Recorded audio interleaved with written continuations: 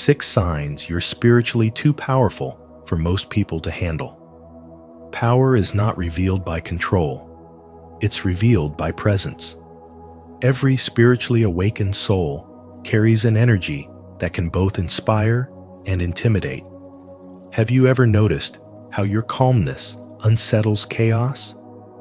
Or how your silence speaks louder than words? In today's video from Spiritual Wisdom, we'll explore the 6 signs that you are spiritually too powerful for most people to handle. As you listen, reflect on your own journey, how your energy shapes the world around you, and share in the comments which sign resonates most deeply with your spirit. 1. Your presence changes the energy around you. You walk into a room, and the energy shifts before you even speak. There's a stillness that follows you, an invisible force that whispers truths others are afraid to face. This is not arrogance, it's alignment. When you've reached a certain stage of spiritual awakening, your energy begins to speak louder than your words. You carry the kind of light that exposes what's hidden in the shadows.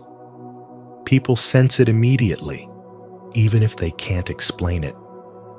They feel seen, sometimes too deeply, because your aura doesn't just observe, it reveals. It mirrors their authenticity or their pretense, and that reflection can be unsettling for those who are not ready to confront themselves. Your spirituality has transformed you into someone whose presence alone can alter the atmosphere. You don't seek to control or impress. You simply exist in truth. That authenticity is magnetic. It draws those who are ready for awakening and repels those still clinging to illusion. Your aura doesn't demand attention, yet it commands respect, because it vibrates with inner harmony. People sense that you're not performing, not pretending, not chasing approval, and it shakes them. They may feel uncomfortable, not because of who you are, but because your presence reminds them of who they are not yet ready to become. Carl Jung once said, "Until you make the unconscious conscious, it will direct your life, and you will call it fate." Your energy makes the unconscious visible. Your spiritual awakening becomes a living mirror that reflects hidden motives, suppressed emotions, and unspoken desires. Some will find healing in your light, while others will resist it fiercely. You'll notice their eyes dart away, their tone shift, their mask slipping for just a second. That's the power of spiritual truth. It doesn't need confrontation to reveal deception. It just needs to exist. As your consciousness expands, silence becomes your strength. You realize that real power doesn't shout, it vibrates. You carry peace in a way that makes chaos uncomfortable. You carry clarity in a way that makes confusion tremble. You carry love in a way that makes fear question itself. This is what it means to be spiritually too powerful for most people to handle. Your energy no longer aligns with pretense, gossip, or superficiality. You exist at a frequency that demands sincerity. It's not something you control. It's who you've become. And because of that, your presence can be misunderstood. Some will think you're distant, cold, or arrogant, when in truth, you're just centered. You've stopped leaking your energy into meaningless battles. You've learned that detachment is not indifference, it's self-respect. You've learned that solitude is not loneliness, it's spiritual clarity. You've learned that silence is not weakness, it's mastery. You don't lower your vibration to fit in anymore. You allow your vibration to call in what truly belongs. When you walk into a space, your aura becomes a frequency check for everyone there. It's as if the universe uses you as a reminder of truth, of balance, of awakening. Your energy says, be real. And those who can't yet handle that vibration will either evolve or leave.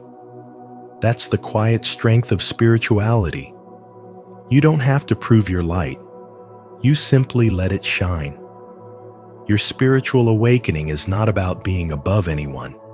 It's about being aligned with your highest self. You are the calm in the storm, the mirror of truth, and the embodiment of presence. Wherever you go, energy rearranges itself because your light reminds the world what real power feels like: silent, steady, and unshakably whole. 2. You reflect truth and authenticity.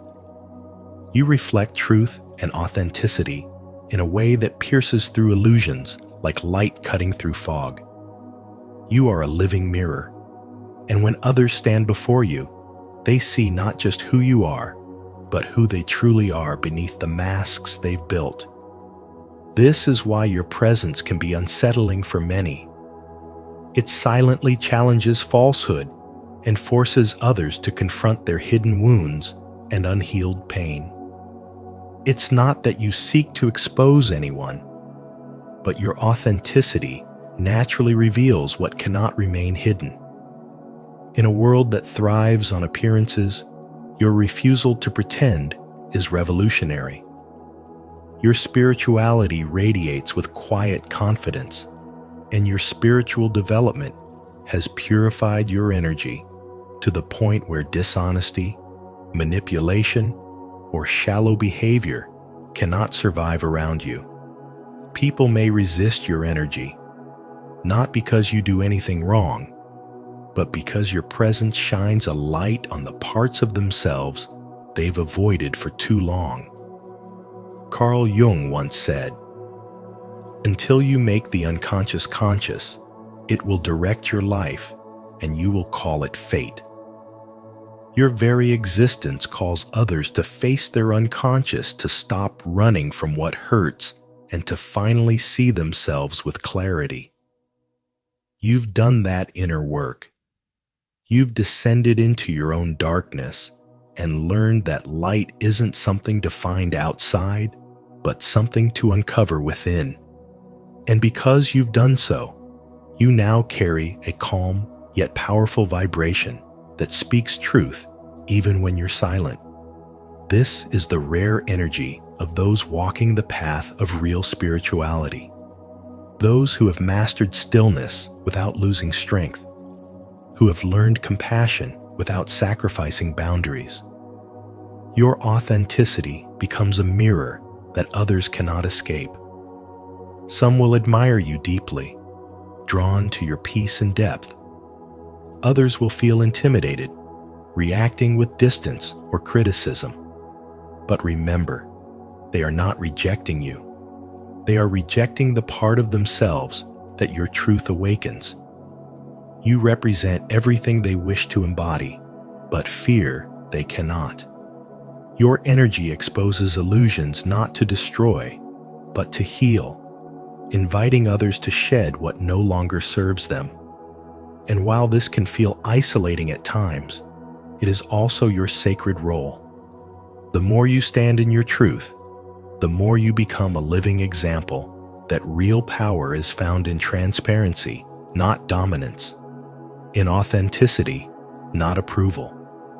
Through your spiritual development, you've learned that awakening isn't glamorous. It's raw, demanding, and deeply transformative. Yet this rawness is what makes your presence magnetic. You've faced the chaos within, and now you embody harmony without. People feel your depth before you even speak. They sense the stability that comes from having met your own shadow and made peace with it.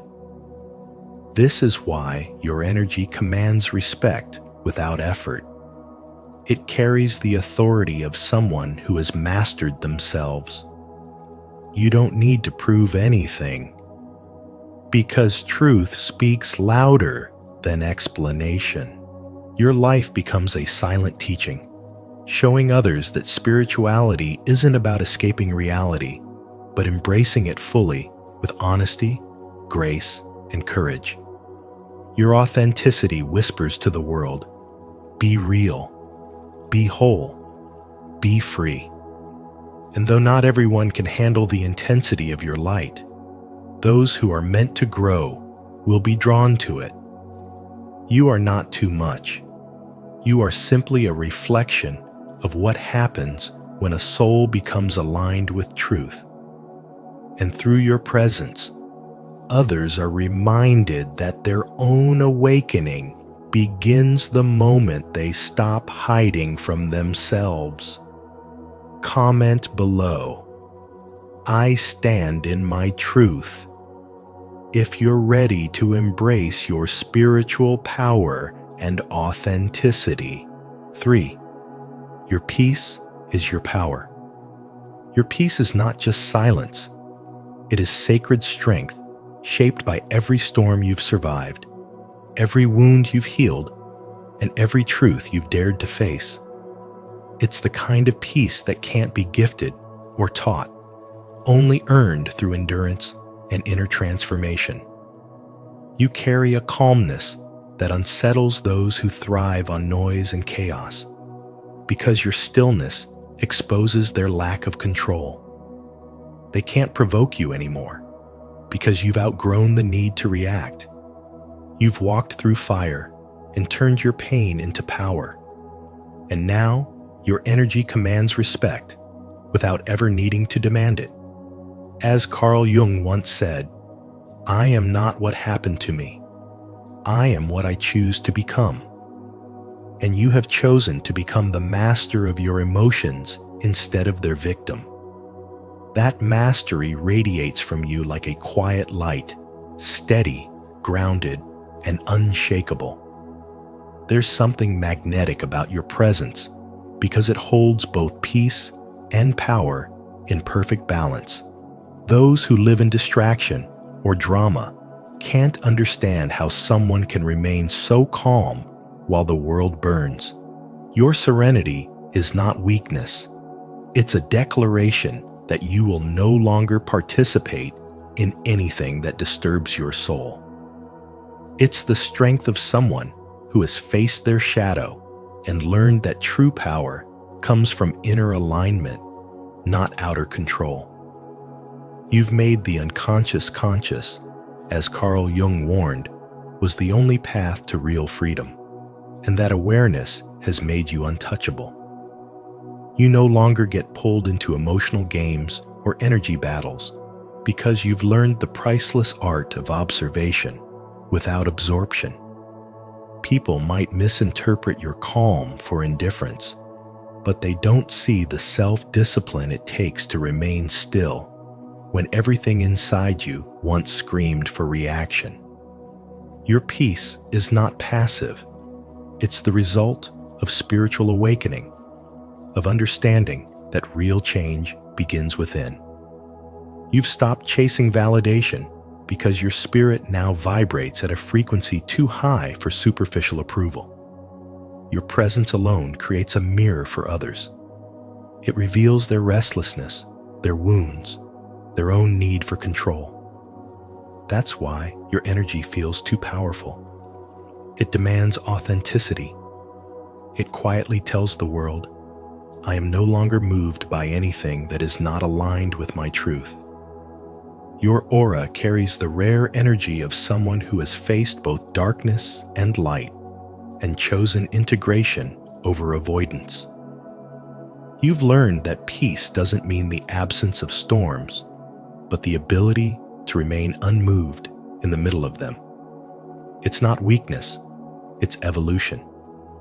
As Lao Tzu said, he who conquers others is strong. He who conquers himself is mighty.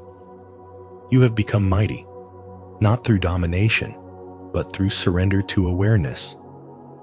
Your calm presence is your message, your boundaries are your armor, and your energy is your protection. This is what spiritual wisdom truly means, to be so centered that the world can no longer shake your foundation. Your peace is your power, and it's the quiet revolution that changes everything around you without saying a word. If this message resonated with you, leave a like and subscribe to Spiritual Wisdom. And don't forget to turn on the notification bell so you never miss powerful insights like this. Comment below. My peace is my power. 4. You cannot be controlled or deceived. Those who live by manipulation and performance find your presence unbearable because they can no longer control you.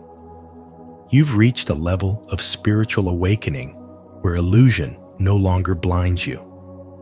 Your intuition slices through pretense like a blade through fog, and your quiet discernment exposes what is false without a single word spoken.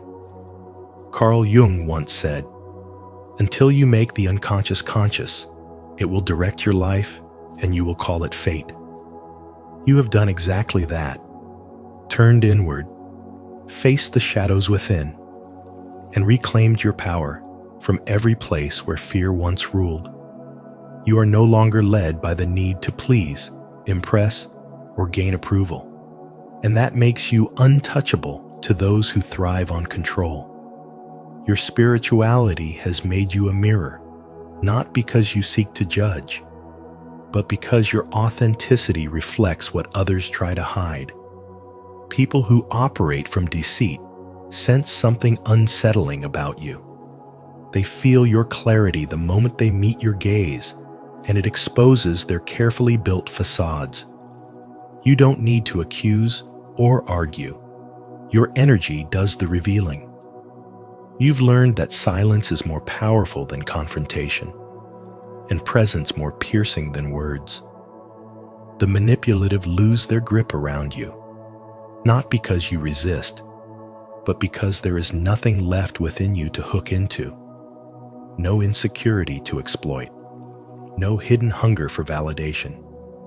You stand firm in your truth, anchored in your spiritual wisdom, and this stability confuses those who rely on chaos to feel alive.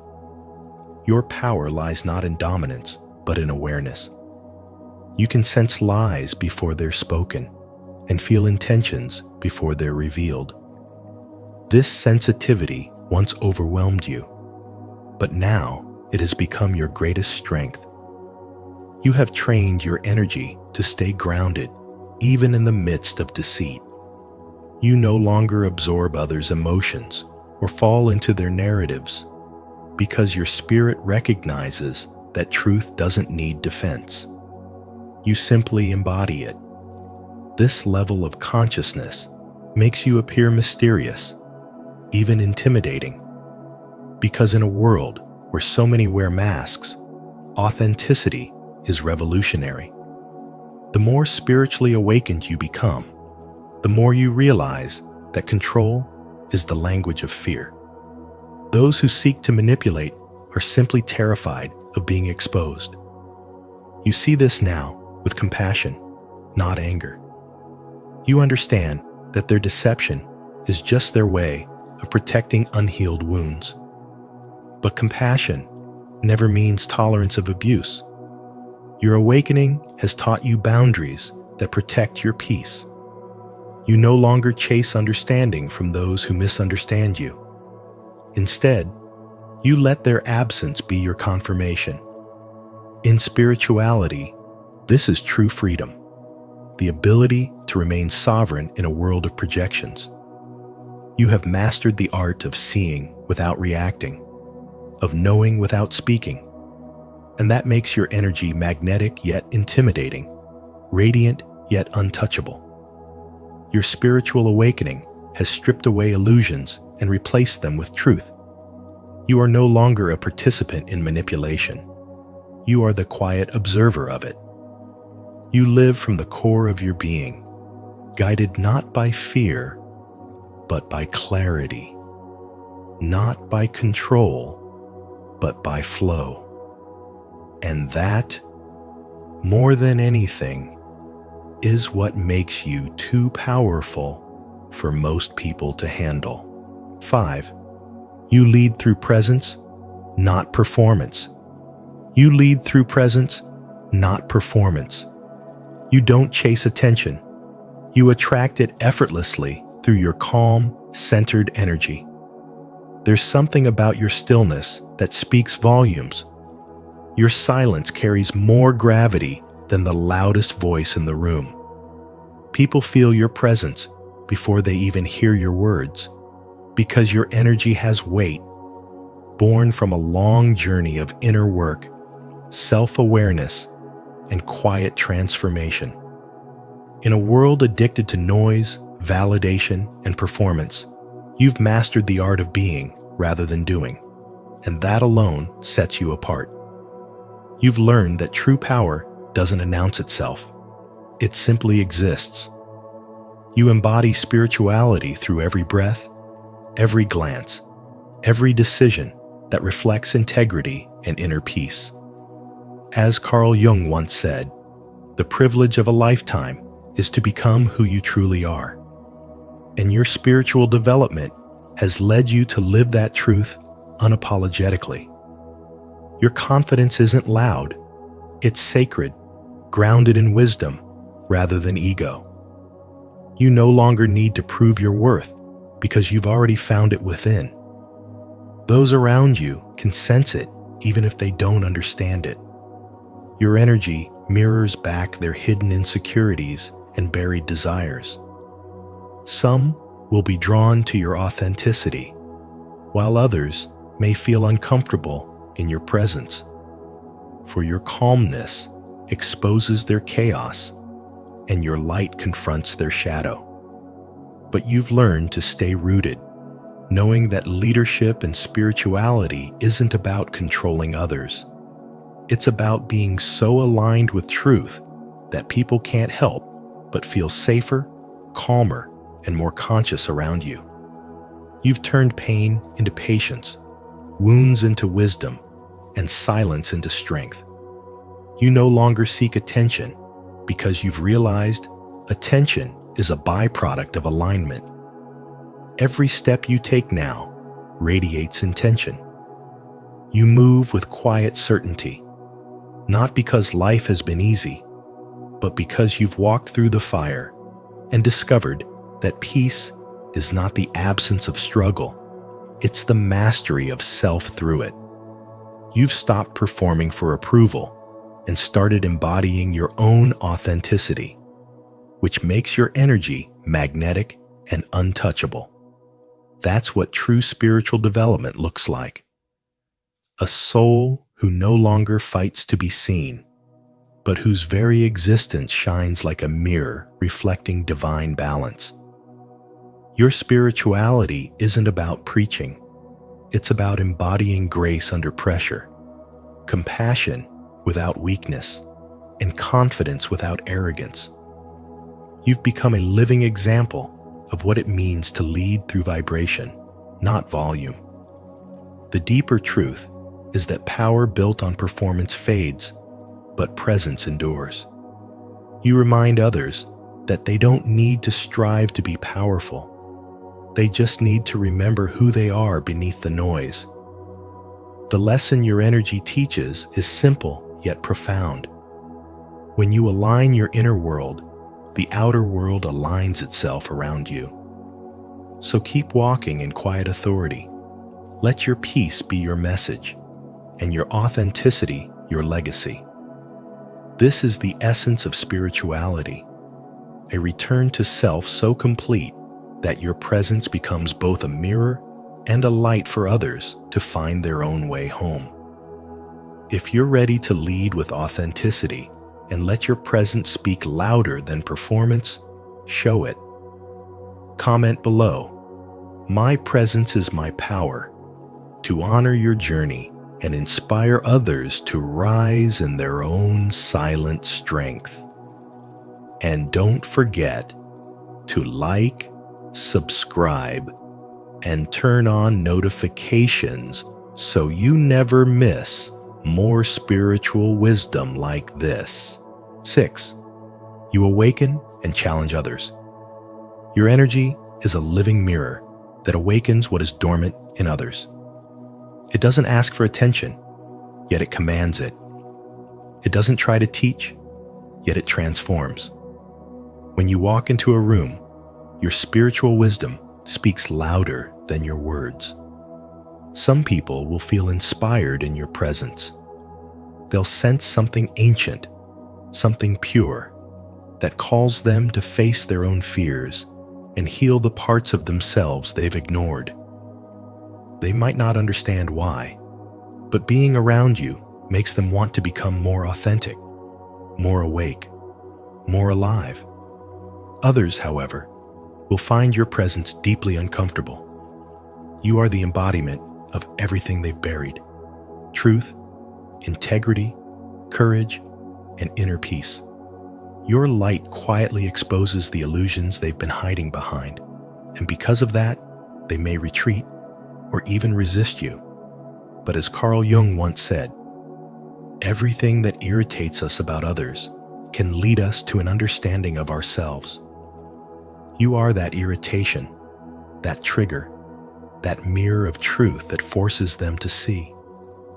You don't even have to speak, your energy does it for you. You are both a test and a teacher. Your peace tests their chaos. Your self-awareness challenges their denial. Your authenticity questions their masks. In your presence, people are forced to confront the gap between who they pretend to be and who they truly are.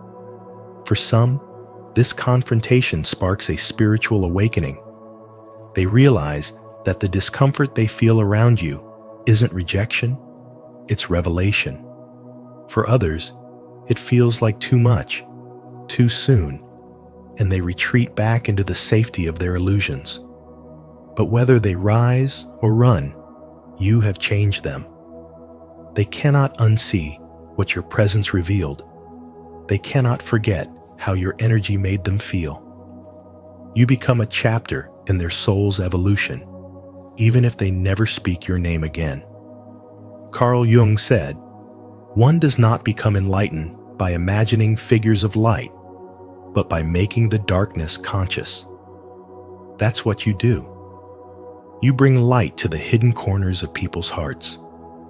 You remind them, often silently, that their soul is yearning for truth. Your vibration is not here to make others comfortable. It's here to awaken them. You carry a frequency that stirs the subconscious, that makes people aware of what they've long suppressed. You are the mirror that shows them both their wounds and their potential for healing. They may resist it, deny it, even project their fear onto you, but deep down, something within them begins to shift. That's why people don't easily forget you. You leave an energetic fingerprint on their lives, one that lingers in their thoughts long after you're gone. They may not remember your words, but they remember your essence, the way you saw them without judgment, the way your silence spoke louder than noise. Some will return to your energy when they're ready to grow. Others will keep their distance because your light reminds them of what they're not yet ready to face. Yet both are transformed. For the moment they met you, their journey toward awakening had already begun. And that is the quiet power of a soul that is spiritually too powerful for most people to handle. You awaken others not through force, but through the undeniable truth of your being. True spiritual power isn't about control. It's about presence, self-awareness, and mastery of your own energy. When you reach a certain level of consciousness, not everyone will understand you, and that's okay. As Carl Jung said, the privilege of a lifetime is to become who you truly are. Embrace your strength with humility, protect your peace, and keep evolving into the highest version of yourself. If this message resonates with you, don't forget to like, share, and subscribe to Spiritual Wisdom and turn on the notification bell so you won't miss our upcoming videos that will continue to guide you on your path of awakening and transformation. The darkest sign in a person's mind, revealed by Carl Jung. Until you make the unconscious conscious, it will direct your life and you will call it fate. Carl Jung. Every person carries a hidden side within a shadow that quietly shapes how we see the world and how we treat others. The most dangerous sign in a person's mind, Jung revealed, is not anger, pride, or fear, but projection. When we refuse to see our own darkness and instead accuse others of what lives inside us. The real journey of spiritual wisdom begins when you dare to look within, to confront what you've denied, and to turn your inner shadow into light. So, as you watch this video, ask yourself, what parts of me have I been fighting against? Comment below your thoughts, because awareness is the first step toward transformation. 1. The root of the most dangerous sign. Shadow projection. Carl Jung described shadow projection as one of the most dangerous forces within the human mind, a psychological trap that destroys clarity and self-awareness. It begins the moment we reject the traits we dislike in ourselves, our selfishness, ambition, jealousy, or even our hunger for power, and unconsciously project them onto others. The man who denies his own aggression will call others violent. The one who suppresses his ambition will accuse others of greed. In doing so, he lives under a dangerous illusion that he is pure while the world around him is corrupt. This is the blindness that leads to judgment, resentment, and the slow decay of the soul. In the realm of spirituality, this projection is not merely psychological.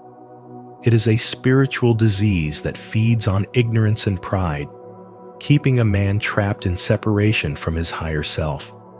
When Jung studied the human psyche, he saw that projection was the mind's way of avoiding confrontation with its own shadow. It's easier to see evil in the faces of others than to admit its reflection in your own eyes. This is why so many people live in cycles of conflict, never realizing they are at war with themselves. Every person who irritates you, every trait you despise in someone else, is a mirror revealing what you have not yet accepted in your own being. Jung once said, "Everything that irritates us about others can lead us to an understanding of ourselves." Yet instead of listening to that call for understanding, the unawakened man pushes it away, insisting that the problem is always out there. This resistance is the greatest obstacle to spiritual awakening. To awaken spiritually is not to become angelic, it is to become honest. It is to stand before your shadow without denial, to see that within your heart lives both the saint and the sinner, the creator and the destroyer. The journey of self-realization demands courage. The courage to look inward when the ego wants to point outward. The courage to ask, "Why does this trigger me?" instead of saying, "They are wrong." Every irritation becomes a lesson. Every judgment, a mirror. Every shadow, a doorway to consciousness. When a man learns to walk through these doorways instead of shutting them, he begins to integrate his disowned parts and reclaim his wholeness. As Jung taught, integration is the path to authenticity. When you face your shadow, you release the energy trapped within repression. Your suppressed desires become creativity. Your hidden anger becomes power. Your envy transforms into inspiration. But when you refuse this process, you remain spiritually blind, inflated by false morality and fragile in the face of truth. The man who integrates his shadow becomes unshakable, humble, and real. He stops projecting darkness onto the world because he recognizes it as his own. He no longer seeks enemies outside himself because he understands that the battle was always within. This is the essence of spirituality, not escaping darkness, but transforming it into light. Spiritual awakening is the moment you realize that what you judged in others was the part of yourself still waiting for love. When you stop running from your shadow, you stop living in fear. You begin to see with spiritual clarity that there is no purity without awareness, no light without shadow, no awakening without humility. Jung's wisdom reminds us that the most dangerous sign in the human mind is not hatred or anger, it is self-deception. And the only cure is awareness, to see, to accept, and to integrate every hidden corner of the soul until nothing remains unseen. Comment below. I choose to face my shadow with courage. If you're ready to stop projecting your pain onto others and start walking the path of true spiritual awakening. Remember, real freedom begins when you dare to look within. 2. The case of Friedrich from collapse to awakening. Friedrich was a philosophy professor who spent years blaming the world for its dishonesty, convinced that everyone around him was deceitful and insincere. He came to Carl Jung filled with contempt for humanity, claiming that no one could be trusted. Yet Jung, observing him quietly, saw that Friedrich's anger was not about others at all. It was a mirror reflecting his own disowned traits. Jung helped him realize that he was the common denominator in every conflict, that what he despised most in others was what he unconsciously refused to face within himself. The moment this truth surfaced, Friedrich's carefully constructed image of moral superiority collapsed. What he mistook for failure was actually the beginning of his transformation, the shattering of illusion that forced him toward self-integration and true spiritual growth. At first, he resisted the insight with all his strength. Like most people, he could not bear the idea that the darkness he saw in others might be his own reflection. But the shadow has a way of demanding recognition. The more we deny it, the louder it knocks. As Jung taught, until you make the unconscious conscious, it will direct your life and you will call it fate. Friedrich began to see that the dishonesty he accused others of was not an external problem, but an internal one. The projection of qualities he had buried deep within himself. Every lie he pointed out in others was a truth he couldn't face in his own heart. Every act of judgment became a mirror that revealed his inner wounds. Through this painful confrontation, he came to understand that self-awareness is born not from peace, but from conflict, and that the road to authenticity always runs through the valley of humility. As his perception shifted, so did the world around him. The faces that once provoked his anger now appeared softer, more human. He began to see that reality had never been against him. It was reflecting him.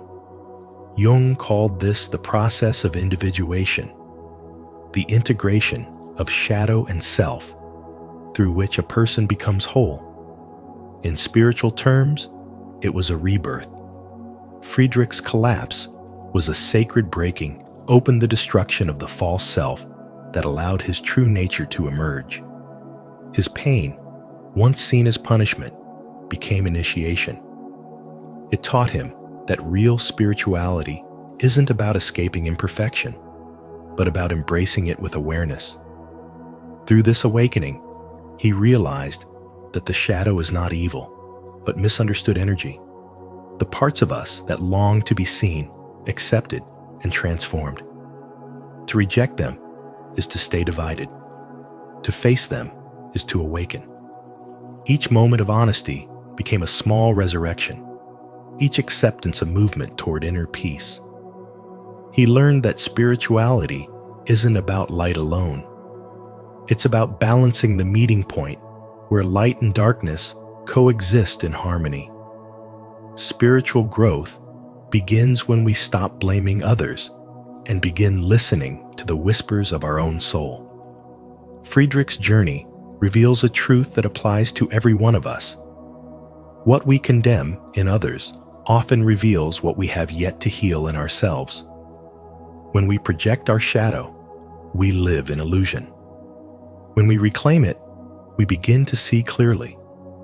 The world becomes less an enemy and more a mirror. Transformation does not come from fighting what we fear, but from understanding it.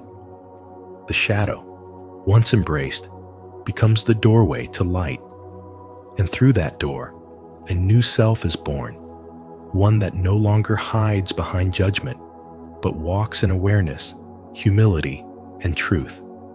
That is the essence of spiritual growth, not the denial of darkness, but its sacred integration into the wholeness of the human soul. 3. How projection works neurologically. Carl Jung revealed one of the most unsettling yet profound truths about the human mind projection: the invisible force that distorts how we see others and ourselves. Neurologically, this begins with the brain's mirror neurons, which are designed to simulate the emotions and actions of others within us. When we observe someone expressing anger, sadness, or joy, these neurons allow us to experience a trace of their emotion, as if we were living it ourselves. But when we have rejected certain traits within anger, pride, jealousy, or vulnerability, the brain interprets these mirrored emotions as external threats. It convinces us that what we are sensing belongs to the other person, not to us. In that moment, we become blind to our reflection, mistaking our own shadow for someone else's flaw. Over time, the brain encodes these rejected aspects of ourselves as psychological danger zones. Every time we encounter someone who unconsciously reflects these traits, we react defensively, not because they are harmful, but because our ego is protecting us from recognizing something we've buried. This is how projection transforms from a momentary defense into a chronic state of misjudgment and paranoia. We begin labeling people as selfish, arrogant, or manipulative, never realizing that what we hate in them may be what we once disowned in ourselves. Jung called this phenomenon the shadow, the unseen container of all we repress and deny, yet continue to carry in the depths of our psyche. As this dynamic repeats, it creates a self-reinforcing loop that keeps us trapped in illusion. We see only what confirms our biases, and our perceptions harden into conviction. The more we project, the more our outer world mirrors the inner one. Everything that irritates us about others, Jung wrote, can lead us to an understanding of ourselves. Yet few are willing to face this mirror, because doing so requires humility and the courage to admit that the darkness we perceive outside may in fact originate within. Imagine walking through life wearing a pair of tinted glasses without realizing it. Every face, every situation appears colored by that lens. Projection works the same way. It filters our reality through unhealed wounds. The friend who intimidates you might simply embody your unrealized confidence. The person who provokes your anger may mirror your suppressed power. The one you admire might represent the greatness you've yet to claim. When you finally pause and turn inward, asking, What part of me is this showing? The illusion begins to dissolve. That is the moment self-awareness replaces self-deception. Carl Jung, through his lifelong study of the unconscious, believed that reclaiming these rejected parts is essential for what he called individuation, the process of becoming whole. True spiritual wisdom begins when you stop projecting your inner conflicts onto others and start integrating them into consciousness. The world, then, ceases to be a battlefield of enemies and becomes a mirror of your own soul's evolution. As the great psychologist once said, until you make the unconscious conscious, it will direct your life and you will call it fate. When you understand projection, you no longer fear your shadow. You learn to embrace it, to see in it not darkness, but the hidden light waiting to return home. 4. Detecting projection. The body scan method. Projection is one of the most deceptive shadows of the human mind. It disguises itself as moral clarity, yet it is born from inner blindness. Carl Jung taught that when we project, we are not truly seeing others. We are only seeing the rejected fragments of ourselves, dressed in their image. When a person accuses someone of being arrogant, selfish, or manipulative, he is often describing the very qualities buried deep within his own psyche. That is why projection feels so charged, so tense, and so self-righteous. It is the ego's desperate attempt to avoid looking inward. In the realm of spirituality and spiritual awakening, projection is the hidden chain that binds us to ignorance, keeping us from the truth of who we are beneath our defenses. Jung once helped a man named Friedrich recognize this illusion through a practice he called the body scan method. Every time Friedrich found himself judging someone, Jung instructed him to stop and turn his attention inward. Scan your body, Jung said. Feel where the tension lives. Is it in your chest, your stomach, your throat? Then ask yourself, could this discomfort be my disowned quality surfacing? It was a humbling revelation. As Friedrich repeated this exercise over time, he realized that almost 9 out of 10 of his judgments were projections of his own unresolved emotions and unaccepted flaws. Each time he felt that righteous heat rise inside him, he discovered it was not the truth, it was the shadow speaking.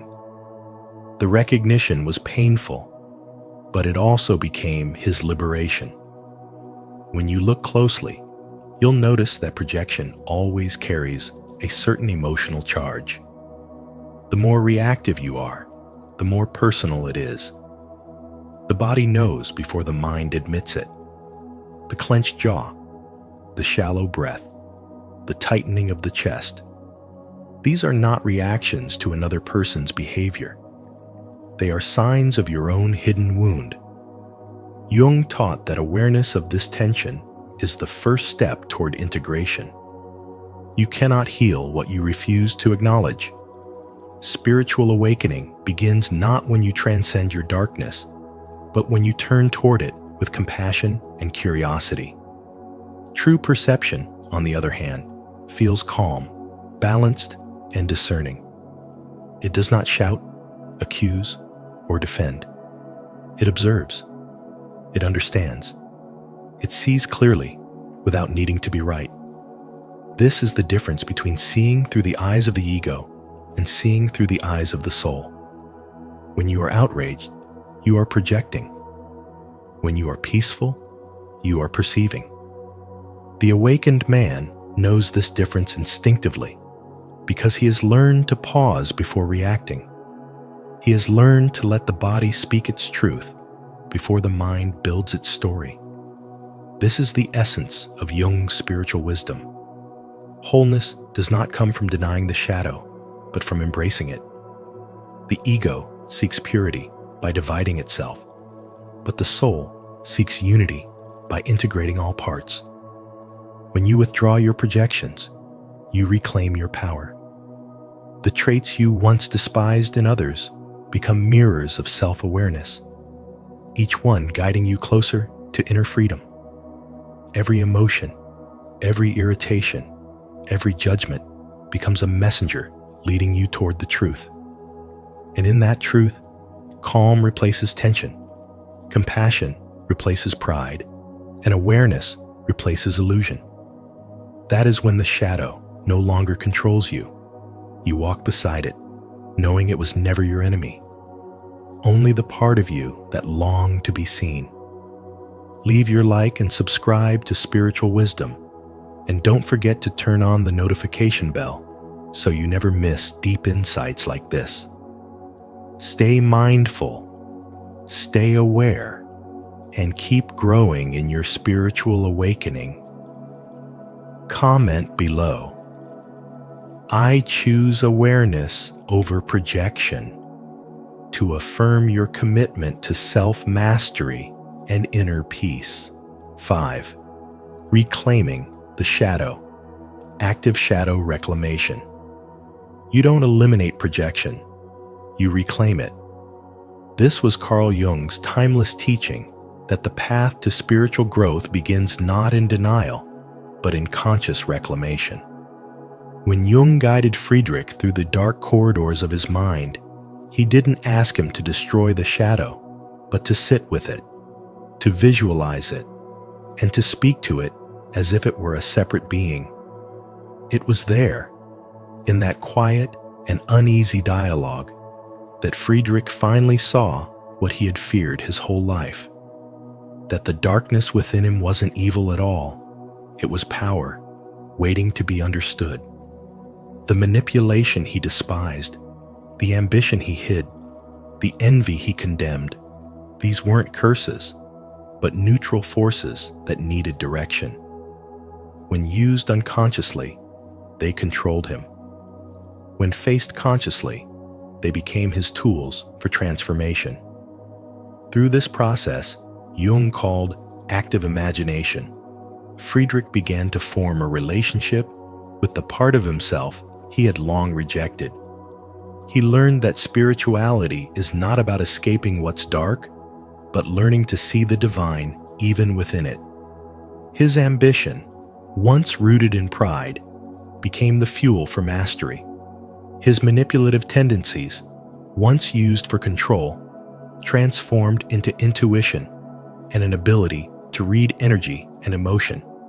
He began to realize that the shadow was not his enemy, but his greatest teacher, showing him where love and awareness had not yet reached.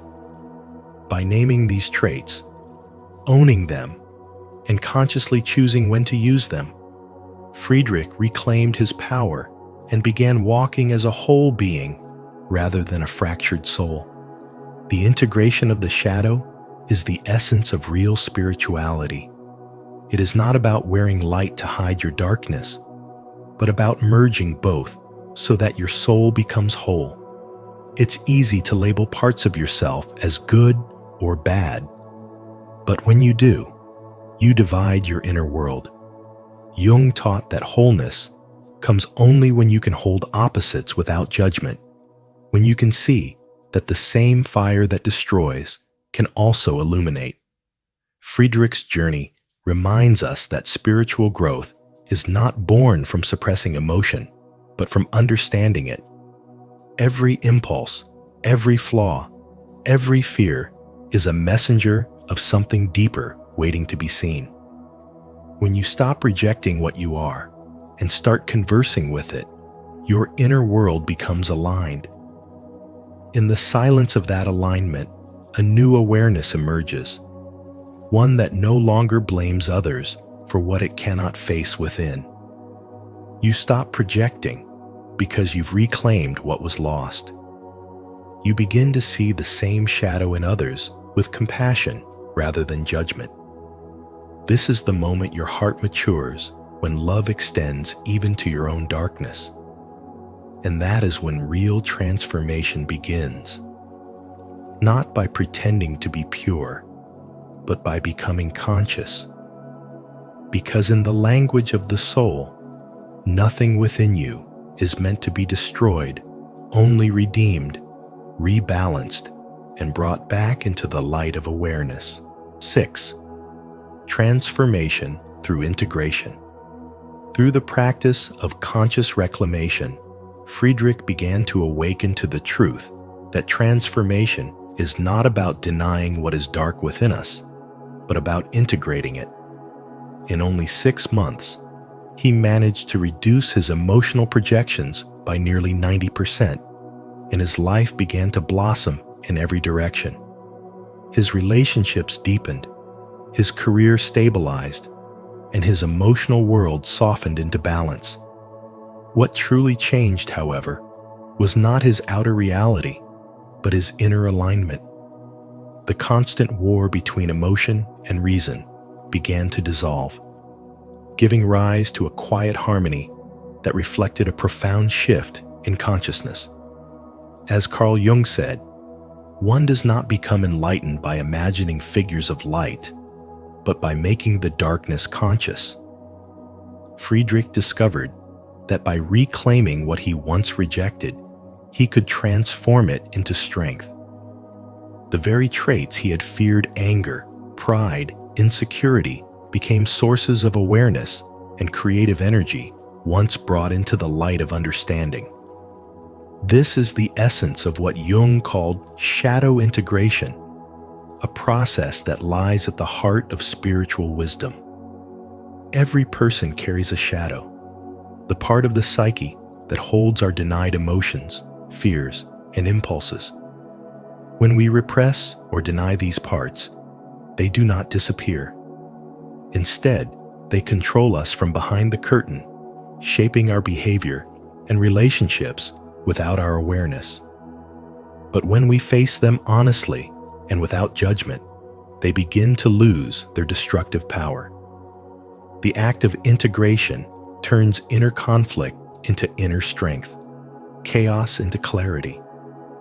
Through daily self-reflection, journaling, and mindful awareness, Friedrich learned to pause each time he felt the urge to blame or criticize others.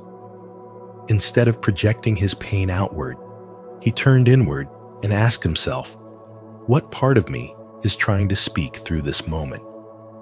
Over time, this question became a doorway into peace, humility, and self-acceptance. Modern science now supports what Jung understood intuitively nearly a century ago. Neuroscientific studies reveal that the process of shadow integration strengthens the prefrontal cortex, the part of the brain that governs emotional regulation, decision-making, and empathy. When we stop running from our emotions and instead learn to integrate them, we literally reshape our neural pathways. Reactivity decreases, self-awareness increases, and we develop a deeper resilience to life's challenges. This shows that spiritual awakening is not just an abstract idea. It is a biological transformation.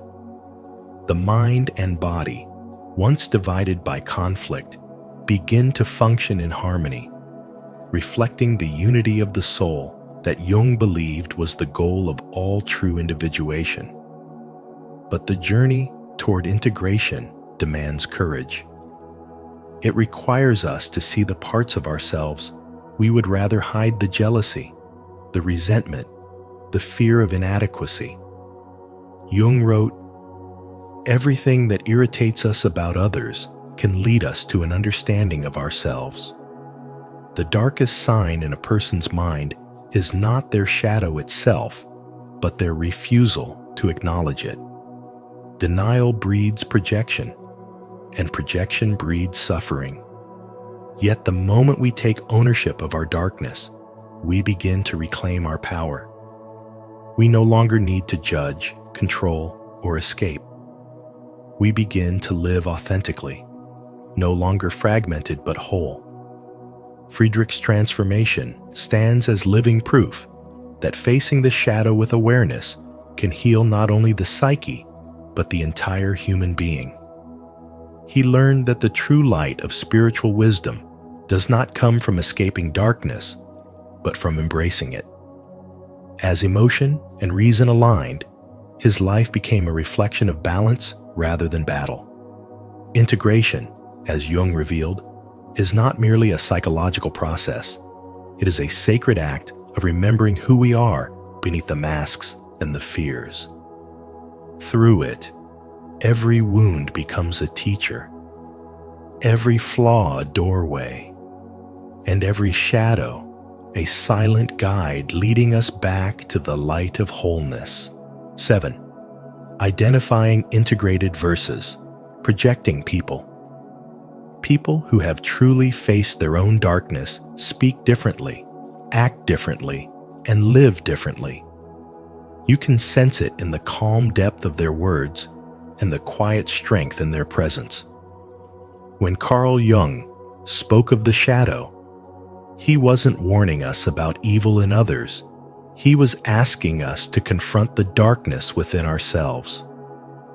The difference between someone who has integrated their shadow and someone who projects it can be felt long before it's understood.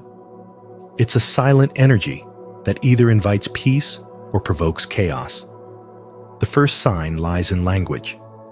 Integrated individuals speak with nuance, allowing for the gray spaces of life. They don't rush to label or condemn. They use language as a bridge, not a weapon. They say things like, "Perhaps, I can see it another way," or "I might be wrong," because they have learned that truth is layered, not absolute. Their speech reflects humility born from self-awareness. But those who project their shadow speak in absolutes: always, never, good, evil. Their tone divides the world into saints and sinners because they cannot bear to see both in themselves. To them, certainty is safety, and complexity is a threat. You can feel the rigidity in their words, as if every sentence is a shield protecting them from self-reflection. The second signal lies in how a person handles feedback. Integrated people stay open. They view feedback as an opportunity to evolve. When you challenge them, they pause, reflect, and often respond with curiosity. They might say, "I hadn't thought about it that way," or "Tell me more." They are not easily offended because they have already faced their own internal criticism. In spirituality and spiritual awakening, this openness is a sacred sign. It means the ego no longer rules the soul. But those who are still projecting react with defensiveness, irritation, or denial.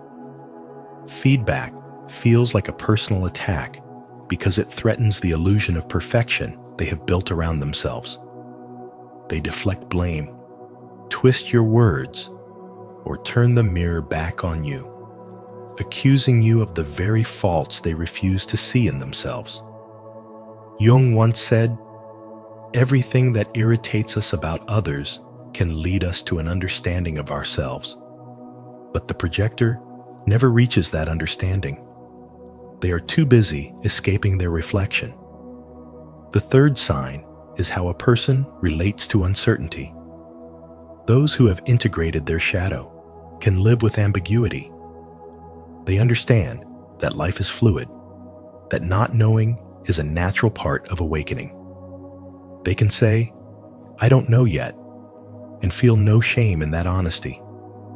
Their calmness in uncertainty shows emotional maturity and spiritual strength. They don't need to control every outcome because they trust that clarity unfolds in time.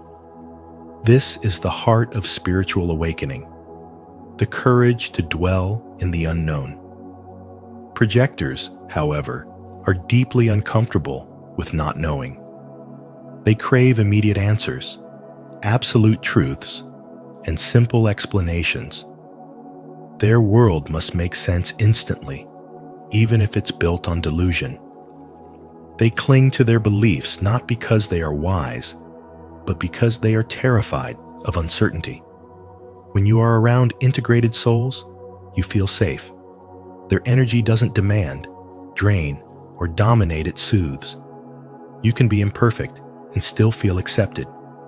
But when you're around projectors, you feel tense, judged, and uneasy, as though walking on emotional eggshells. Their presence drains your spirit because they are unconsciously at war with themselves. Integration, therefore, is not about moral purity, but inner harmony. It is the quiet acceptance of one's humanity, the light and the dark, the flaws and the wisdom. Those who embrace this wholeness radiate peace. Those who deny it radiate pain. The greatest mark of spirituality is not perfection, but integration, the courage to see yourself fully and to stop using others as mirrors for what you refuse to face within. 8. From curse to superpower, integrated perception.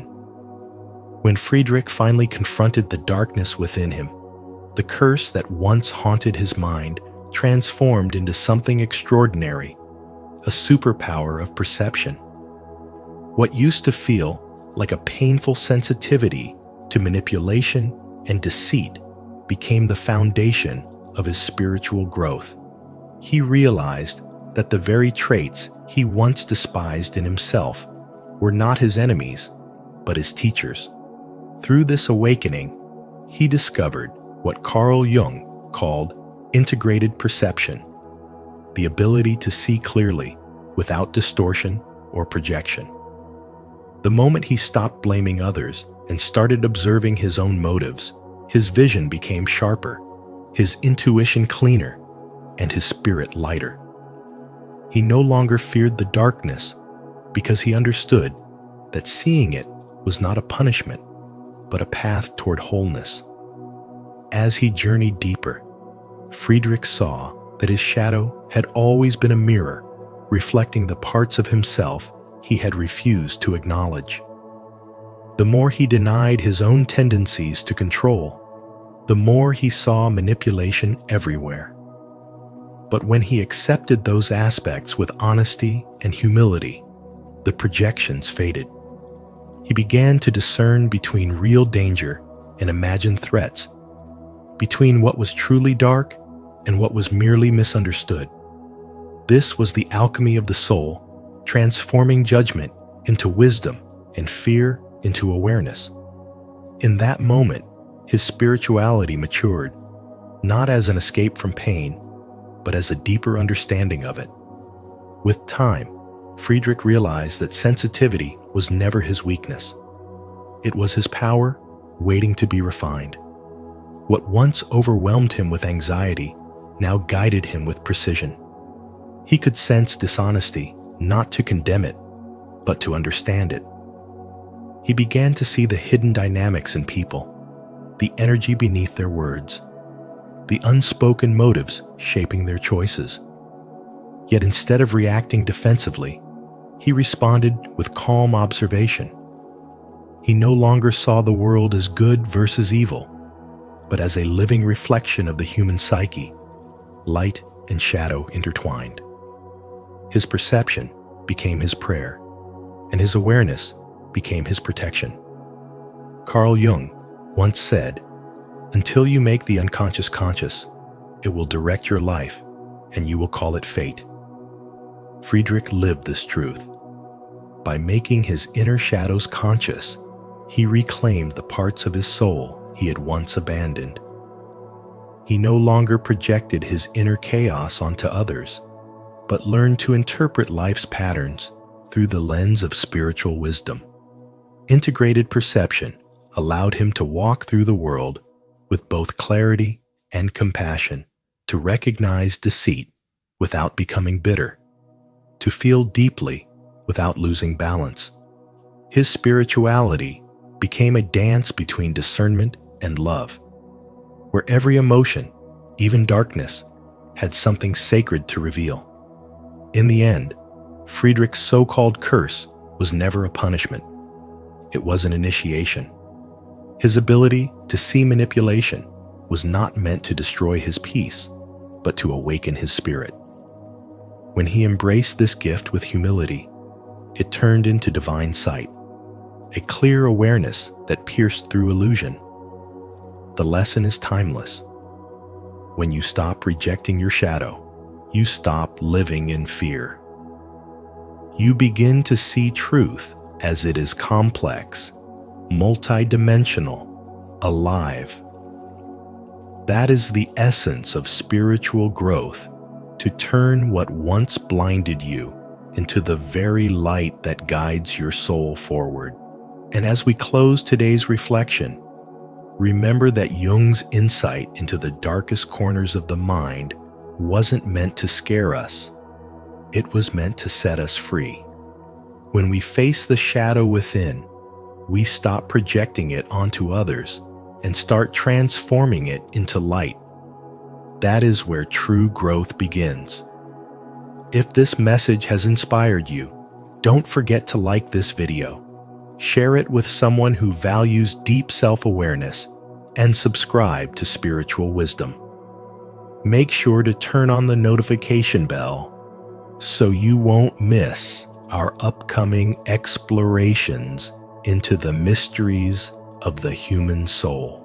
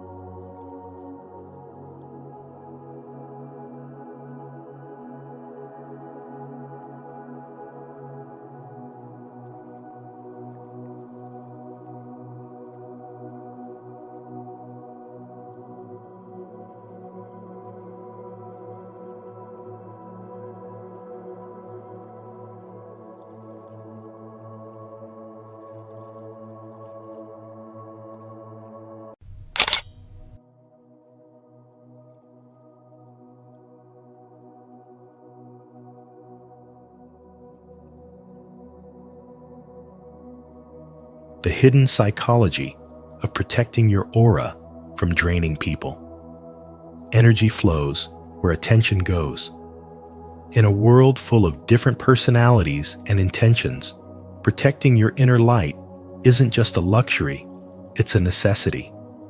Welcome to Spiritual Wisdom, where today we uncover the hidden psychology of protecting your aura from draining people, guided by the transformative insights of Carl Jung.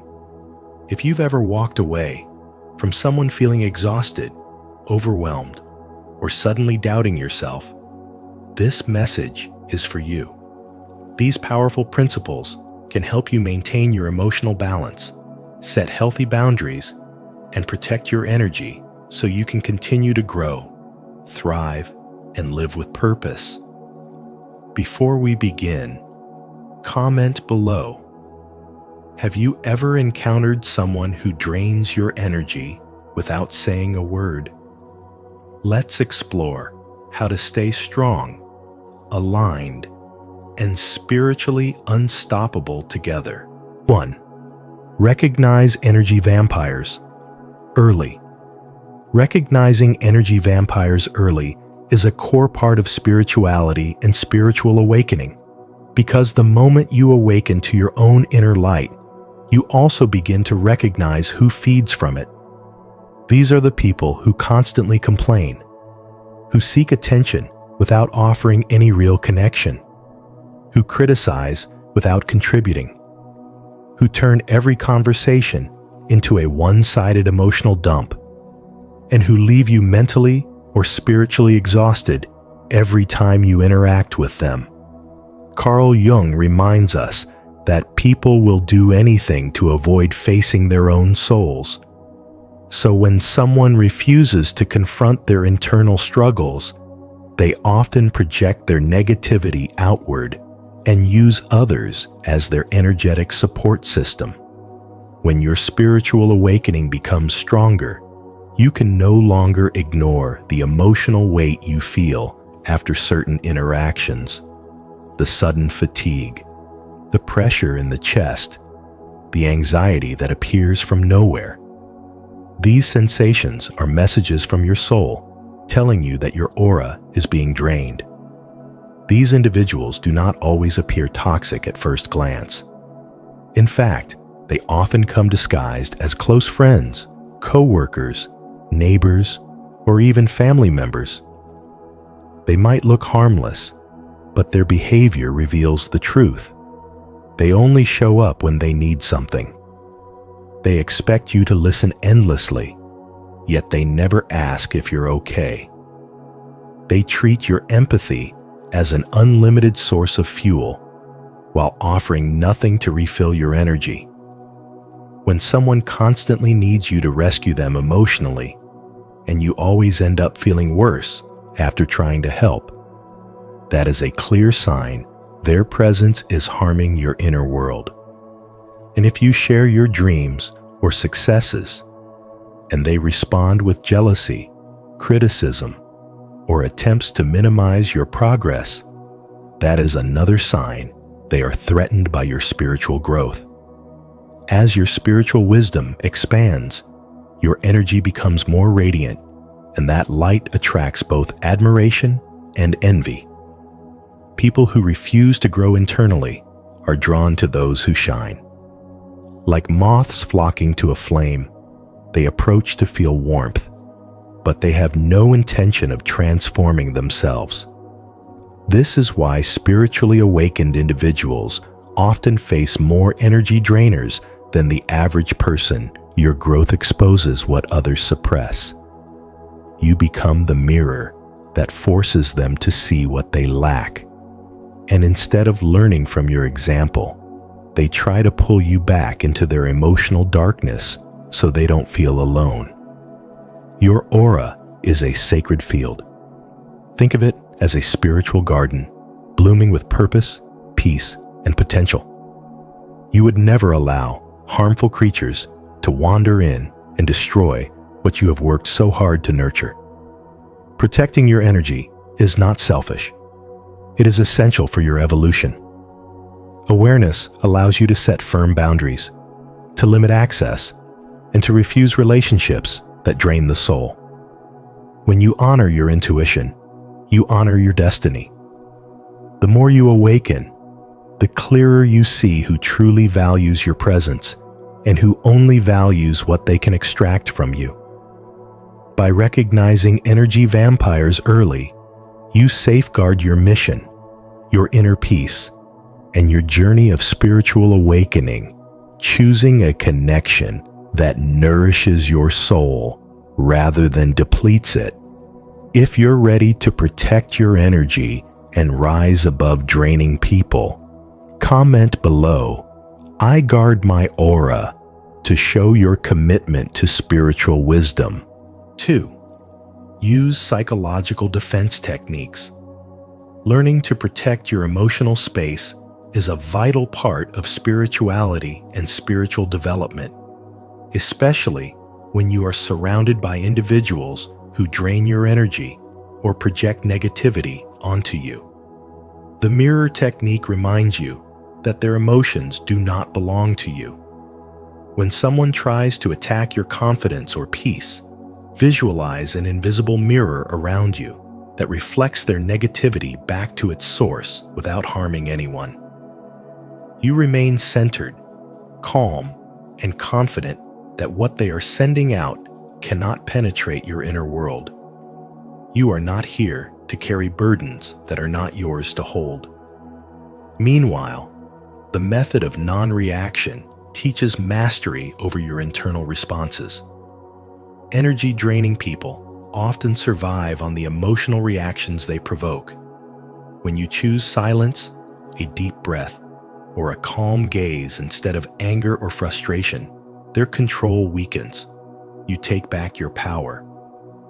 Carl Jung once said, "Everything that irritates us about others can lead us to an understanding of ourselves."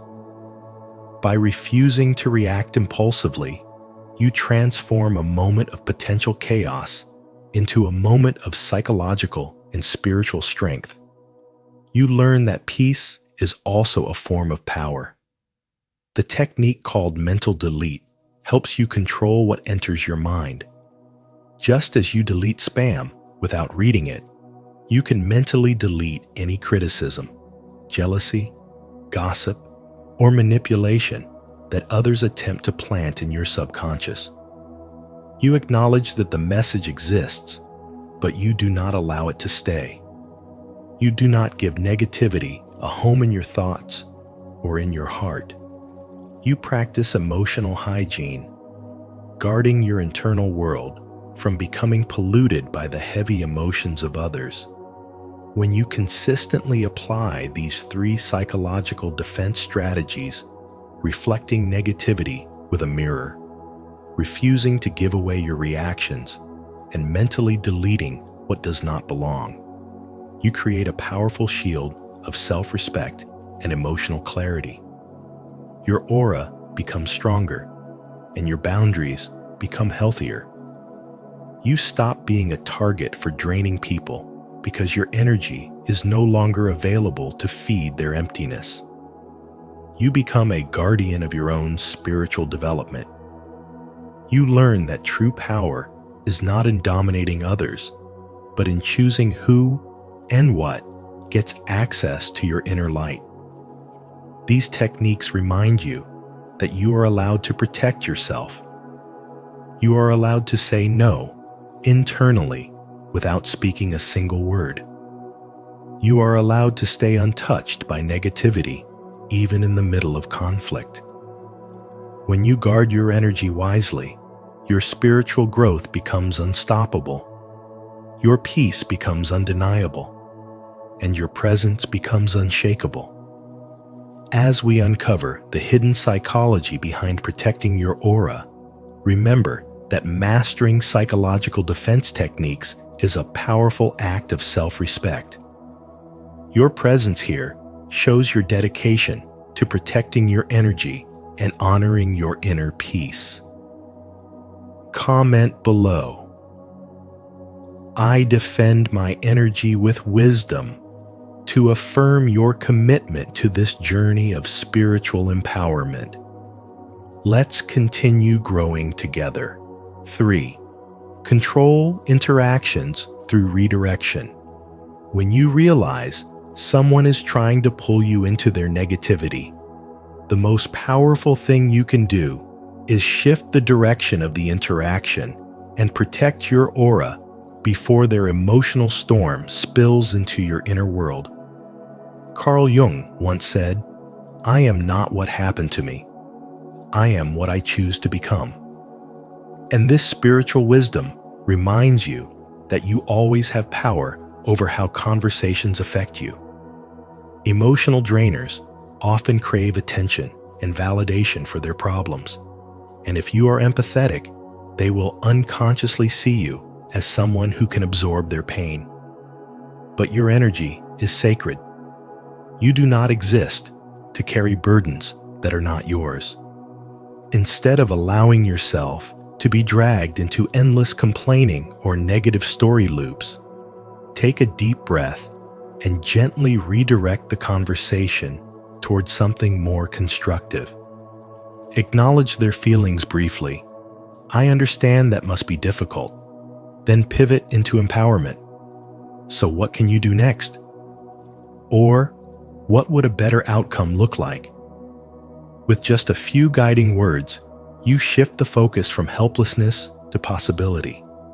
And believe me, this will instantly change the energetic dynamic.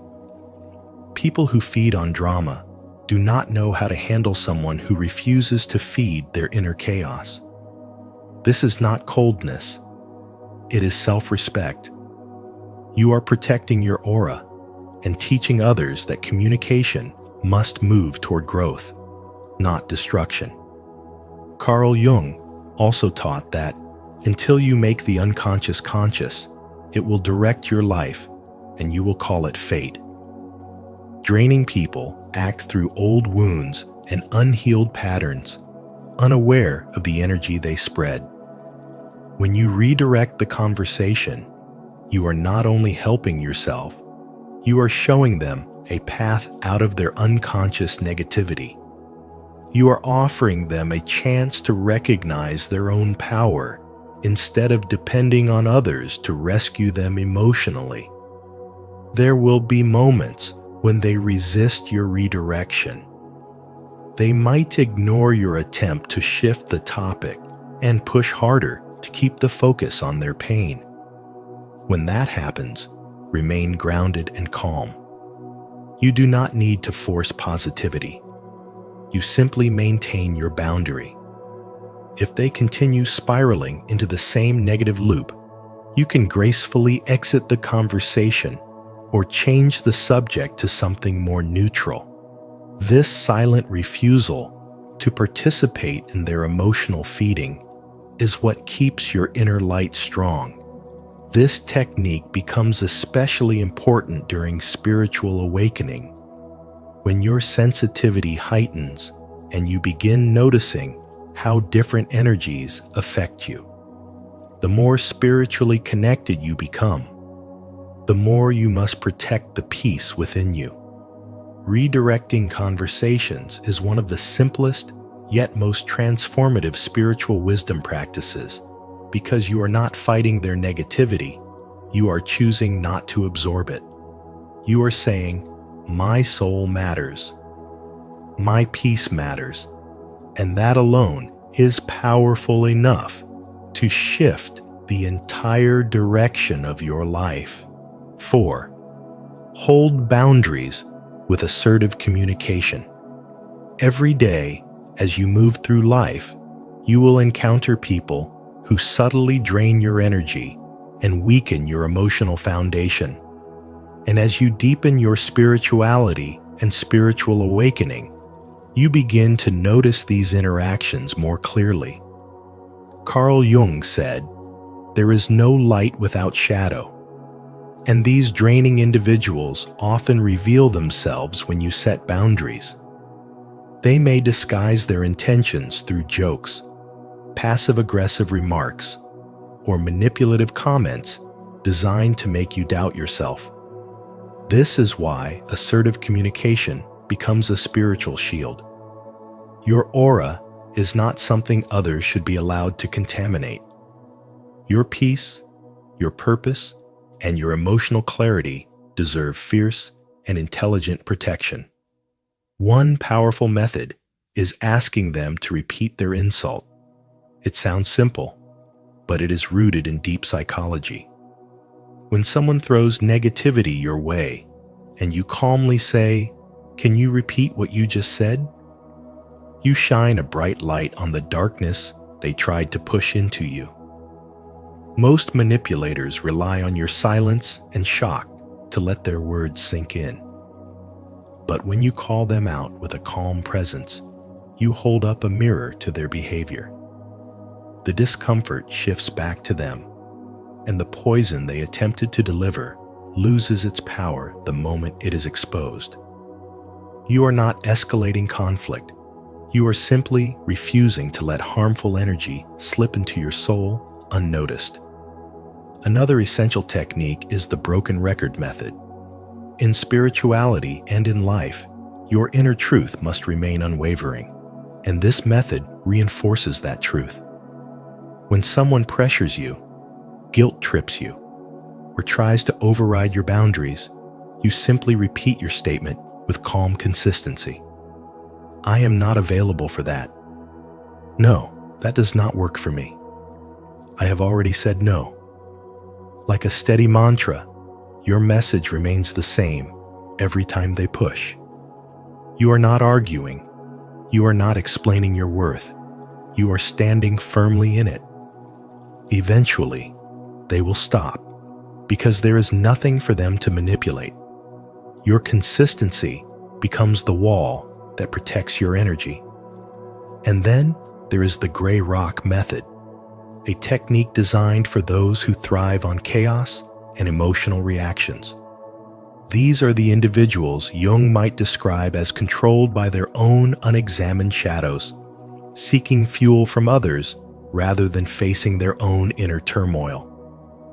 Instead of feeding their drama, you become neutral, calm, emotionally detached, like a silent gray rock with no reaction to provoke. Short answers, minimal engagement, no emotional entertainment for their negativity to feed on. The less you respond, the less appealing you become to their dysfunction, and slowly they drift away. Your aura remains untouchable because your attention, your most sacred energy, is no longer available to them. Through these techniques, you learn that boundary setting is not rude or aggressive. It is a profound act of self-respect. It is a declaration to the universe that your inner peace matters. Protecting your aura is an essential part of spiritual awakening, because your growth depends on the environments you allow your soul to enter. When you master assertive communication, you do not just defend yourself from draining people, you rise above them. You remain grounded in your truth, guided by your purpose, and connected to your sacred energy that deserves to be preserved. If this insight on assertive boundaries resonates with you, make sure to like and subscribe so you never miss more powerful spiritual wisdom. Share your experience in the comments below. How do you protect your aura through confident communication? Let's continue growing stronger together. 5. Invest your energy wisely. Your energy is your spiritual currency, and in the path of spirituality and spiritual development, you must spend it wisely by applying the energy investment mindset, understanding that every interaction, every conversation, and every person you allow into your space either nourishes you or drains you, either expands your spirit or quietly steals your light. When you give someone your attention, you are handing over a piece of your life, because attention is time, and time is energy you will never get back, which is why you must become highly selective about where your inner power flows. Carl Jung once said, "The meeting of two personalities is like the contact of two chemical substances.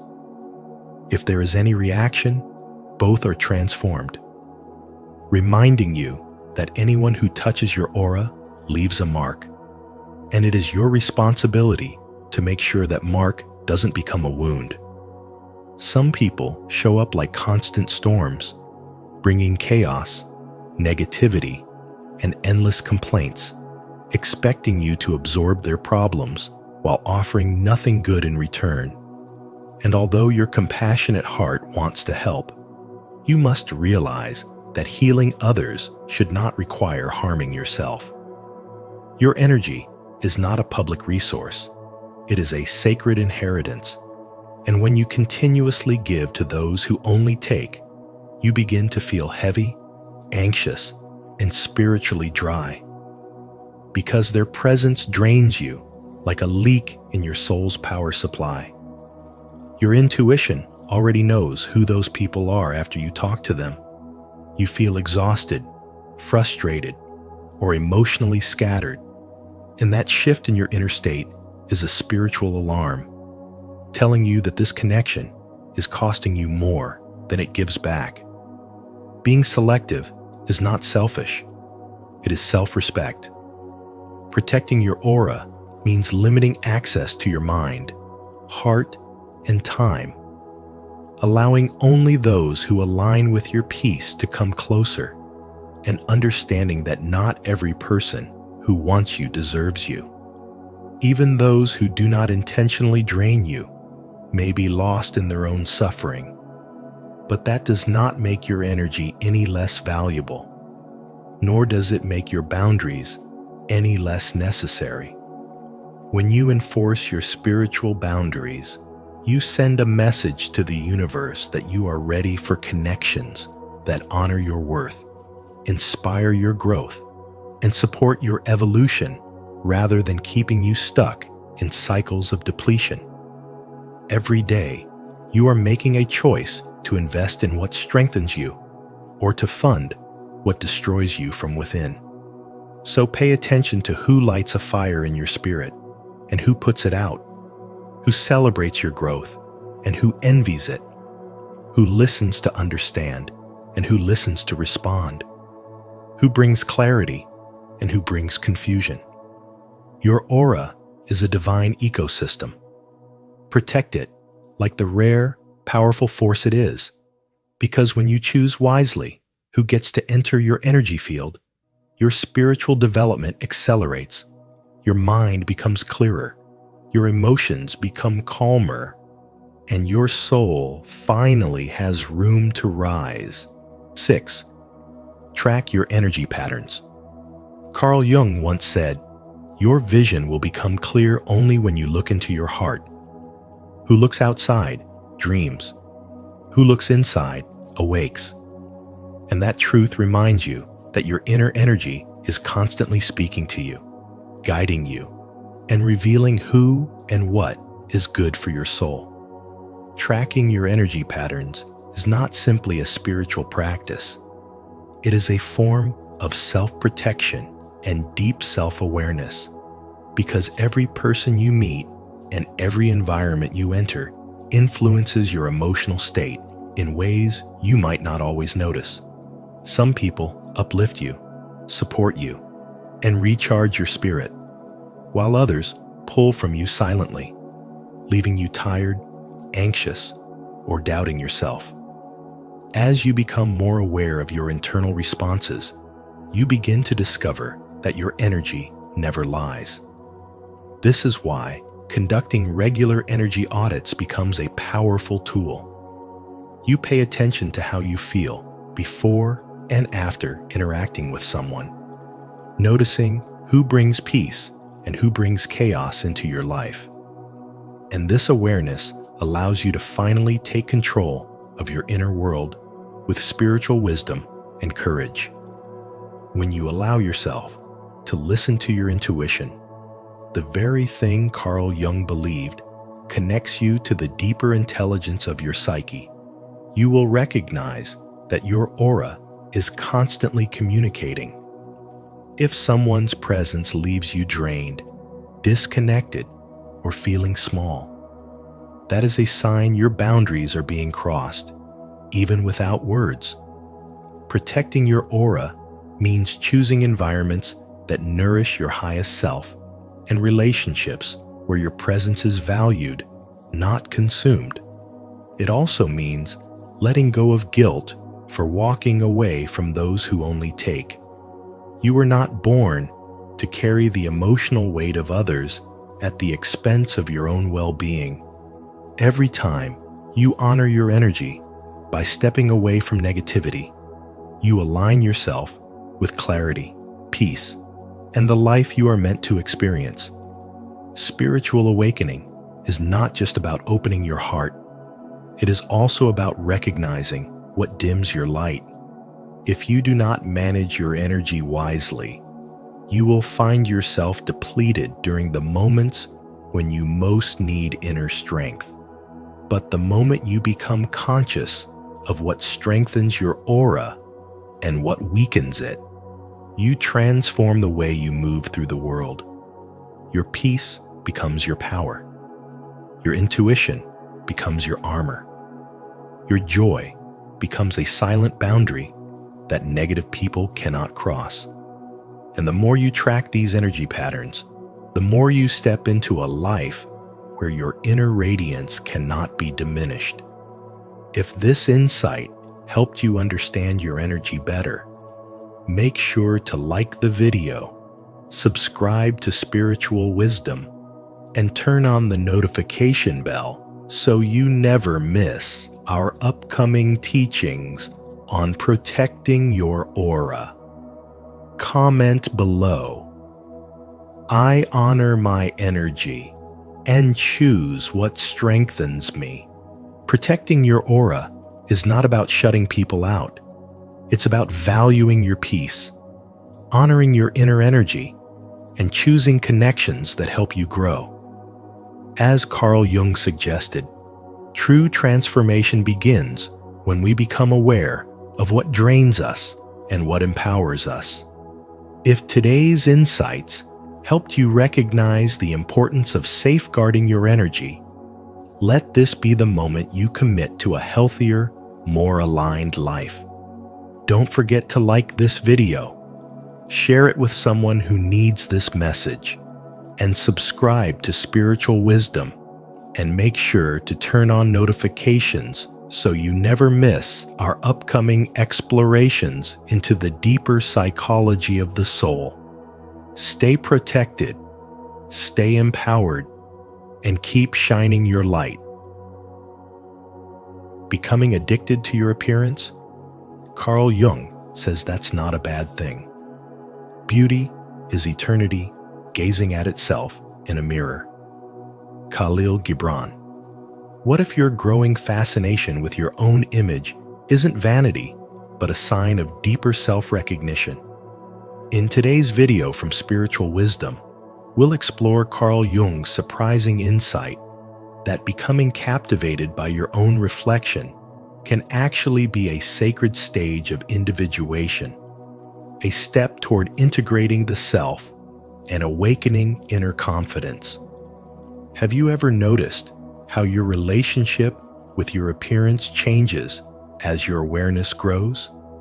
Share your thoughts in the comments below, and let's reflect together on how self-image can be a mirror for spiritual growth and personal happiness. 1. Appearance reflects the inner world. Carl Jung taught that your outer appearance is never just skin deep. It's a reflection of your inner world. When you neglect how you look, it often signals a deeper disconnection from your spirit. But when your appearance aligns with your inner truth, harmony begins to radiate through you. Confidence rises effortlessly, and your presence flows with natural ease. Your reflection is not vanity. It's feedback from your soul, a living symbol of your spiritual state. Every color you wear, every movement you make, every expression on your face mirrors the energy within. Spiritual awakening reminds you that the body is the temple of the spirit, not something to suppress, but something to honor as a channel through which consciousness becomes visible. When you start paying attention to how you appear, it's not about ego, it's about awareness. You begin to treat yourself as something sacred. Your body becomes a canvas where your inner light paints its truth. This is why during moments of inner transformation, you often feel the urge to change your look, to cut your hair, to refresh your style, to glow differently. It's not superficial, it's symbolic. The external shift reflects an internal rebirth. Jung called this the process of individuation, when the outer and inner selves finally meet in authenticity. You no longer wear an image to impress others. You wear your soul. This understanding transforms self-care into spiritual practice. When you dress with intention, when you nourish your body, when you express your natural beauty without guilt, you are not serving the ego. You are honoring your essence. Your reflection becomes a dialogue with the divine, revealing not who you think you should be, but who you already are beneath the noise.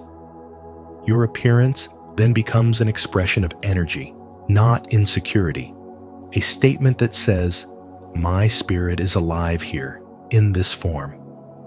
The eyes glow differently, the voice vibrates more softly, and your aura expands because inner peace is finally reflected through matter. There's a silent power in being fully aligned when your outer image no longer hides or exaggerates, but tells the truth of your soul.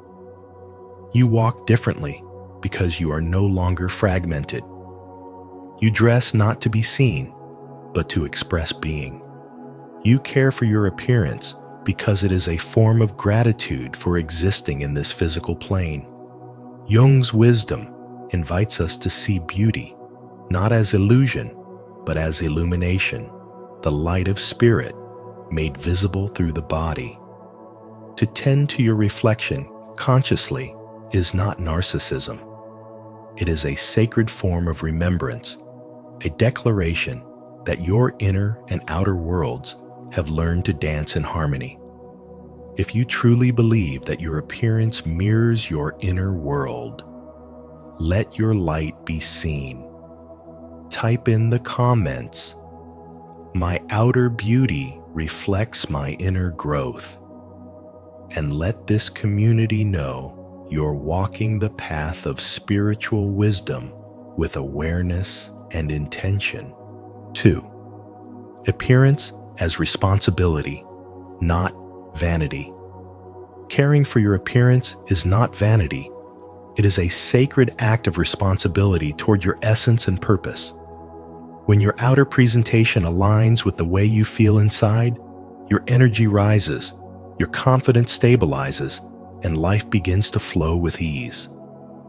In spirituality, this harmony between the inner and outer self is not superficial.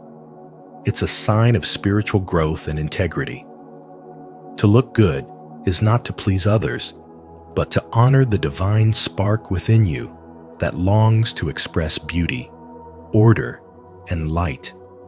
Your appearance becomes a language through which your soul speaks, a mirror that reflects your consciousness and reminds you that you are worthy of being seen. Neglecting your appearance, on the other hand, often signals inner disconnection. When your energy is low or your purpose feels dim, it shows in the way you carry yourself, in the way you dress, even in the tone of your presence. Taking care of how you look is not an obsession with perfection, but an acknowledgement of your worth. When you nurture your physical form with awareness, you send a message to your subconscious that you value yourself, that you are in harmony with life. This simple act can shift your entire vibration, aligning your energy field with abundance, confidence, and clarity. Carl Jung taught that the face we show the world, the persona, is not meant to be rejected, but purified. It becomes a spiritual bridge when it reflects the truth of who we are rather than conceals it. Every choice, from the colors you wear to the posture you hold, tells a story about your state of consciousness. When that story reflects love, self-respect, and peace, your outer world rearranges to match your inner vibration. People respond to you differently. Synchronicities appear effortlessly, and opportunities flow because your energy has become coherent. In that state, you no longer chase validation. You embody it. You become magnetic, not because of your appearance alone, but because your appearance is infused with the frequency of self-awareness and spiritual authenticity. Spiritual growth is not about detaching from the physical. It is about transforming the physical into a vessel of light. The body, the face, the clothes, all of these are temples through which the soul communicates. When you care for them consciously, you participate in the divine act of creation, turning everyday routines into spiritual rituals. Styling your hair, choosing your outfit, or simply standing tall becomes a silent prayer, a reminder that you honor the energy of life flowing through you. You begin to realize that beauty is not something to acquire, but something to awaken. Looking good, then, is not vanity, but devotion, a reflection of self-respect and inner integrity. When you align how you feel inside with how you express yourself outwardly, you create a state of wholeness that radiates peace and confidence. You start walking through the world as someone who knows that spirituality is not about escaping form, but illuminating it. Your appearance becomes an outer expression of inner harmony, a living proof that when the soul grows, it beautifies everything it touches, including you. 3. The science of alignment. When your outer image begins to reflect your inner truth, something powerful happens inside you. Your brain responds with a surge of dopamine and serotonin, those natural chemicals of joy and confidence that make you feel alive, magnetic, and aligned. You start walking with purpose, speaking with clarity, and radiating an energy that people can't quite explain but deeply feel. According to spiritual wisdom, this is not vanity, it's alignment. Carl Jung once said, "The privilege of a lifetime is to become who you truly are." And that journey often begins when you allow your physical appearance to become a mirror of your soul's authenticity. When what you see on the outside finally resonates with what you feel on the inside, you're not feeding the ego. You're nurturing harmony between the mind, body, and spirit.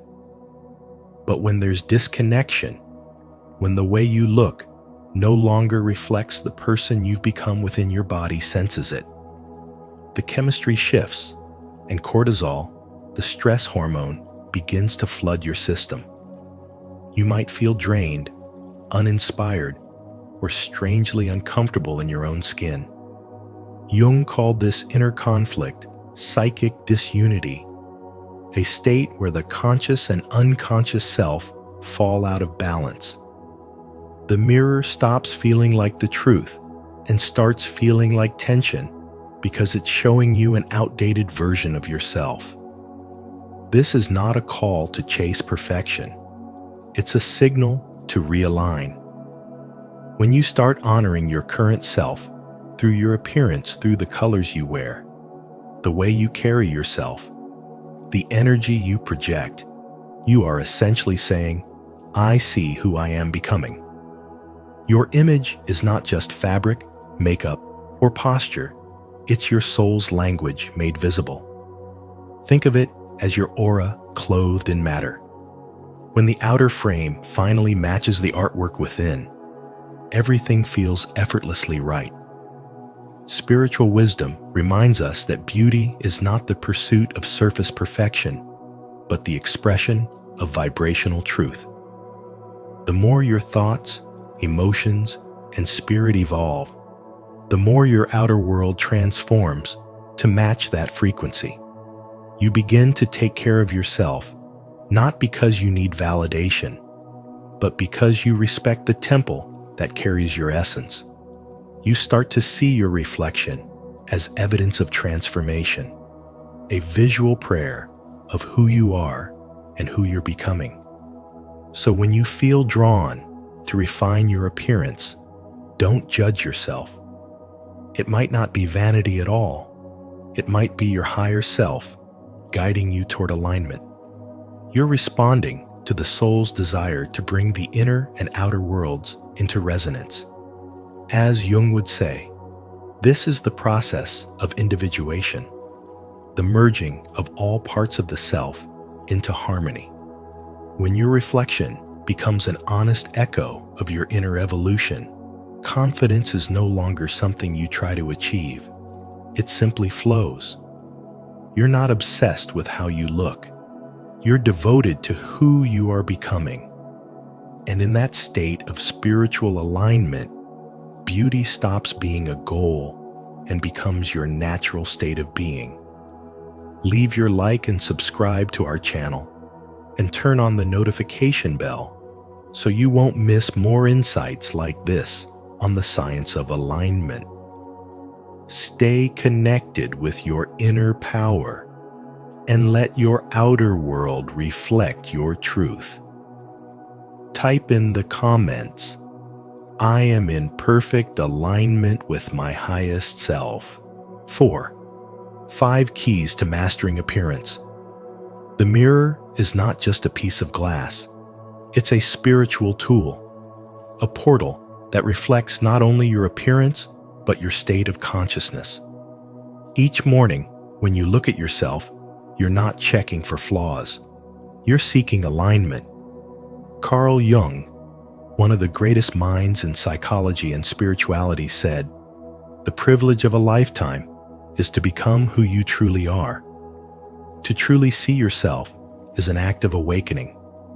When you adjust your posture, fix your hair, or choose your outfit, you are subconsciously asking, "Does this version of me feel in harmony with my inner world?" This is the mirror principle, the first key to mastering appearance through spiritual awakening. It's not about vanity, it's about awareness. Each small adjustment is an energetic recalibration, a way of reminding yourself that your outer world is meant to mirror the inner truth you are cultivating. When you approach your reflection with consciousness rather than criticism, your mirror becomes your mentor. The second key, the 10-minute investment, reminds you that self-care is a spiritual discipline. 10 minutes may seem like a small window, but when done with intention, it changes your entire vibration. Spend that time mindfully washing your face, stretching, breathing, meditating, or simply being present with your body. Jung taught that transformation begins in the everyday details, not the grand gestures. 10 minutes of devoted care signals to your subconscious that you are worthy of attention and peace. Over time, this ritual builds a foundation of self-trust and inner harmony. In spirituality, this daily act is not mere grooming. It's a dialogue between your body and soul, a morning prayer to your higher self through motion, touch, and care. Next is the personal standard, the invisible law that defines how you choose to appear in the world. It's not about fashion or trends. It's about coherence. How do you want your presence to feel? What vibration do you wish to radiate when you walk into a room? Your personal standard is the bridge between authenticity and presentation. When you decide what feels right for you, what colors, styles, and details represent your spirit, you are not masking yourself. You are expressing your essence. Jung believed that the persona, when consciously shaped, becomes a sacred vessel for the soul's truth. Maintaining your standard consistently communicates discipline and integrity, both powerful aspects of spiritual awakening. You begin to embody your highest energy, and others naturally respond to your clarity. Then comes the 1% philosophy, the reminder that growth, both inner and outer, is evolutionary, not explosive. Every day, strive to become 1% better, 1% more aligned, 1% more confident. In spiritual wisdom, even the smallest act of self-improvement has an exponential effect. It might mean dressing a little better, thinking a little kinder, or standing a little taller. These micro shifts compound over time, transforming not only your appearance, but your entire energy field. Jung once said, "Who looks outside, dreams. who looks inside awakens. Each 1% improvement is a bridge between those two worlds, your external reflection and your inner evolution becoming one seamless reality.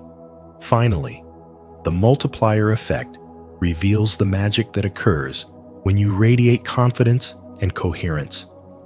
Your energy becomes contagious. People are drawn not to your features, but to your frequency, the way your inner peace translates into presence. You influence others not by words, but by vibration. When your outer image reflects your inner state of calm self-acceptance, you unconsciously grant others permission to do the same. In this way, caring for your appearance is not self-absorption, it's service. It elevates the collective energy around you. So when you tend to your reflection, give those 10 minutes to self-care, uphold your personal standard, grow 1% daily, and let your energy multiply outward. You are practicing spirituality in motion. You are embodying spiritual awakening in its most visible form, where beauty becomes consciousness, and every glance in the mirror is not vanity, but reverence for the divine life expressing itself through you. 5. Presence is power. After 40, your appearance is no longer about vanity. It becomes a reflection of your leadership, your inner maturity, and your spiritual growth. As Carl Jung said, the privilege of a lifetime is to become who you truly are. And that truth is revealed not only through your mind, but through your very presence. When you walk into a room, people can sense whether you've made peace with yourself, whether your life has been lived consciously or carelessly. Maturity should express wisdom, not weariness. It should carry quiet confidence, not indifference. Neglect is not a sign of humility. It is often a symptom of spiritual fatigue. Caring for your appearance is an act of reverence. It says, "I honor my life, and I am prepared to lead." It shows that you understand the sacred responsibility of representing your inner world through your outer form. There is a profound connection between the way you present yourself and the energy you emit. In spirituality, this is called embodiment, the ability to allow your spirit to be seen, felt, and known through your physical being. The clothes you choose, the way you hold your posture, the softness or firmness of your gaze, all of it speaks the language of your soul. A well-cared-for appearance doesn't mean chasing youth or vanity. It means you've accepted your evolution. You've learned that beauty is not in perfection, but in alignment. When your outer self reflects your inner peace, you radiate something magnetic, an energy that draws others in without effort. Those who have matured with awareness carry a different kind of light. They lead not by words, but by presence. They embody serenity that cannot be faked. You can feel it in how they move, how they breathe, how they listen. Jung understood that true personality is born when the ego surrenders to the soul, when the outer form becomes an instrument for something higher to express itself. And so, the way you care for your appearance after 40 is no longer about impressing others. It's about mirroring your self-respect. You begin to treat your body like a temple, your clothes like extensions of your energy, and your daily rituals like sacred acts of self-honoring. Your appearance becomes a silent declaration that you are living in awareness. The wrinkles on your face are not flaws. They are maps of wisdom. The way you style yourself, walk, or speak reveals whether you live in chaos or in calm. Each choice, from grooming to demeanor, becomes a statement of self-leadership. And when your outer image harmonizes with your inner growth, You embody the essence of spiritual maturity. People start to feel safe in your presence because you have integrated your own contradictions. You no longer chase approval. You radiate wholeness. This is the beauty that Carl Jung's spiritual wisdom points to. A beauty born from consciousness, not control. When you take care of yourself, you're not indulging in vanity. You're embodying self-awareness. You're showing that you understand the sacred unity between spirit and matter. You are, in essence, saying to the world, I am here, fully awake, grounded in who I've become. And that kind of presence rooted in self-respect, refined through experience, and balanced by humility, is the most powerful form of leadership there is. If this message has awakened something within you, affirm it in the comments. I choose to live fully present in every moment. My power is in the now. 6. The symbolic meaning of the body.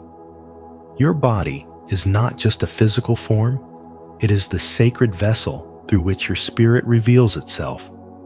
As Carl Jung's spiritual wisdom reminds us, the body is the visibility of the soul. The soul is the meaning of the body. When you neglect your appearance or treat your body carelessly, you are not being humble. You are silencing one of the most powerful languages your soul has to express itself. Your body and style are instruments of destiny, a visible reflection of your unseen essence. To ignore them is to mute the dialogue between your soul and the world. When your outer self begins to mirror your inner wholeness, you awaken a deep harmony within the kind where life itself begins to move in rhythm with you. Your appearance is not vanity. It's a reflection of how aligned you are with your truth. The clothes you wear, the way you walk, the glow in your skin, all of it speaks before you ever say a word. When you nurture your physical form with awareness, you honor your spirit in motion. Jung's teachings remind us that the path to individuation, the process of becoming your true self, includes the reconciliation between body and soul. Your physical form is a mirror of your psychological state, an ever-evolving artwork of your consciousness.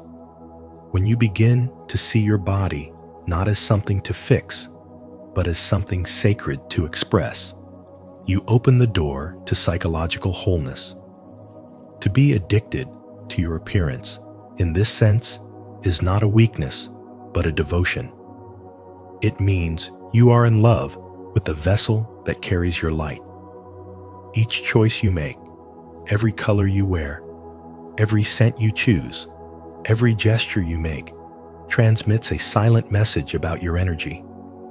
You are constantly broadcasting your inner vibration to the outer world. As Jung once said, the privilege of a lifetime is to become who you truly are. And becoming who you truly are means allowing every layer of your being, mind, body, and spirit to reflect that truth without shame or fear. Caring for your body consciously is not vanity, it's visibility. It's how your spirit declares, I am here. When you look in the mirror and see beauty not as an illusion, but as evidence of inner harmony, you enter the state of self-respect that radiates authenticity.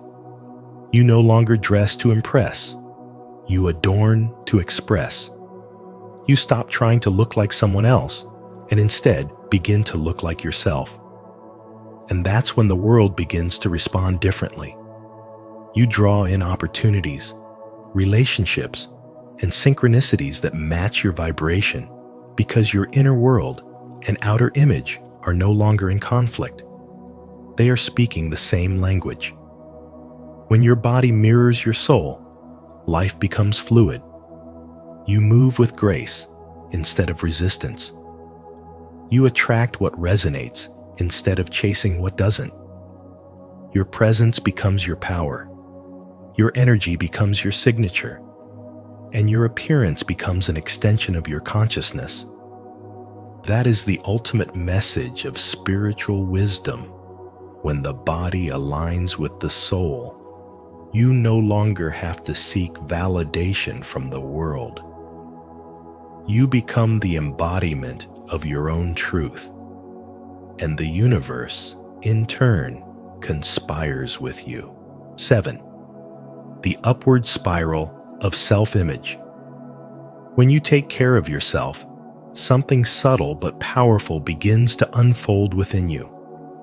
Carl Jung, whose teachings often connect psychology and spirituality, would call this the awakening of your inner world.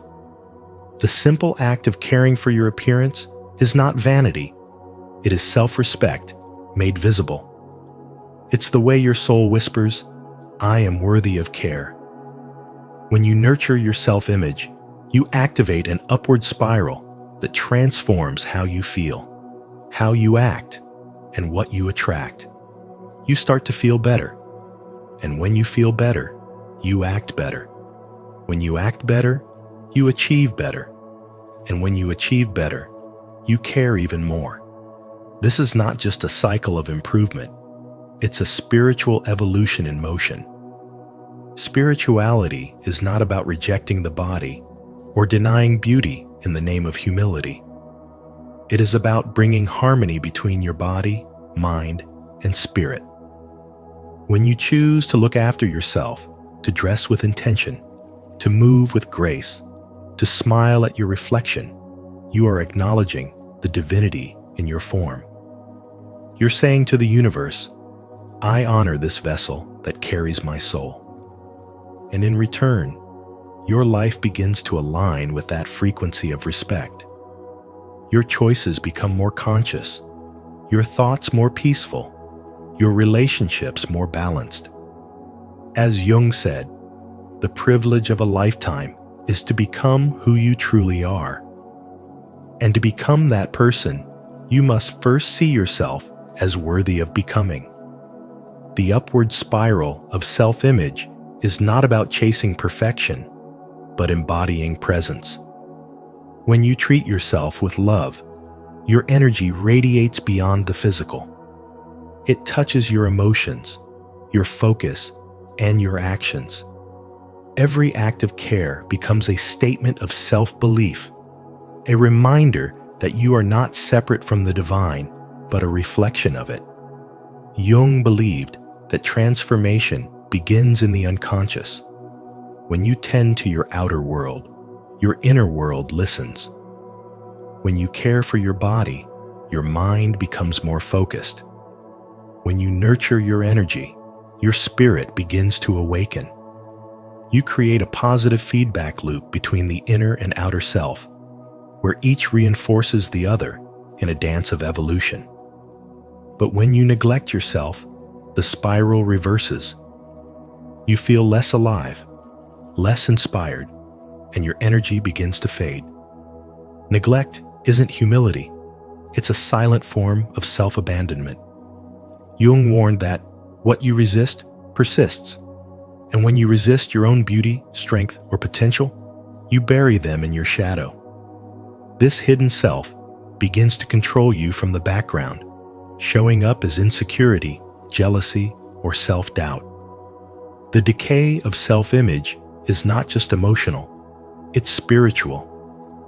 Your light dims, not because it has vanished, but because you've forgotten to tend to it.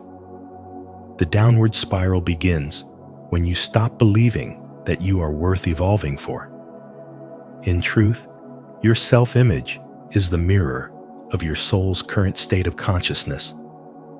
It can either lift you toward your highest potential or pull you down into apathy.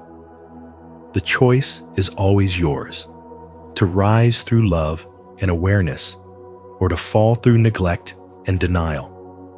Spiritual awakening begins when you realize that caring for yourself is not shallow. It's sacred. It is the act of aligning your physical expression with your inner truth.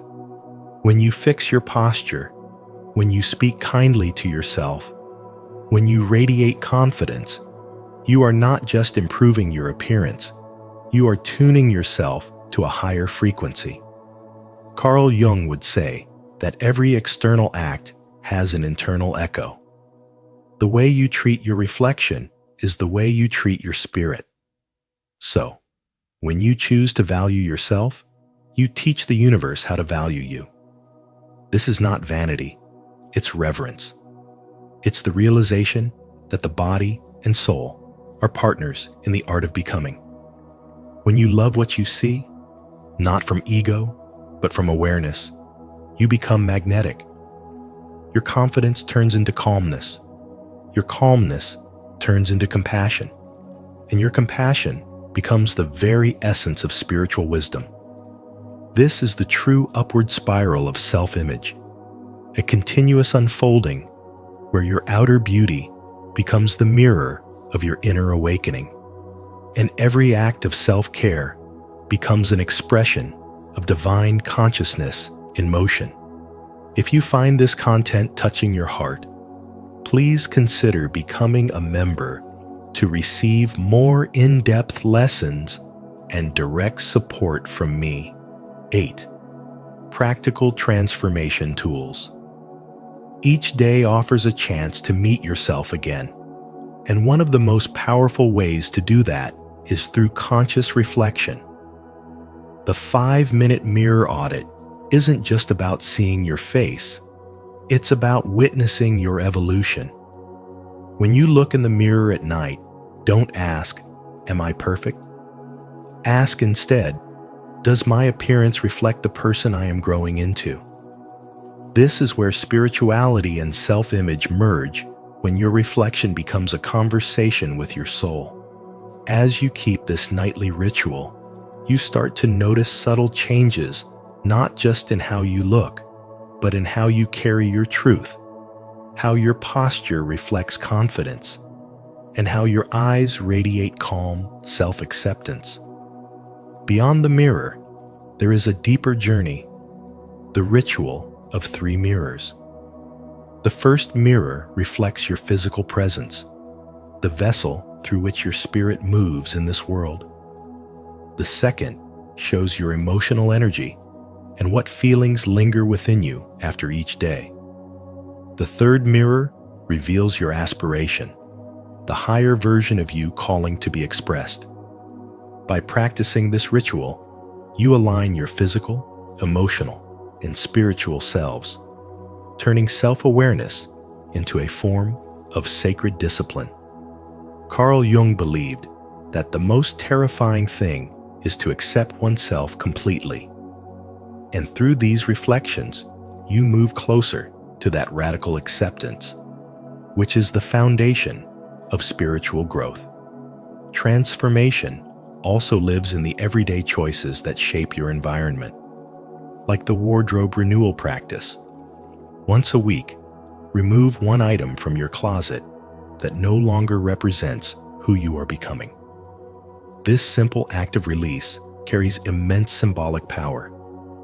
Each piece of clothing you let go of is an old identity, a vibration that no longer matches your present frequency. As you make space, you allow new energy to flow into your life. This is spirituality in motion, decluttering the physical to mirror the cleansing of the emotional and energetic layers within you. Then comes the morning ritual expansion. Add 15 minutes to your routine, not for vanity, but for reverence. Those extra moments are an offering to your higher self. When you wash your face, feel the water as renewal. When you dress, choose colors that resonate with your current vibration, perhaps grounding earth tones for balance or radiant whites for purity. As you stand before the mirror, affirm, "I am becoming the person I am meant to be." These small moments of mindfulness build emotional resilience and spiritual awareness, setting the tone for your entire day. Finally, there is the 90-day photo challenge. Every day, capture an image of yourself, not to chase perfection, but to honor progression. After 3 months, when you look back, you'll see more than surface changes. You'll see energy, posture, and presence evolving. You'll see a version of yourself who has learned to embody growth consciously. Spirituality isn't always about meditation or prayer. Sometimes it's about observing your own metamorphosis with love. Each photograph becomes a visual diary of transformation, proof that devotion to self-awareness leads to visible lightness and inner alignment. Through these practices, the mirror audit, the 3 mirrors ritual, wardrobe renewal, morning ritual expansion, and the 90-day photo journey, you begin to understand that self-care is not superficial. It's sacred. Every act of grooming becomes a prayer of embodiment. Every mirror becomes a portal of awareness. And as you integrate these tools, you'll realize that true beauty is not a mask, it's energy made visible, the radiance of a soul in alignment. This is what spiritual growth truly looks like when it's lived, not just understood. 9. The deeper lesson of Jung. Your appearance is not a mask you wear to please the world. It is a mirror of your becoming, the visible expression of your inner evolution. You cannot embody discipline, confidence, or purpose while neglecting the vessel that carries them. When you care for your appearance, you're not worshiping vanity. You're practicing spiritual wisdom in motion. As Carl Jung said, the outer world mirrors the inner one, and that truth extends to your body, your clothes, your energy, and the way you meet the day. Every detail of your image is an external echo of your internal order, and when you neglect it, you silently tell your subconscious that your dreams are not yet worth showing up for. But when you polish your reflection with intention, you communicate to your soul that it is safe and necessary to rise into its potential. Caring for your image is a form of applied psychology, a living affirmation that you take your destiny seriously. It's not about perfection, but alignment, aligning the way you look with the life you are calling in. The way you dress, walk, and carry yourself tells your unconscious who you believe yourself to be. If you carry yourself like a person of strength, grace, and purpose, the mind will begin to shape itself to match that belief. As Aristotle once wrote, "We are what we repeatedly do." Excellence, then, is not an act, but a habit. In this sense, every small act of care, washing your face, ironing your shirt, standing tall, is not superficial. It's sacred. It's a daily ritual that builds discipline and signals self-respect. Jung often spoke about the persona, the mask we show the world, not as something fake, but as a necessary bridge to the self. When consciously shaped, your outward form becomes a tool for awakening, not deception. Think of how temples are cleaned before prayer, candles are lit before meditation, or robes are worn for ceremonies. None of these are about impressing others. They are reminders to the spirit that what you're about to do matters. Your body is your first temple. Caring for it is your first act of devotion. Through grooming, posture, and presence, you align the outer and inner worlds until they vibrate in harmony. Each day, you delay caring for your appearance. You delay your potential. Transformation doesn't happen all at once. It begins in small, consistent acts of self-respect. If you want to become more confident, start by looking like someone who is. If you want to feel more grounded, dress in a way that reflects calm and clarity. The soul speaks through symbols, and your image is one of them. It is not vanity, it is vibration. When you look at yourself in the mirror with intention, you are reminding your unconscious, I am worthy of showing up beautifully for my destiny. Carl Jung also said, until you make the unconscious conscious, it will direct your life and you will call it fate. So bring awareness to the unconscious story your appearance tells. Is it one of neglect, avoidance, or unworthiness, or one of discipline, faith, and becoming? Every morning, you have the power to rewrite that story. You don't need wealth or perfection to begin. You only need intention. Comb your hair with care, walk with presence, choose one symbol, a scent, a color, a gesture that reminds you of who you're becoming. Over time, these small, sacred rituals will rewire your mind toward confidence and grace. When you honor your reflection, you honor your destiny. The outer world responds to how you carry yourself. And when your energy says, I am ready, opportunities start recognizing you. So stop waiting to feel good before you show up as your best self. Show up first, and the feeling will follow. Your appearance is a language of energy, and when spoken with awareness, it tells the universe that you are no longer running from your greatness. As Jung's spiritual wisdom teaches, the journey toward self-realization begins when your inner truth and outer form become one seamless expression of purpose. And remember, your appearance is not your prison. It's a mirror reflecting the soul's evolution. When you learn to see beauty not as vanity, but as vitality, you begin to embody the harmony Carl Jung spoke of, the union between your inner and outer worlds.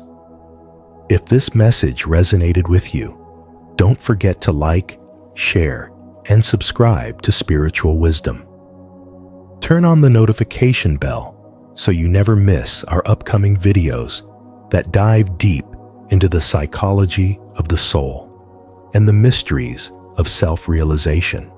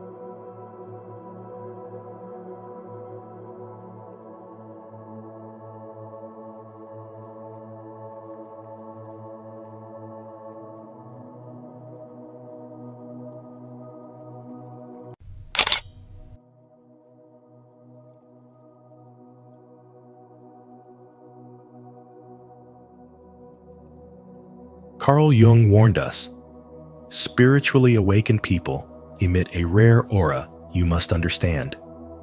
The privilege of a lifetime is to become who you truly are. Carl Jung once said this, reminding us that true spiritual awakening isn't about becoming someone new, but about remembering who you've always been beneath the noise of the world. In this video, we'll explore the rare and radiant aura that spiritually awakened people emit, an energy that not everyone can understand, yet one that transforms every life it touches. Have you ever felt others are drawn to you without knowing why, or that your presence changes the atmosphere in a room? If so, this message is for you. As you listen, Reflect on your own journey and share in the comments how spiritual awakening has changed the way people respond to your energy. Let's dive deep together here on spiritual wisdom into the unseen realm of your divine aura and the power it carries. 1. The unified field. Inner harmony creates outer peace. Spiritually awakened people radiate a calm that cannot be faked, a peace that flows from a place far deeper than appearances or effort. They do not try to appear enlightened or serene. They simply are. Their tranquility is the reflection of battles won within, of conflicts faced, understood, and ultimately dissolved. Carl Jung described this state as psychological coherence, the moment when a person's thoughts, emotions, and actions finally align. There is no longer a war between what they think, what they feel, and what they do. Through the process of spiritual awakening, they have integrated every fragment of their being into harmony, turning inner chaos into clarity. This balance forms what Jung called a unified field, an invisible but powerful energy that radiates outward, influencing those around them in ways words cannot describe. It is the quiet strength of someone who has met their darkness and made peace with it, transforming fear into wisdom and pain into light. When such a person enters a room, the energy shifts almost instantly. You might not know why, but your body feels it before your mind does. The air becomes lighter, your heart slows down, and a sense of ease begins to settle in. Their presence has the power to soothe without speaking because they are aligned within. Their energy does not seek to dominate or impress. It harmonizes with the world around them. This is not charisma, which often carries the desire to be noticed. It is presence without performance, the rare ability to simply be. Their peace is authentic, born from years of self-confrontation, acceptance, and transformation. They have faced the storms of their own soul and emerged with the kind of serenity that no external force can shake. In their presence, there is no noise, no pretending, only stillness that feels alive. Their energy no longer leaks through insecurity or fear. It circulates as a balanced current of spiritual power, silent but undeniable. The mystery of their aura lies in this internal coherence. When the mind, body, and soul vibrate together in harmony, they emit a frequency of healing. It is like a perfectly tuned instrument. Those who encounter it cannot help but resonate with its sound. On a subconscious level, people feel safe around them because coherence is deeply familiar to the human spirit. It reminds us of what we once were before the world fragmented us. In spirituality, this is called alignment, the bridge between the inner world and the outer one. Spiritually awakened people have mastered this art of alignment, living in peace with reality rather than fighting against it. Their energy does not seek to fix, control, or prove it simply exists, steady and magnetic. Through their balance, they emit a field that restores calm to others. Sometimes, a single word from them can feel like medicine. Sometimes, silence itself becomes their language. And in that silence, others remember what peace feels like. This phenomenon reveals an ancient truth. The outer world is a reflection of the inner world. Jung believed that when the conscious and unconscious mind reconcile, the result is wholeness, and wholeness radiates outward as serenity. Spiritually awakened people embody this principle in human form. Their peaceful aura is not the absence of struggle, but the triumph over it. They have walked through pain, not to escape it, but to understand it. Their spirituality is not an escape from life, It is participation in life with open eyes and a quiet heart. Every scar has become a source of light, every shadow a teacher. To be near them is to glimpse what wholeness feels like, to sense the possibility of peace within yourself.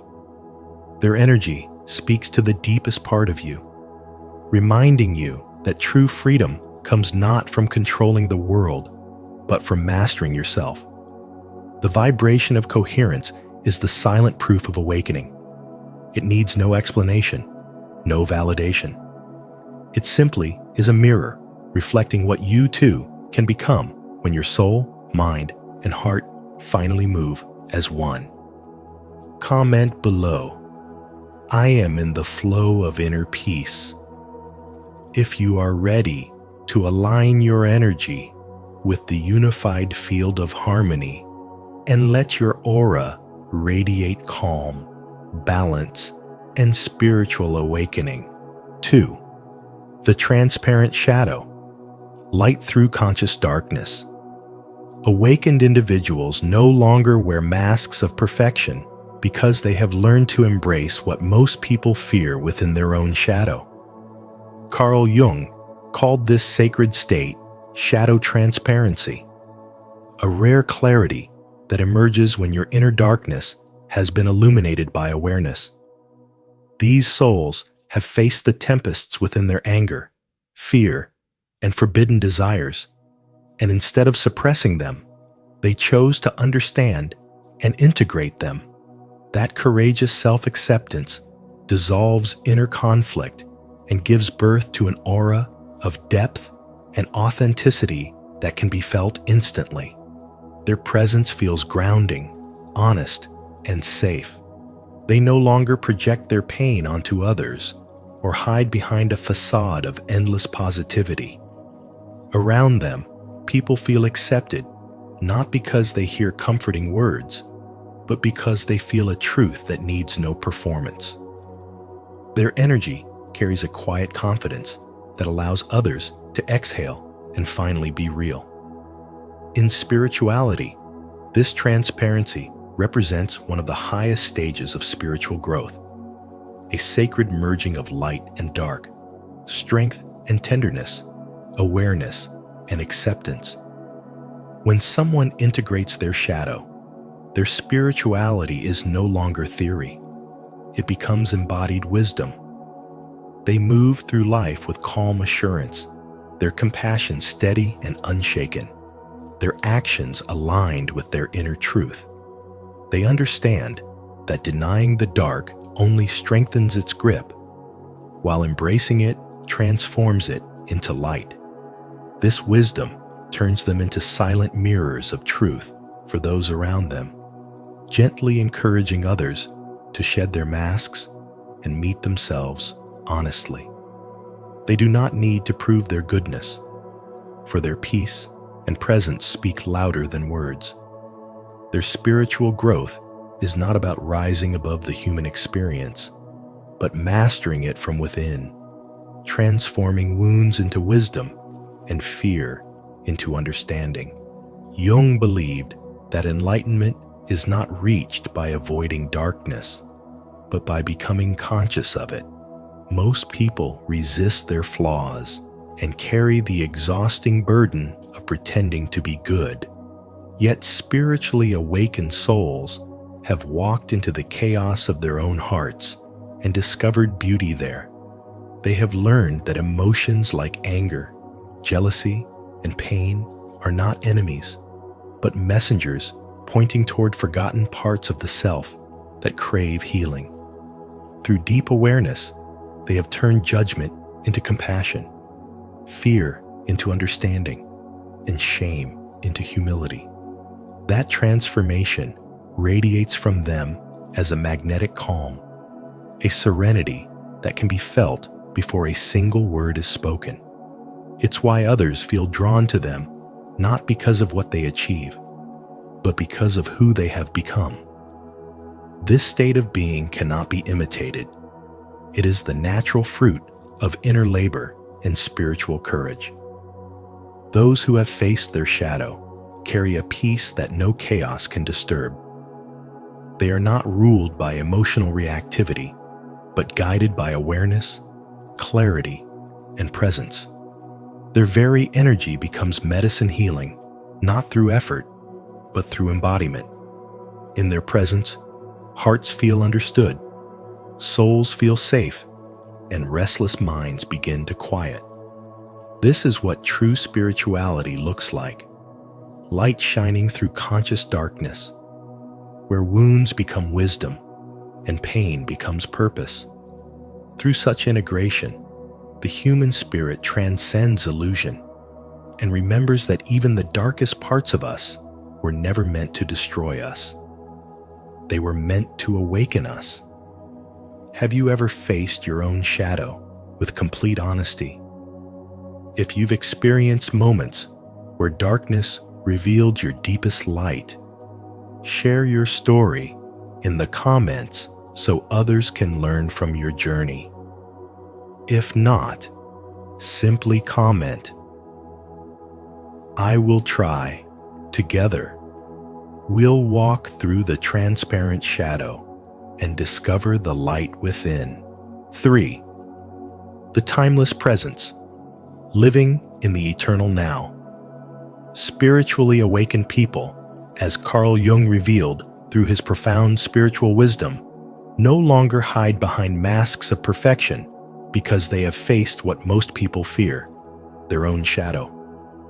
Jung called this rare state shadow transparency, a sacred clarity that arises when one's darkness is brought into the light of awareness.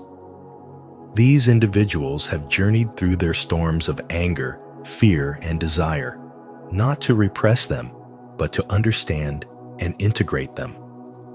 By confronting themselves with honesty and compassion, they dissolve inner conflict and radiate an aura of authenticity that others can feel immediately. Their energy is calm, safe, and grounding, as if their very presence gives silent permission for others to drop their masks and be real. You can feel that they don't need to prove their worth or play a role to be loved. Their peace speaks louder than any performance. In spirituality, this state of shadow transparency represents one of the highest forms of growth, a merging of light and dark, strength and vulnerability, awareness and acceptance. It is no longer about escaping the world, but mastering oneself within it. When a person integrates their shadow, spirituality becomes embodied and real, not just an idea. Their words carry weight because their actions mirror them. Their compassion is unwavering because it is born from understanding their own pain. They know that repressing darkness only feeds it, while embracing it dissolves its control. In their company, others feel seen without judgment, inspired to drop pretenses and meet themselves honestly. Their authenticity becomes a mirror of truth, quietly reminding you that peace isn't found in denial, but in self-acceptance. Carl Jung warned that enlightenment is not reached by avoiding darkness, but by becoming conscious of it. Most people deny their flaws, burdened by the illusion of being good, but spiritually awakened souls have walked through their chaos and returned with wisdom. They understand that emotions like anger or jealousy are not enemies, but messengers pointing to wounds that long for healing. Through awareness, they transmute judgment into compassion, fear into strength, and shame into humility. This transformation gives rise to a magnetic calmness, an inner stillness that feels like home to anyone near them. Others are drawn to their energy not because it dazzles, but because it feels whole, real, unshaken, and alive. This state cannot be imitated. It is earned through deep inner work and radical honesty. A person who has faced their shadow carries a peace that no chaos can break. They no longer live as victims of reaction, but as masters of awareness. Their presence itself heals, not through words or doctrines, but through vibration, a frequency that reminds the soul of what it means to return to oneself. As Jung once said, "Until you make the unconscious conscious, it will direct your life and you will call it fate." The awakened understand this deeply. They no longer fear their darkness. They have turned it into light. This is what true spirituality looks like: light that has passed through darkness and emerged refined. It is the beauty of wholeness, not perfection. The serenity of balance, not escape. When you begin to embrace your own shadow with the same courage, you will discover that your deepest wounds were never punishments, but invitations to wake up, to grow, and to become who you were always meant to be. If today's message awakens something within you, subscribe to Spiritual Wisdom and join our growing community of seekers learning to live in divine awareness. Like and share this video to spread the light of consciousness. And remember, the eternal now is not a place you reach, but a state you return to. 4. Conscious love. Connection beyond attachment or detachment. Their love does not come from emptiness or fear, but from fullness and understanding. From a place where the heart no longer seeks to be completed, but simply to express what it already is. Carl Jung called this conscious love, a form of affection that is not born from need or control, but from awareness and freedom. It is a love that sees, not seeks, a love that recognizes the divine essence in another soul without losing itself in the process. For those walking the path of spirituality and spiritual awakening, love evolves from emotion into energy, from desire into presence. It stops asking, "How can you make me feel whole?" and begins whispering, "How can I honor the divine in you while remaining true to myself?" This love is not a grasping or merging, but a sacred witnessing, one soul bowing to another, both aware of their shared connection to something greater. Such love holds boundaries, yet its boundaries are not walls. They are pathways of respect. Spiritually awakened people understand that to love truly, one must allow both closeness and space, devotion and detachment, tenderness and truth. They know that saying yes when energy flows in harmony opens the door to intimacy, while saying no when something feels misaligned preserves peace and integrity. Their love is not about pleasing or proving, but about honoring what is sacred within and between. When they say no, it is not rejection, it is protection of the light they carry. When they say yes, it is not submission, it is celebration. They act from clarity, not confusion, from freedom, not fear. Jung once said, "Until you make the unconscious conscious, it will direct your life and you will call it fate." Through the light of spiritual awakening, these individuals have made love conscious. They have seen their own shadows, dissolved their projections, and understood that obsession is not devotion, and attachment is not connection. Love, once tangled in the unconscious, has become a choice, pure, awake, and intentional. When you stand near such a person, their energy speaks louder than words. You feel safe, not because they promise to fix you, but because they allow you to simply be. Their love carries no chains, only mirrors. It reflects your beauty back to you and invites you to remember your wholeness. They do not heal by effort, but by embodiment their mere presence heals. It is as if their aura whispers, "You are already enough." Their love does not demand. It inspires. It does not control. It liberates. And in that sacred stillness, you realize that their affection feels like sunlight, warm, constant, and never possessive. In a world built on fear-based attachment and transactional affection, their love feels otherworldly. It flows like a river that does not cling to the stones it passes, yet everything it touches is transformed by its presence. Their heart beats to a divine rhythm, reminding others of the freedom that love was always meant to hold. Through their spiritual wisdom, they show that love is not meant to fill the void, but to awaken the soul. They teach that caring deeply does not require losing yourself, that openness does not mean surrendering identity. True love does not ask you to shrink. It invites you to expand. It is the dance between self and soul, between heaven and earth.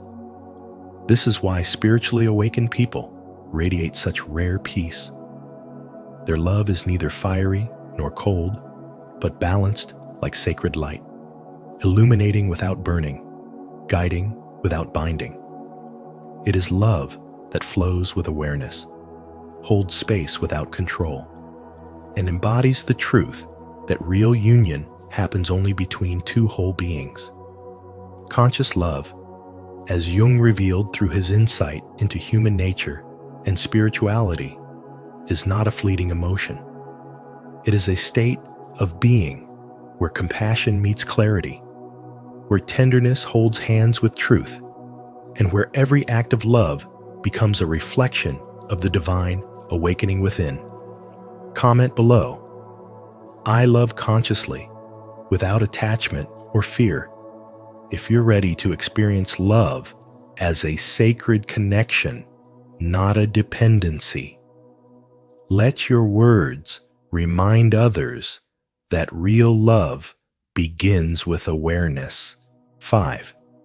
Creative emptiness, the womb of infinite possibility. Carl Jung described creative emptiness as the sacred womb of infinite possibility, the still inner sanctuary where every new insight, vision, and transformation is born. It is not the emptiness of absence, but the presence of vast openness that appears when one releases the heavy armor of opinions, identities, and fears. In this silence, spirituality deepens, and spiritual development unfolds like dawn breaking after a long night. When a person reaches this depth of awareness, they no longer seek validation or struggle to define themselves. They stop fighting the current of life and allow it to flow through them. In that surrender, a peace that surpasses understanding rises naturally, a fertile stillness where divine intelligence moves without resistance. This is the state Jung called the creative void, the quiet center where the pulse of creation itself begins to stir, where each breath becomes an act of divine participation and every moment a reflection of the infinite. Those who embody this sacred emptiness radiate an aura that feels rare and magnetic. Their presence transforms the atmosphere, not because they speak loudly, but because their silence carries truth. They do not strive to impress. They simply are, and that being becomes their greatest influence. Having emptied themselves of attachment and expectation, life expresses itself through them with effortless grace. They no longer live by fear or desire, but are guided by an inner rhythm that feels ancient and eternal. This state allows light and shadow to coexist in harmony, joy and sorrow, to dance as one, gain and loss to merge into understanding. Because they have made peace with the paradox of existence, they embody the natural balance of the universe. Their creativity does not come from ambition, but from alignment. Every word, every glance, and every gesture carries authenticity, born not from thought, but from presence, from the stillness of the soul that has remembered its oneness with all life. Jung saw this as the pinnacle of spirituality. A mind emptied of noise yet luminous with wisdom, a heart freed of illusion, yet overflowing with compassion. In this inner space, the separation between self and universe dissolves completely, revealing life as an endless act of creation. Inspiration no longer needs to be forced. It arrives naturally, like sunlight streaming through an open window. This is the original state of being, the return to the soul's pure awareness, where you are both observer and creator, vessel and light. When the mind ceases its need to control, the divine takes over, and life begins to paint its masterpiece through your consciousness.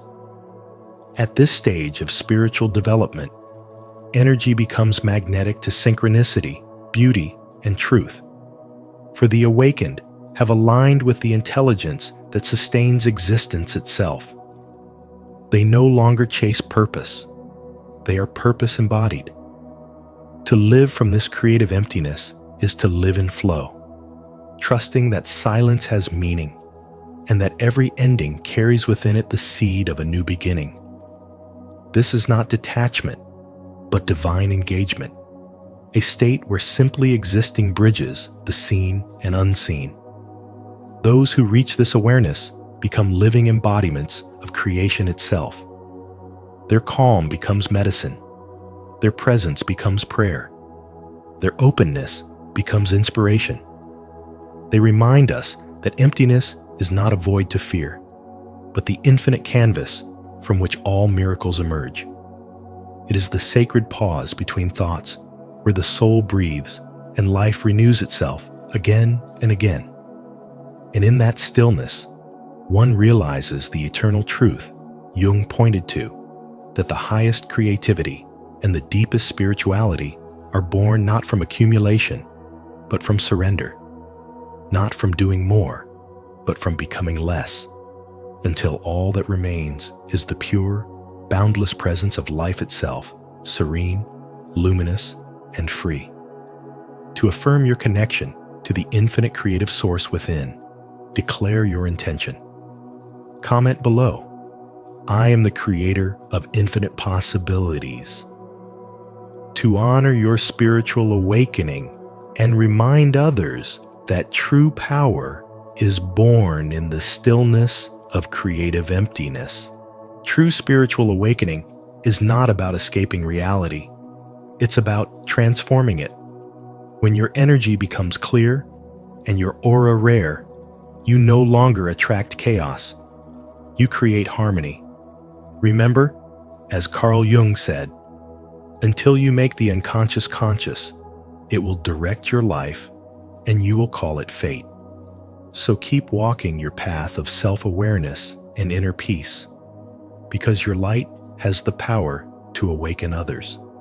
If this message resonated with you, don't forget to like, share, and subscribe to Spiritual Wisdom, and turn on the notification bell so you never miss the next journey into higher understanding.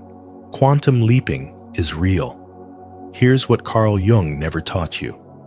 As Carl Jung once said, "Who looks outside dreams, who looks inside awakes." Today, on Spiritual Wisdom, we're diving into a truth that even Jung himself never fully revealed: the reality of quantum leaping and how it can transform your life. This isn't just theory. It's a doorway to personal growth, happiness, and a deeper spiritual awakening. Imagine breaking free from the limits of your current reality and stepping boldly into the life you've always felt was waiting for you. Are you ready to explore what it really means to leap into a higher version of yourself? Share your thoughts in the comments below. Have you ever felt a sudden shift, as if life catapulted you into a new chapter overnight? 1. Quantum jumping is a real, energetic process. Quantum leaping is not simply a metaphor for change, nor is it a mindset trick. It is a vibrational leap, a real energetic process that echoes the mysteries of quantum physics, where electrons do not climb in slow progression, but jump instantaneously from one orbit to another without passing through the space between. This is the hidden pattern of transformation available to us in our own lives. You do not need to crawl step by step toward a new identity, because true change does not come through gradual progression, but through an energetic shift that redefines who you are in a single moment. Spirituality teaches that awakening often arrives like lightning, a sudden illumination rather than a slow dawn. And this is the essence of quantum leaping. You shift identity vibrationally, crossing into the man you were meant to become, the way light instantly fills a room when a switch is flipped. Carl Jung spoke often of individuation, the journey of becoming whole, yet even he never fully explained the instantaneous energetic nature of transformation. The leap is not bound by time or habit, but by vibration. It happens when you stop identifying with the orbit of your old self and accept fully, without hesitation, the frequency of your higher self. This does not mean pretending to be something you are not. It means embodying what already exists in potential, aligning your entire being with a reality that has been waiting for you. A man does not become courageous after years of wrestling with fear. He becomes courageous the moment he decides fear no longer commands him.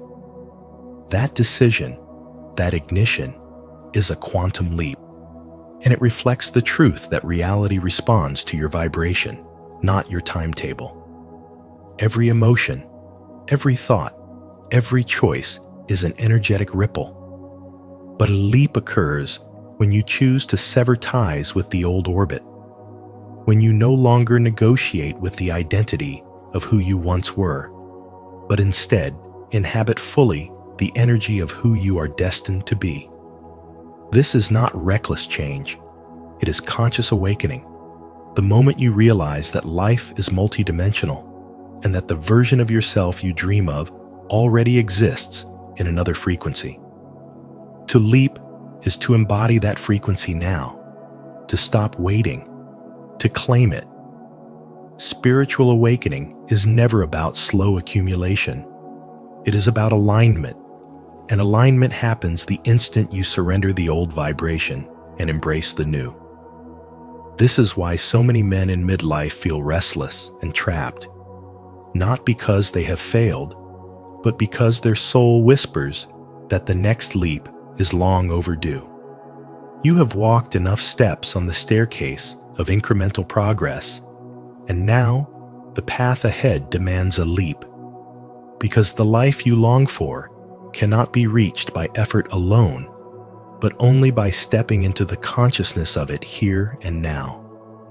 Until you make this shift, your unconscious will continue to steer your path, and you will call it fate, as Jung warned. But when you leap, you seize fate itself and transform it into destiny. A true quantum leap is a spiritual awakening, a deliberate crossing from the man you were into the man you are meant to be.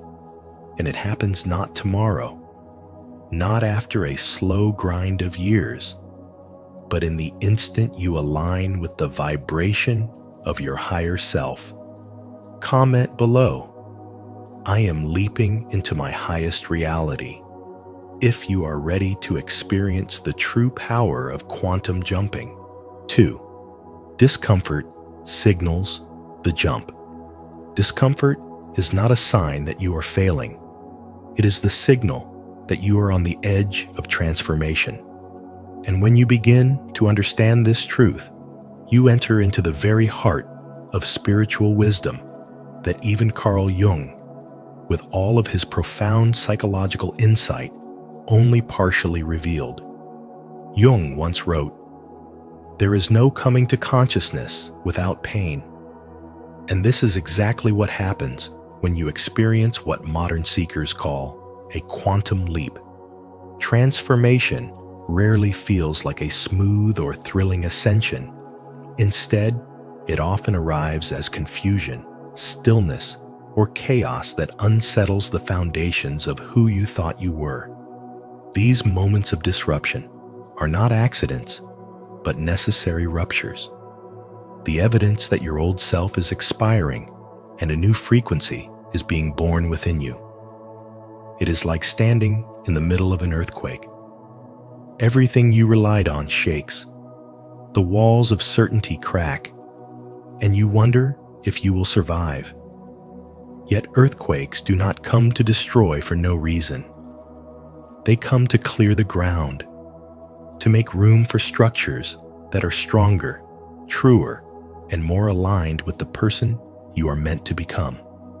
Emotional discomfort, whether it shows up as emptiness, misalignment, or that restless gnawing inside your chest, is not a curse or a flaw, but a signpost from your inner world. Jung often reminded us that the psyche uses symptoms to communicate what the conscious mind is unwilling to face, and that what we repress always returns until we have the courage to transform it. So when you feel restlessness or hollowness, do not treat it as a defect in your character, but as the whisper of your soul, urging you to move forward. Think of a snake shedding its skin. The process looks awkward, uncomfortable, even painful, but without it, the snake cannot grow. You too are shedding an identity that no longer serves the next chapter of your life. And though the process may feel unbearable at times, it is sacred. Too many people believe that spiritual awakening should feel serene, blissful, and filled with light at all times. Yet if you study Carl Jung's spiritual wisdom closely, you will see that true awakening often feels like being dismantled before you are rebuilt. He once said, "People will do anything, no matter how absurd, to avoid facing their own soul," which explains why many run from discomfort instead of embracing it. But avoiding discomfort only prolongs suffering. When you confront the emptiness and step into the chaos with awareness, you open the door to creation itself. This is where quantum leaping takes place, not in comfort, but in courage. What once appeared as pain becomes a sacred teacher, guiding you toward the higher frequency of your authentic self. Picture a man who has spent decades in a stable job, admired for his reliability, yet inwardly he feels numb, restless, and disconnected. From the outside, nothing is wrong, but inside he knows he cannot continue. That discomfort is not proof that he has wasted his life. It is the universe shaking his foundations, preparing him for a leap. If he listens, he might finally follow his true calling, create deeper connections, or begin a new chapter that aligns with his essence. If he ignores the signs, the restlessness will intensify until change is unavoidable. This is the paradox of growth. The pain you most resist often hides the transformation you most need. So when you find yourself lost in confusion, trapped in stillness, or overwhelmed by chaos, remember that you are not broken. You are in the middle of renewal. Your soul is stretching toward a higher vibration, even if your conscious mind cannot yet understand it. Jung warned, "Until you make the unconscious conscious, it will direct your life and you will call it fate."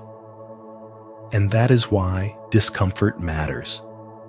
It is the unconscious breaking through the surface, demanding that you evolve. Instead of resisting, trust it. That ache in your chest, that gnawing dissatisfaction, that restless longing are not signs of weakness, but proof that your leap has already begun.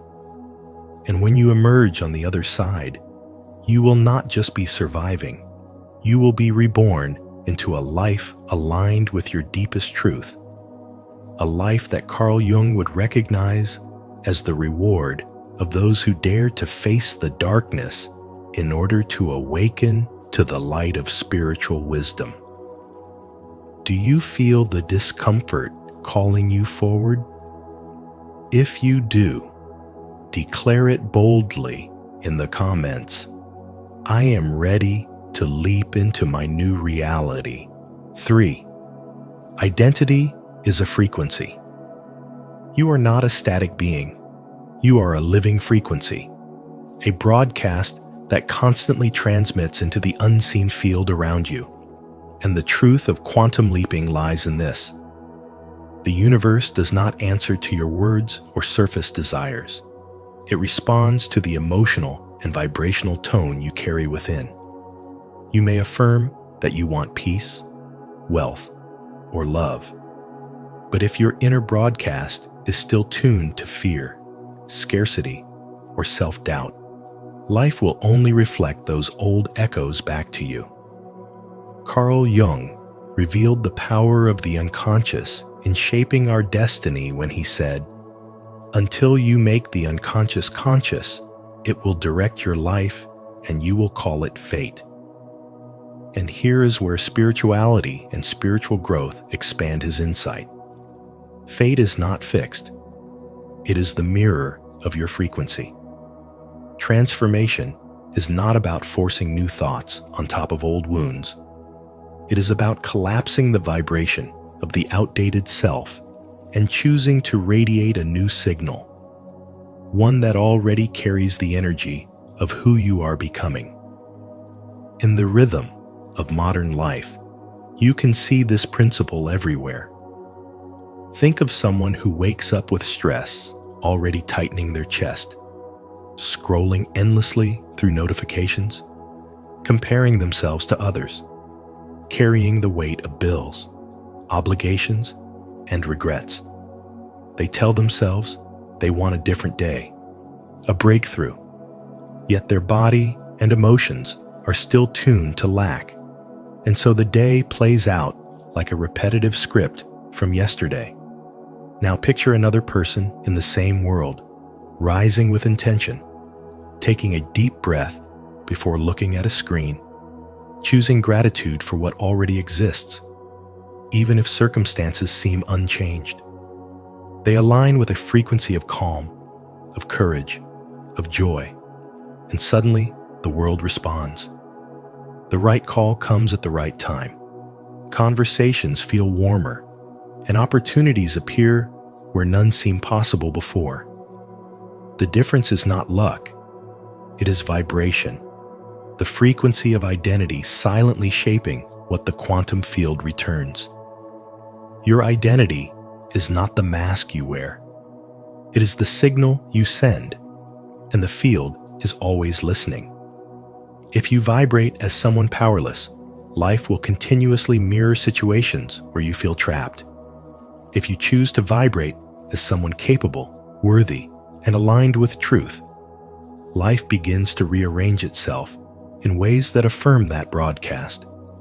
Albert Einstein's timeless reminder, everything is energy, and that's all there is to it. Match the frequency of the reality you want, and you cannot help but get that reality. Points directly to this hidden key. You are not waiting for proof to change. You are broadcasting change before proof arrives.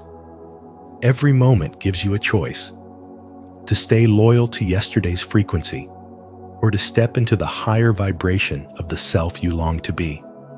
Spiritual growth is the practice of noticing what you are broadcasting and daring to shift it again and again until your outer world aligns with your inner truth.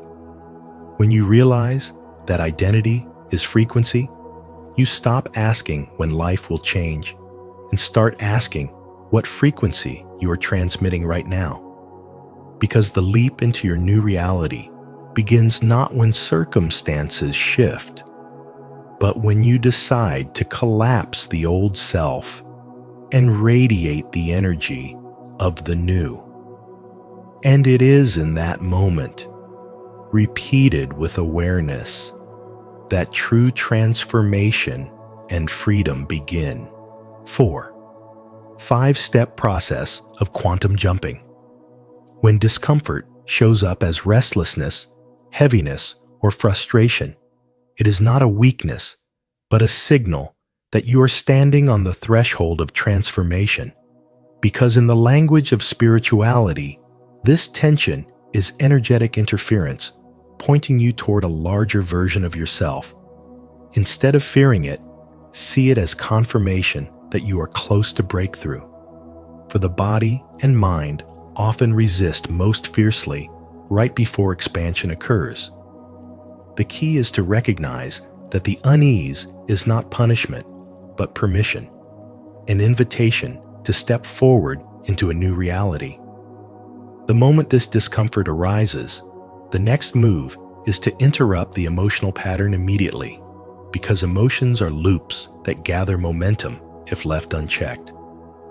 A simple physical change, like shifting your breath into longer exhales, lifting your posture, walking briskly across the room, rinsing your hands with cool water, or even speaking a single sentence of truth out loud snaps you out of the old cycle. By breaking the loop in real time, you create a pause wide enough to insert choice, and that pause is where spiritual awakening begins. From that space, you are called to embody the new timeline even before there is proof. This is not about pretending, but about teaching your nervous system to accept a higher frequency as home. Ask yourself, how would my future self move, breathe, and decide? And then step into it now. Stand taller. Speak with more certainty. Clear the clutter from your environment. Wear something that reflects the man you are becoming. Or write a phrase that your future self would say and declare it aloud. Through these embodied rehearsals, you make confidence and calmness your default, not a distant dream. Once you begin to feel this shift, it is time to take aligned action, not to chase a result, but to signal the universe that you have already become this new version of yourself. Every action is a declaration, so choose something your future self would not delay and do it today. Send the message you've been postponing. Say no to what drains your energy. Dedicate time to building a skill that truly matters. Prepare a nourishing meal, or move your body with focused intention. The power lies in the purity of action, doing it not to grasp an outcome, but to affirm, I am already aligned. The final step is detachment from the outcome. Results may not appear instantly, but holding on to expectation pulls you back into scarcity. The task is to remain in the frequency, no matter what shows up outside you. Return to the breath of your future self.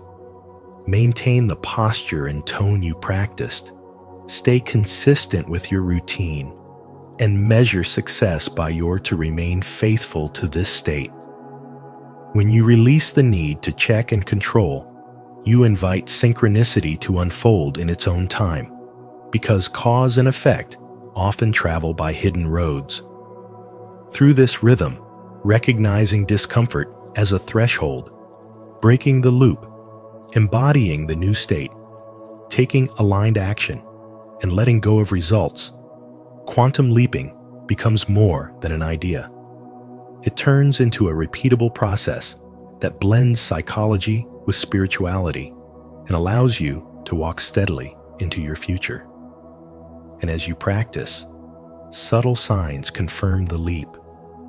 Conversations feel lighter, decisions come easier, temptations lose their grip, and opportunities approach with less resistance, all because you tuned yourself to the frequency of the life you chose to live. If you're ready to apply this 5-step process of quantum jumping into your own life, make sure to like, subscribe, and share your thoughts in the comments below. Let's step into this new reality together. 5. The field responds to emotional congruence, not logic. The field of reality does not bend to clever logic or endless affirmations, but to the resonance of your emotions, because the universe is always mirroring back what you are truly being. You can repeat the word abundance 1,000 times, but if your heart is still heavy with fear, lack, or doubt, the reflection will always be scarcity. This is not punishment, and it is not judgment. It is calibration, a perfect mirror that reveals the frequency you live in. Carl Jung once said, "Until you make the unconscious conscious, it will direct your life and you will call it fate." And this truth shows us why so many remain trapped in cycles of frustration even when they consciously desire change. Their mind may visualize wealth, love, or freedom, but their unconscious emotions vibrate with the opposite, and the field cannot be fooled, because it responds not to words, but to the deepest state of being. Quantum leaping, then, is not about tricking the universe with mental affirmations, but about embodying the energy of the reality you seek so fully that thought, emotion, and belief move as one. Imagine a radio station. No matter how badly you want to hear your favorite song, unless you tune into the right frequency, all you will hear is static. The same principle applies to manifestation. Until your inner frequency matches your desired reality, the field has nothing coherent to amplify. Spiritual wisdom tells us that the shift occurs when you stop living in contradiction, when your body, mind, and soul are no longer at war. Jung's work on the shadow reminds us that what is hidden within us secretly governs our lives, and until we integrate those hidden wounds, they will sabotage our attempts at transformation. Scarcity is not just a thought. It is a state your body remembers. When fear and lack dominate, your nervous system contracts, your energy field tightens, and your perception narrows.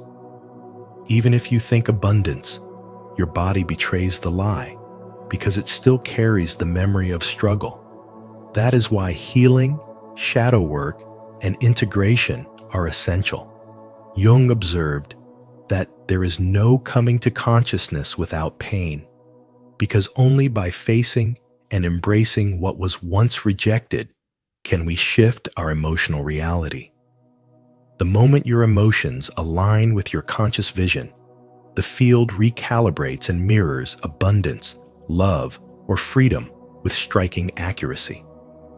The universe, in truth, is an echo chamber of being. You cannot outthink your emotional state, but you can transform it, and this is the real secret of quantum leaping. When your thoughts, feelings, and beliefs flow together in harmony, resistance dissolves, and the field responds instantly. What looks like a miracle is in fact the natural physics of consciousness, and synchronicities, opportunities, and breakthroughs begin to appear as if reality itself is conspiring in your favor. Rumi said, "What you seek is seeking you." And this is not only poetry, but a description of how energy magnetizes when coherence is achieved. You are not being judged. You are being mirrored. The field is not testing you. It is showing you who you are at the level of vibration. To leap into a new timeline, you must stop living in contradiction, because no amount of wishing can override the truth of your emotional frequency. Align your inner state with the reality you long for. Bring the unconscious into light. Heal the fragments of your shadow and embody the abundance you desire. Then the leap is no longer an effort. It becomes a natural unfolding, because the field cannot do anything but reflect the wholeness of what you have become. 6. Doubt collapses the broadcast. Doubt collapses the broadcast because the very instant you ask yourself, "Is it working?" you interrupt the energy that is meant to carry you forward. And in doing so, you weaken the very transformation you are longing for. Constant checking for proof is like pulling a seed out of the soil every day to see if it has sprouted, never giving it the chance to take root. What you truly need in spirituality and spiritual growth is not a fragile belief that shakes when life delays its response, but a broadcast, a clear and unwavering signal of identity that you sustain no matter what the external world reflects back. Think of a radio station. It never stops to check if its sound is reaching you. It simply broadcasts. And because of that constant, the signal inevitably finds the receivers tuned to it. There was once a man who wanted to change his career, yet he sabotaged himself by refreshing his inbox every hour, anxiously searching for confirmation. All this did was drain his energy and reinforce his old identity of waiting and doubting. His shift only came when he decided to live each day as if he were already the professional he envisioned. He dressed the part, spoke with confidence, and invested his time in the work he wanted to embody. Within months, opportunities aligned with his new identity began to appear as if by magic. As Carl Jung once said, "Until you make the unconscious conscious, it will direct your life and you will call it fate." Broadcasting is precisely this act of turning your chosen identity into a conscious signal that you send out, without tearing it down by demanding immediate evidence. Doubt acts like static on the frequency, clouding your message so that the universe cannot respond clearly, while faith in your broadcast is a clean channel through which synchronicity can move. This is why spiritual wisdom has always taught that faith is the substance of things hoped for, the evidence of things not seen. Because the unseen is not less real. It is simply not yet visible. Instead of asking, "Is it working?" the only question that matters is, "Am I still broadcasting?" If the answer is yes, then your role is simply to sustain the signal, because reality will always adjust itself to match the frequency you hold. Your life does not change by chasing proof, but by becoming the steady signal of the life you choose. When you live inside that unwavering broadcast, the proof will not only appear, it will flood you, because reality has no choice but to echo back the vibration you have been faithfully sending. Stay connected with our spiritual wisdom community by subscribing to the channel. Here, we uncover hidden truths and walk together on the path of awakening. Remember, doubt collapses the broadcast, but faith keeps your energy aligned with the abundance already waiting for you. 7. Jumping creates chaos. It's not a sign of failure. A quantum leap is never as smooth as we wish it to be, because when you shift into a new frequency, the field of your life begins to reorganize itself in ways that can feel chaotic and unsettling. What once felt secure suddenly unravels, not as a sign of failure, but as proof that the old structures are being dismantled to make room for something greater. Silence from friends, distance in relationships, or even the loss of opportunities are not punishments, but clearings. The frequency you lived in before cannot survive in the higher vibration you are moving toward. And just like a house being taken apart brick by brick, the dismantling is necessary for the new design to emerge. This process can be disorienting because you are leaving behind familiar territory. And as Carl Jung reminded us, in all chaos there is a cosmos, in all disorder a secret order, meaning that even the confusion has an intelligence working beneath it. When you experience this unraveling, it is easy to misinterpret it as rejection or abandonment, but in truth, it is the universe aligning you with what matches your authentic path. A man who left his corporate job after 2 decades to follow his calling as a healer described how quickly the life he knew began to fall apart.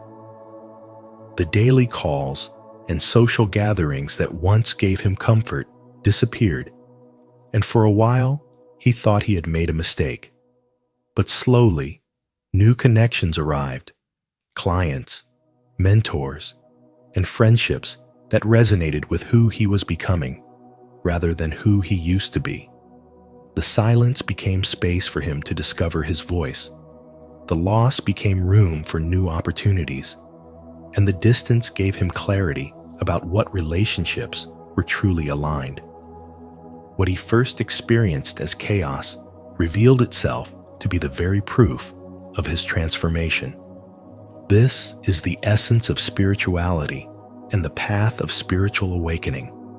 To recognize that what looks like disorder is often a hidden order, working to reshape your life to match your new frequency. You may feel stripped of what once defined you, but this is no different than a snake shedding its skin so it can grow. Misalignments surface so they can be released, and the unraveling is not a collapse, but a rebirth. Each silence, each distance, and each loss carries within it the seed of a new beginning. If you can trust this process, you will see that chaos is not the end.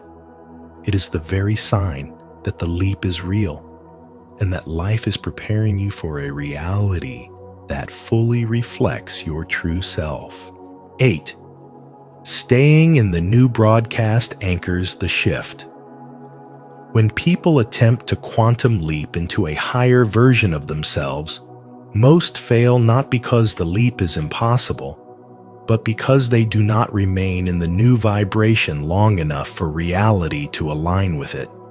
They jump with excitement, but impatience and old conditioning quickly pull them back into their familiar patterns, and in that collapse, they mistakenly believe the leap has failed.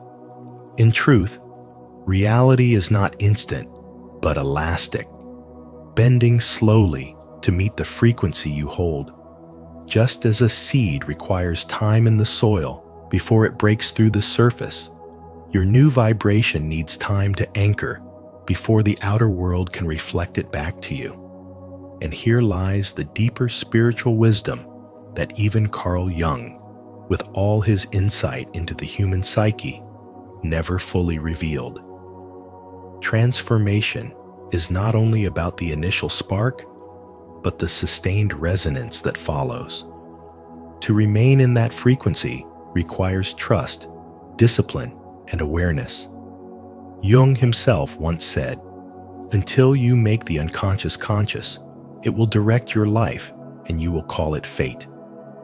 The unconscious pulls of fear, doubt, and impatience are what drag you back into your old life. And unless you confront them, you cannot sustain your new identity. It is in the moments when no one is watching, in the silence of your own thoughts and emotions, that your true broadcast is sent into the universe. What you feel when the world is not looking shapes reality more than what you perform publicly, because vibration speaks louder than words. If your inner life is scattered between faith and doubt, your signal is fragmented. But when your inner life is steady in trust, reality has no choice but to bend toward it. Every time you question, "Why hasn't it happened yet?" you are unknowingly sending out the vibration of lack, and lack cannot create abundance. Impatience is not just restlessness, it is mistrust in disguise, and mistrust interrupts the leap. To hold the vibration is to dwell in the as if, to embody already having what you desire until it becomes natural, until it seeps into your unconscious and becomes your default state. William James reminded us that belief creates the actual fact, and belief is not measured in moments of passion, but in the quiet consistency of your inner stance. Ralph Waldo Emerson echoed this truth when he said, "The ancestor of every action is a thought. For when thought is sustained with unwavering feeling, it inevitably becomes reality."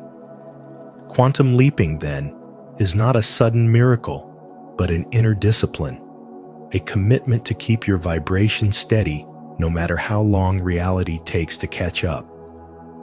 This is where true spiritual awakening begins, because spirituality is not only belief in the unseen, but the patience to live within it until the seen transforms. The leap is real the moment you refuse to collapse, the moment you choose trust over doubt, the moment you breathe through the silence and remind yourself that the shift is already unfolding. When your inner broadcast stays aligned, reality has no choice but to respond. And so the great lesson, beyond Jung's exploration of the unconscious, is that you are not only a seeker of hidden truths, but also a transmitter of frequencies that shape the world. What you feel when no one else can see is not just a private moment, it is the seed of your new reality. If you're still with us on this journey, comment below, "I'm anchored in the shift." Your words show us that you're ready to stay in the new broadcast and help us build this community together.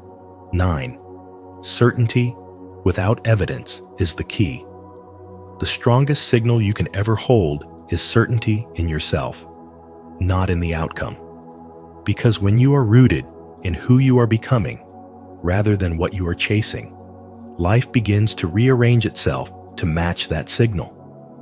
The field, as Carl Jung hinted but never fully taught, responds with greater speed when you stop needing proof. Because proof is only the echo of your inner state. Reality never bends to frantic effort or desperate control. It bends when you consistently embody the signal of who you already know yourself to be. Think of how often in daily life people delay stepping forward until the evidence arrives, waiting for the promotion before claiming leadership, waiting for validation before speaking their truth, waiting for a perfect sign before trusting love. Yet the real shift comes when you flip the order, when you stop auditioning and begin living as though your role is already secured. A modern story illustrates this. A man who wanted to start his own business kept postponing his launch until he had one more degree, one more investor, one more nod of approval. But the day he wrote down, "I am a capable founder who builds solutions people need," and began acting from that certainty, introducing himself that way, creating as though it were real, organizing his life around it, doors opened with unexpected ease. Clients and partners showed up, not because he forced results, but because his signal was finally clear. This is spirituality made practical. This is spiritual growth lived, not as abstract belief, but as daily choices rooted in trust. You can feel it in your own body the moment you stop negotiating with doubt. Your breath steadies, your posture shifts, and your voice carries conviction because you are no longer waiting for evidence to tell you who you are. Certainty is not arrogance or denial. It is alignment with a chosen identity that you hold through both victories and setbacks, adjusting methods when needed, but never abandoning the signal. This is the essence of a quantum leap, not a magical rescue. but a disciplined identity shift that pulls results into orbit around you. To live this truth, craft one clear sentence about who you are and practice being that signal without checking for proof. Honor daily rituals that anchor your certainty. Keep promises to yourself to strengthen trust, and let outcomes inform your tactics, but never your self-definition. The field will mirror you more quickly when you stop demanding signs and instead become the sign. And when you remain consistent long enough, reality itself has no choice but to reorganize around your unwavering presence. 10. Don't seek proof. Become the signal. What if the real reason you remain stuck is not because life is blocking you, but because you keep transmitting the same frequency of the past instead of aligning with the energy of the future you desire? In the language of spirituality and spiritual awakening, this is the essence of a quantum leap. It is not about chasing proof from the outside. It is about becoming the living proof yourself. When you pause and ask, "Am I broadcasting my future, or am I rehearsing my past?" you open a doorway to transformation, because every thought, every feeling, and every inner rehearsal is a signal sent into the field of possibility. Carl Jung spoke profoundly about the unconscious shaping our lives, yet he never showed us how deliberately shifting our inner broadcast could realign us with new timelines. That is where spiritual wisdom expands the conversation, revealing that the leap is never dramatic or chaotic. It arrives quietly, subtly, and in perfect elegance, showing itself not through explosions of change, but through alignment that feels natural, inevitable, and deeply right. You begin to notice coincidences that cannot be ignored, synchronicities that feel like signposts placed precisely in your path, and opportunities that seem to appear as if summoned by your very thoughts. These are not random accidents. They are confirmations that your signal has shifted, that you are no longer tethered to the old narrative, but walking inside a new one. Consider the man who, for years, wakes each morning rehearsing the same story of frustration about his job, repeating words of limitation, and unconsciously tying himself to a cycle he secretly hates. The moment he dares to imagine something different, the moment he begins to carry himself as though the future he longs for is already unfolding, his signal changes. At first, the shift is invisible, but slowly, small cracks in the old reality appear. A conversation overheard, a new connection introduced, an unexpected opening revealed. Within months, he finds himself living a reality once beyond reach, not because the world magically changed, but because his signal called it into existence. This is why, when you feel that subtle, elegant shift inside, you must not dismiss it as mere coincidence. It is evidence. Every synchronicity is the universe whispering, "Yes, you jumped." The true proof is not external validation, but the undeniable realignment of your inner world with what now flows into your life. The leap does not require shouting or demanding. It requires broadcasting a new frequency with such clarity that reality itself bends to meet you. This is the heart of spirituality, the living pulse of spiritual awakening. To stop seeking proof and instead become the signal. Because once you embody the future you desire, life cannot resist reflecting it back to you. Throughout this video, we explored the hidden truth behind quantum leaping and how it connects with ideas Carl Jung never fully explained. You've discovered that a leap isn't just a metaphor, it's a real shift in consciousness, a bridge between who you are today and the life you are capable of living. Now the question is, will you dare to apply these principles in your own life? Every step you take with awareness can open new possibilities for growth, happiness, and spiritual awakening. Share your thoughts in the comments below. Do you believe you are ready to take your quantum leap? Don't forget to like this video, subscribe to Spiritual Wisdom, and hit the notification bell so you never miss the next journey into deeper truths.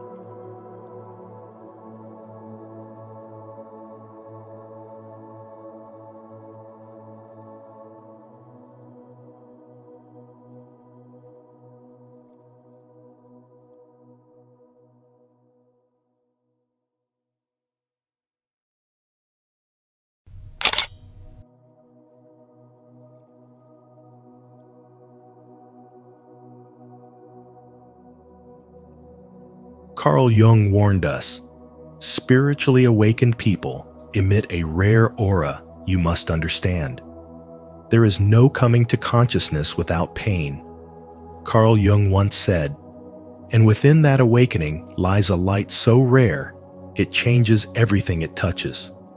In this video, we're going to explore what Jung called the presence of the individuated person, the mysterious aura of those who have reached spiritual awakening. It's not something they try to create. It's what shines through once they've stopped hiding their truth. If you've ever felt drawn to certain people without knowing why, or sensed an energy that calms your soul, this message will speak directly to you. Watch closely, and as you do, reflect on your own journey. Are you beginning to radiate that rare spiritual light? Comment below what awakening means to you, and let's awaken together here on Spiritual Wisdom. 1. The unified field. Inner harmony creates outer peace. Spiritually awakened people radiate a kind of calm that cannot be faked, a peace that seems to flow effortlessly through them. It's not because they are trying to appear serene or enlightened, but because they have resolved the conflicts that once tore them apart inside. Carl Jung called this state psychological coherence, the moment when a person's thoughts, emotions, and actions finally move as one. There is no longer a war between what they think, what they feel, and what they do. Through spiritual awakening, they've integrated every fragment of themselves into harmony.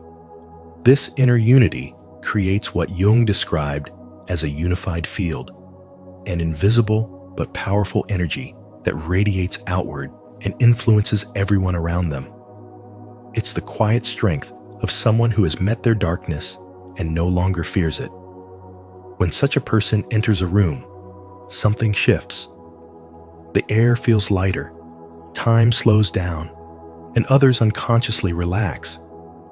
Their presence soothes the nervous systems of those nearby, not because they're doing anything special, but because they are aligned within.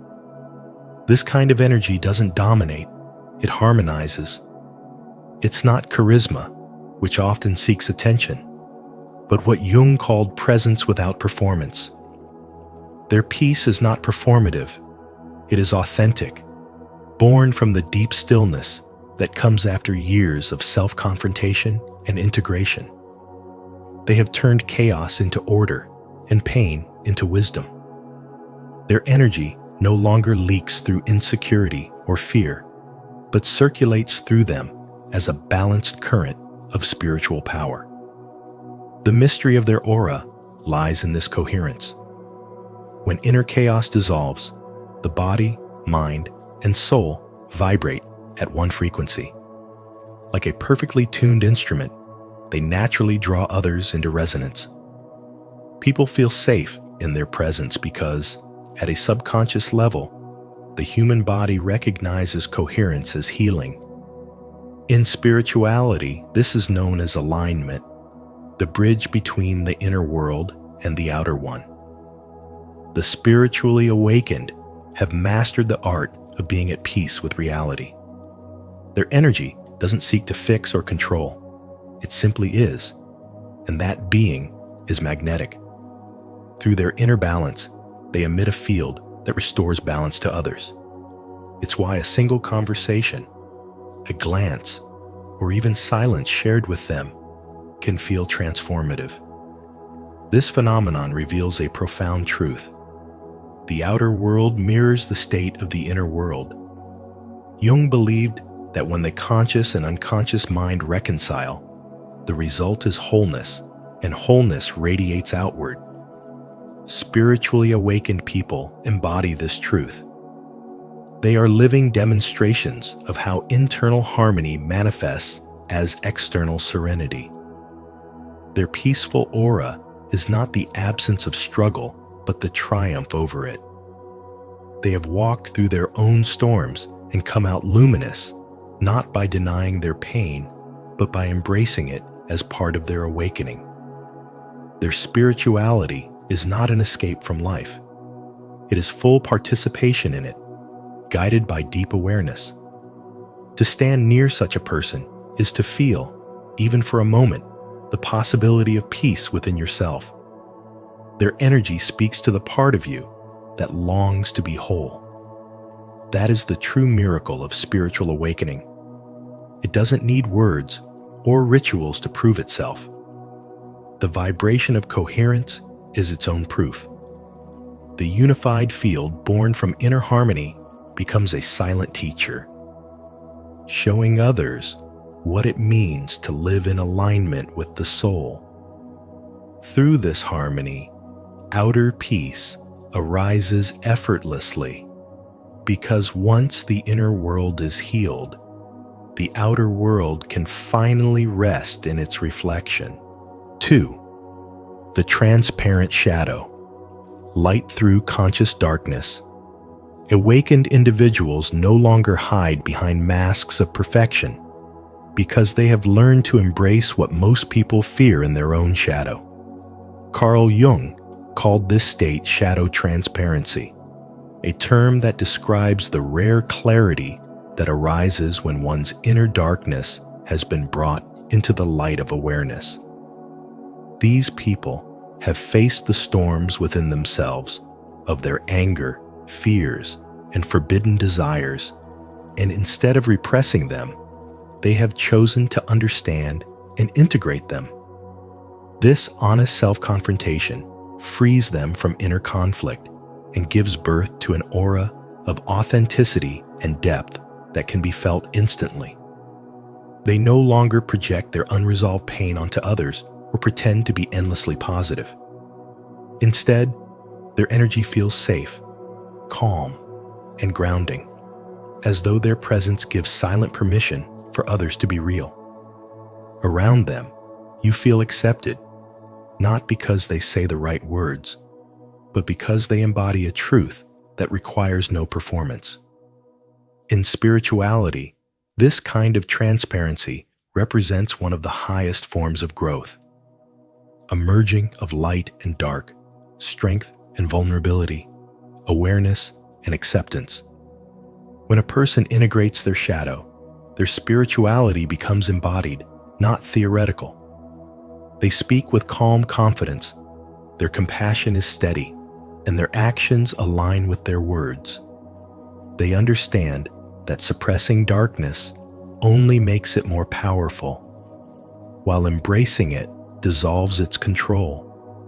This awareness turns them into mirrors of truth for those around them, quietly encouraging others to drop their pretenses and meet themselves honestly. They no longer need to prove their goodness because their peace speaks louder than any performance could. The spiritual growth they embody is not about escaping the world, but mastering the self within it. Jung believed that enlightenment is not achieved by avoiding darkness, but by becoming conscious of it. Most people deny their flaws and carry the burden of pretending to be good, but spiritually awakened souls have walked through their inner chaos and found wisdom there. They know that anger, jealousy, and pain are not enemies, but signals pointing to unhealed parts of the self. Through deep self-awareness, they have transformed judgment into compassion, fear into understanding, and shame into humility. That transformation gives their energy an almost magnetic calm, a feeling of wholeness that can be sensed even before they speak. It's why others feel drawn to them, not for what they do, but for who they are. This state of being cannot be faked. It is the natural result of doing the deep inner work that most avoid. A person who has faced their shadow carries a grounded stillness that cannot be shaken by external chaos. They are no longer ruled by reactions, but guided by awareness. Their presence itself becomes healing, because it reminds others of what's possible when one stops running from oneself. In their company, the human heart feels seen, the soul feels safe, and the mind begins to quiet. This is what true spirituality looks like, light shining through conscious darkness, not the denial of it. And when you begin to embrace your own shadow in this way, you'll discover that your deepest wounds were never meant to destroy you. They were meant to awaken you into wholeness. Have you ever faced your own shadow with complete honesty? If you've experienced moments where darkness revealed your deepest light, share your story in the comments so others can learn from your journey. If not, simply comment, "I will try." Together, we'll walk through the transparent shadow and discover the light within. 3. The timeless presence, living in the eternal now. Awakened individuals no longer hide behind masks of perfection because they have learned to embrace what most people fear in their own shadow.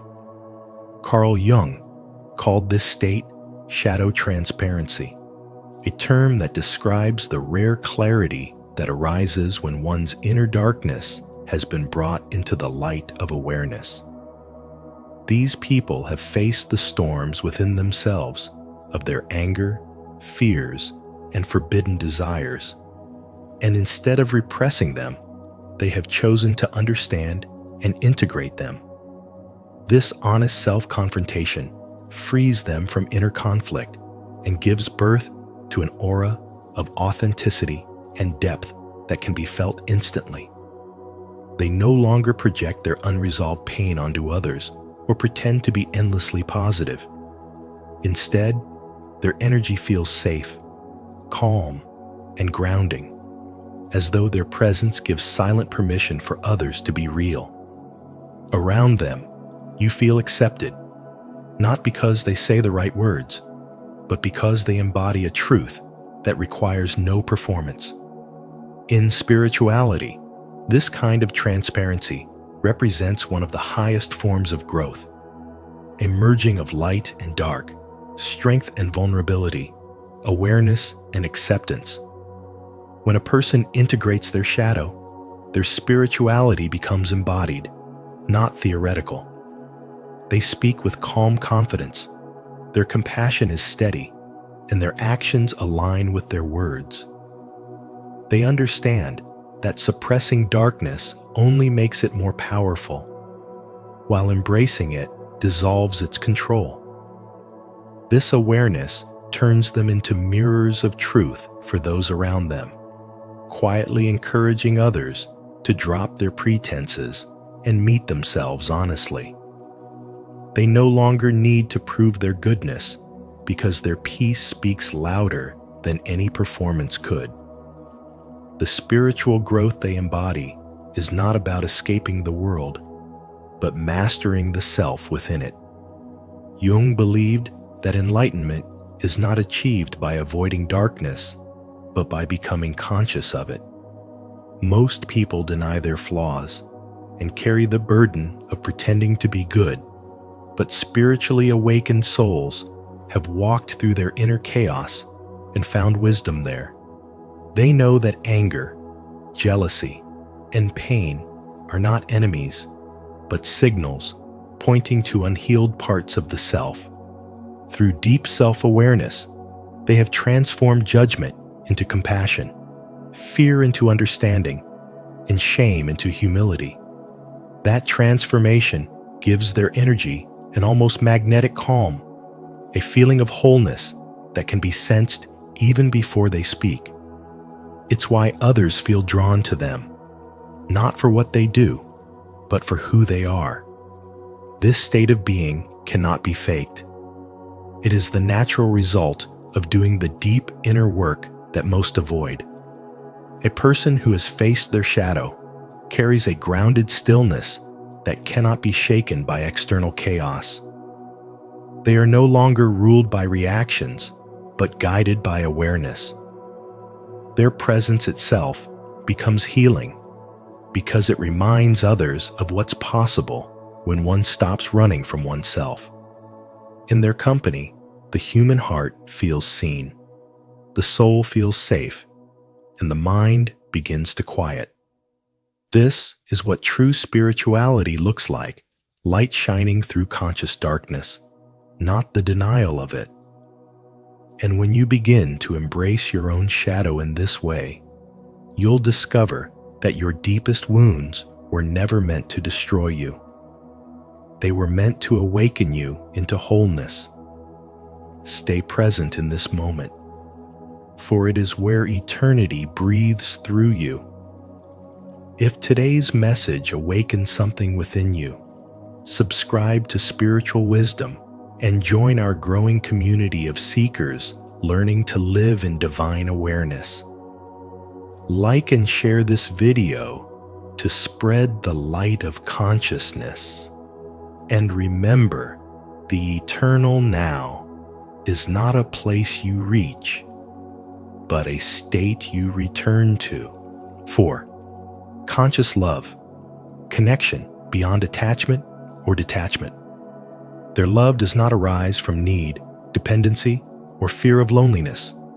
It flows from wholeness, awareness, and spiritual maturity. Carl Jung described this rare form of affection as conscious love, the capacity to care deeply without the urge to control, possess, or merge identities. For those walking the path of spirituality and spiritual awakening, love transforms from a grasping emotion into a state of clear presence. It no longer seeks validation or safety from another. It becomes an act of recognition, seeing the divine in another soul without losing oneself in the process. Conscious love understands that real connection cannot exist where freedom is absent, and so it balances closeness with space, devotion with detachment, tenderness with truth. This love has boundaries, yet those boundaries are not walls. They are doors of respect. Spiritually awakened individuals can say both yes and no with equal compassion because they understand that love is not about pleasing others, but honoring what is sacred within and between. Saying yes when the heart is open invites genuine intimacy, and saying no when the energy feels misaligned protects peace and integrity. Their decisions come not from fear, but from clarity. As Jung taught, until you make the unconscious conscious, it will direct your life, and you will call it fate. Through awakening, these individuals have made love conscious. They see their patterns, their shadows, and their projections.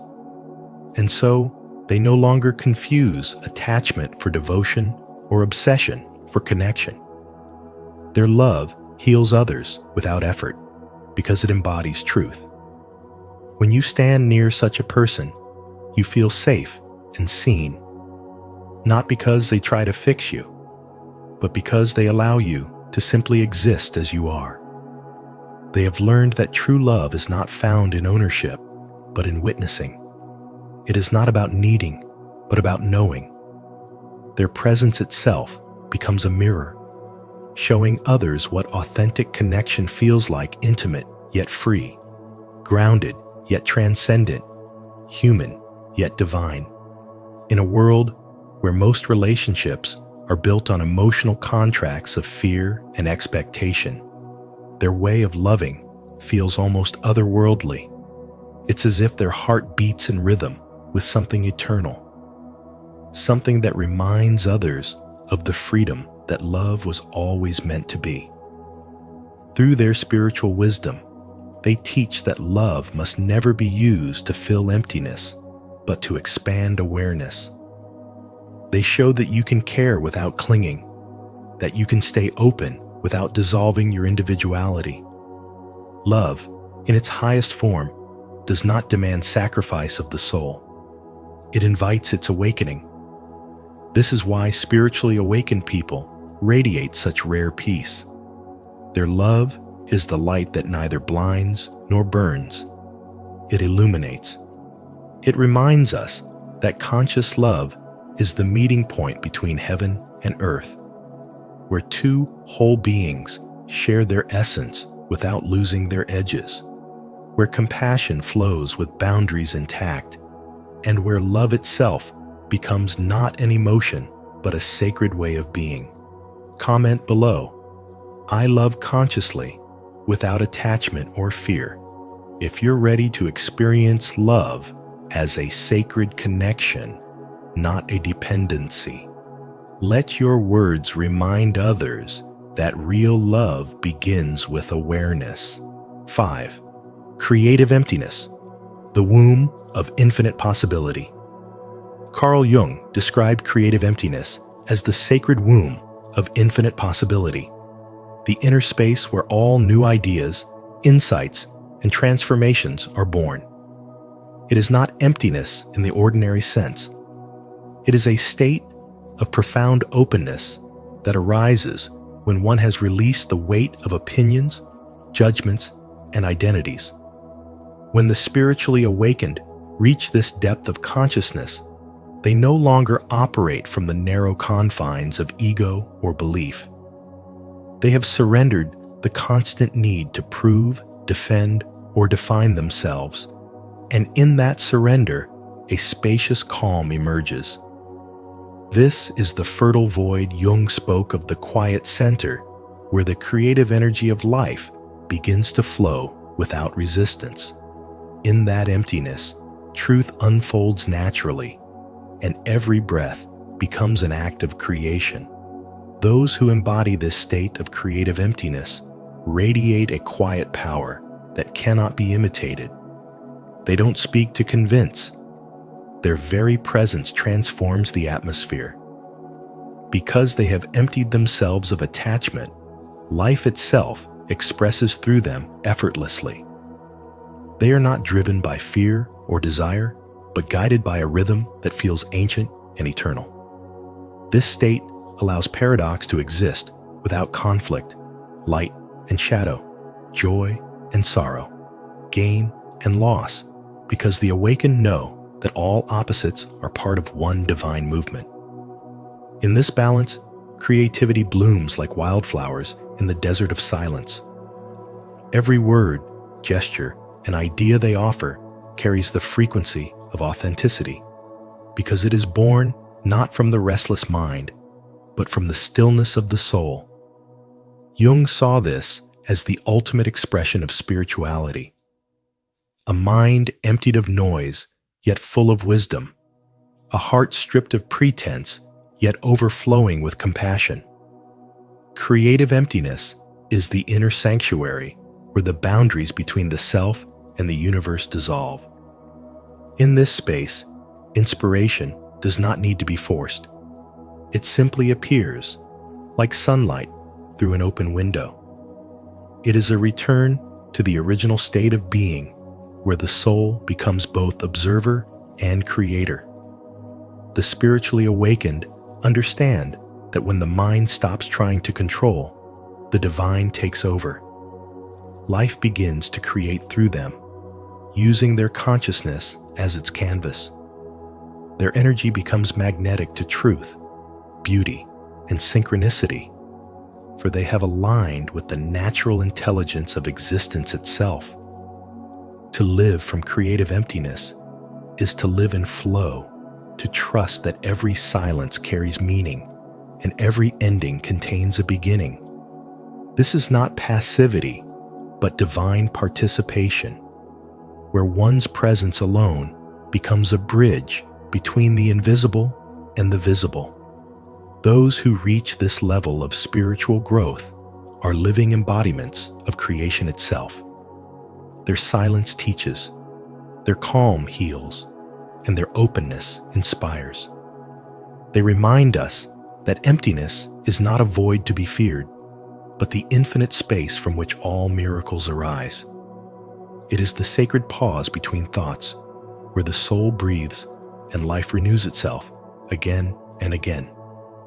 In that stillness, the awakened discover the truth Jung pointed to, that creativity, spirituality, and transformation are born not from doing more, but from becoming less, until only the pure presence of life remains, boundless and free. To affirm your connection to the infinite creative source within, declare your intention.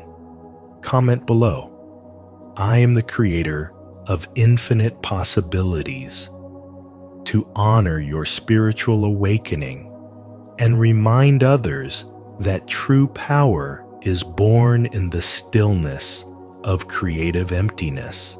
And remember, the aura of a spiritually awakened soul is not something you chase, it's something you become.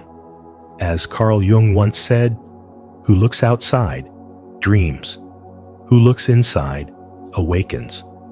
If this message resonated with you, take a moment to reflect on your own inner light and how it shapes the world around you. If you enjoyed today's video, please like, share, and subscribe to Spiritual Wisdom. And don't forget to turn on the notification bell so you never miss our upcoming explorations into the depths of the soul. Until next time, stay awakened and let your rare aura shine. Carl Jung reveals, you are a living karma. People regret how they treated you.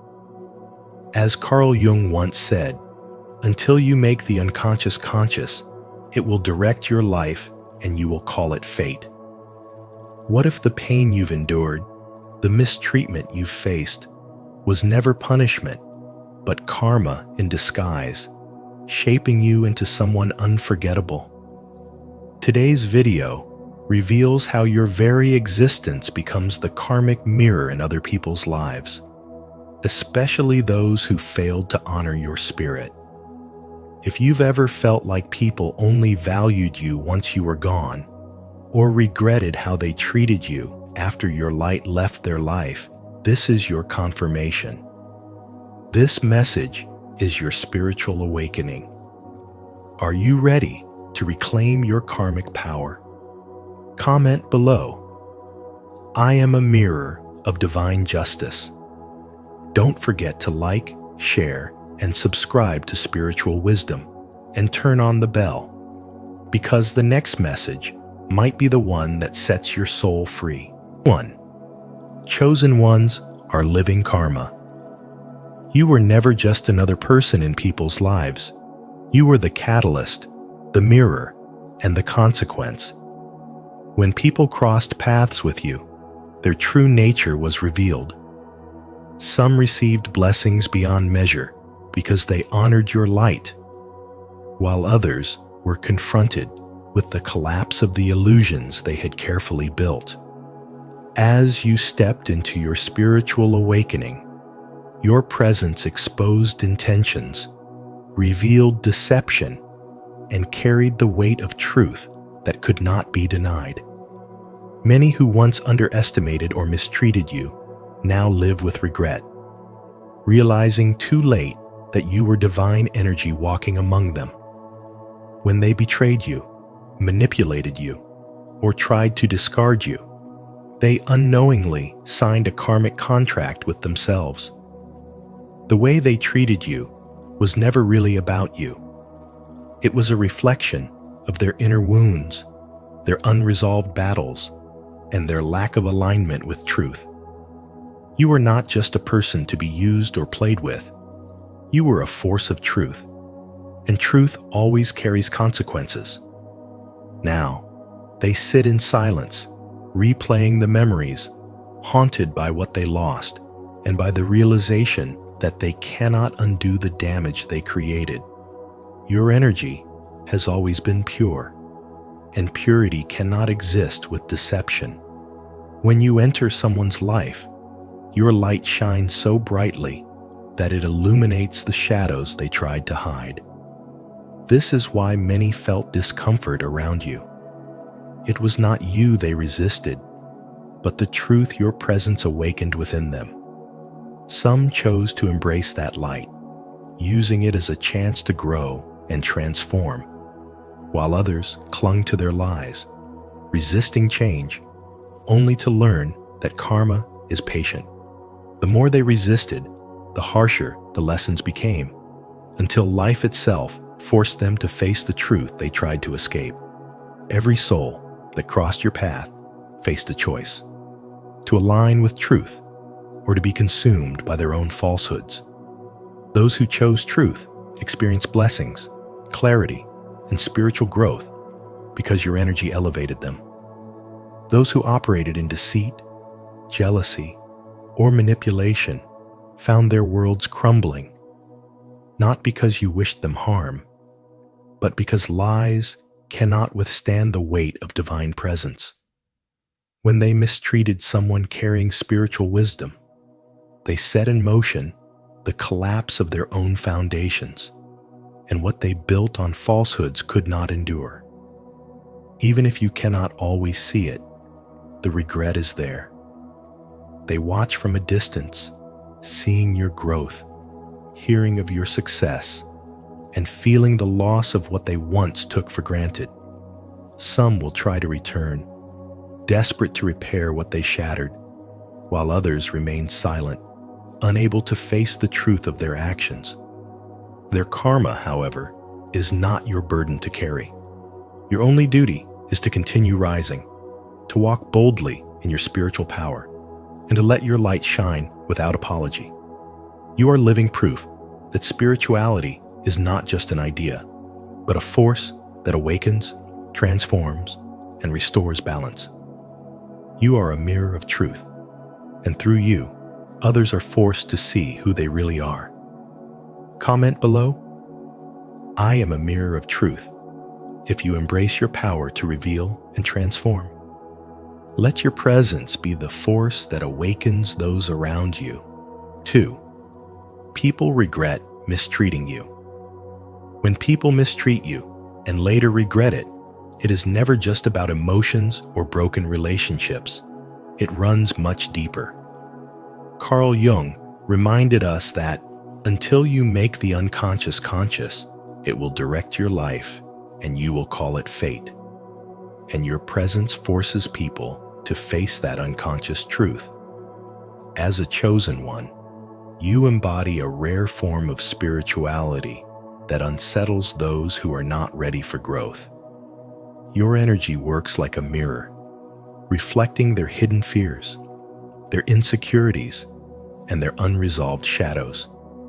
Some resist that reflection, refusing accountability, rejecting development, and mocking the very light that was sent to bless them. But the moment you step away, the absence of your spiritual presence shifts the balance of their lives.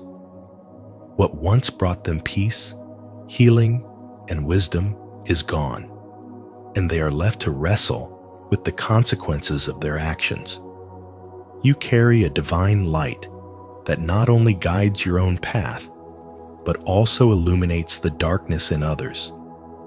When people betray, deceive, or dismiss you, they are not simply harming you. They are rejecting the higher frequency of spirituality you brought into their lives. And the universe, which always seeks balance, responds with precision. Ralph Waldo Emerson said, "The only person you are destined to become is the person you decide to be." Those who choose manipulation, envy, or deceit align themselves with negativity, and karma begins its work.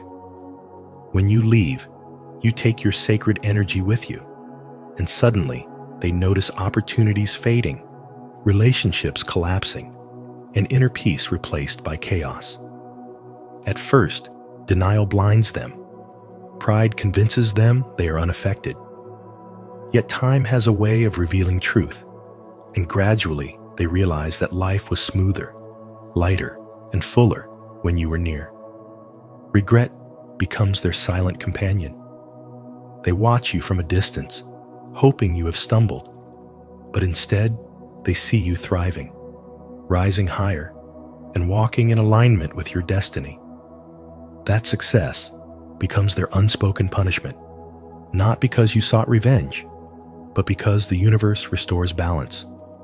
As written in Galatians chapter 6, verse 7, "Do not be deceived. God is not mocked. A man reaps what he sows."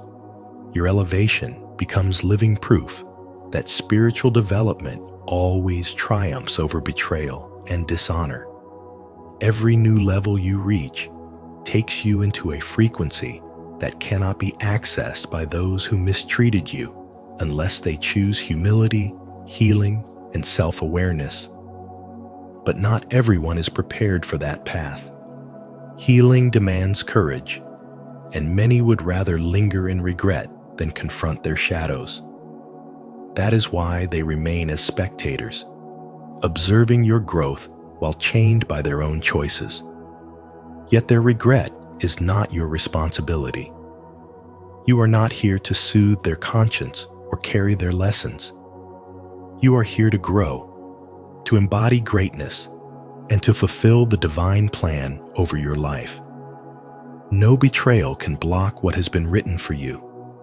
So let them watch and let them wonder, but never let their regret hold you back.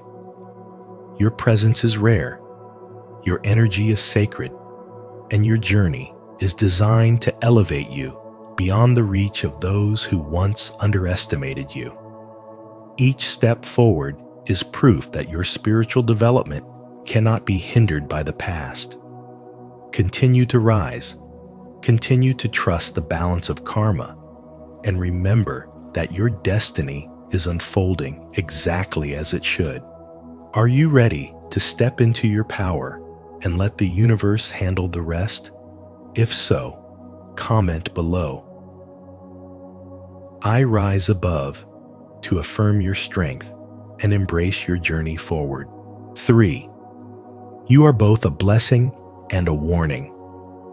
You are both a blessing and a warning, a mirror that reveals what others try to hide within themselves. For those ready to evolve, your presence is a light that guides them toward transformation. But for those who resist change, you awaken shadows they would rather ignore. Some respond with gratitude, while others react with jealousy, resentment, or even betrayal.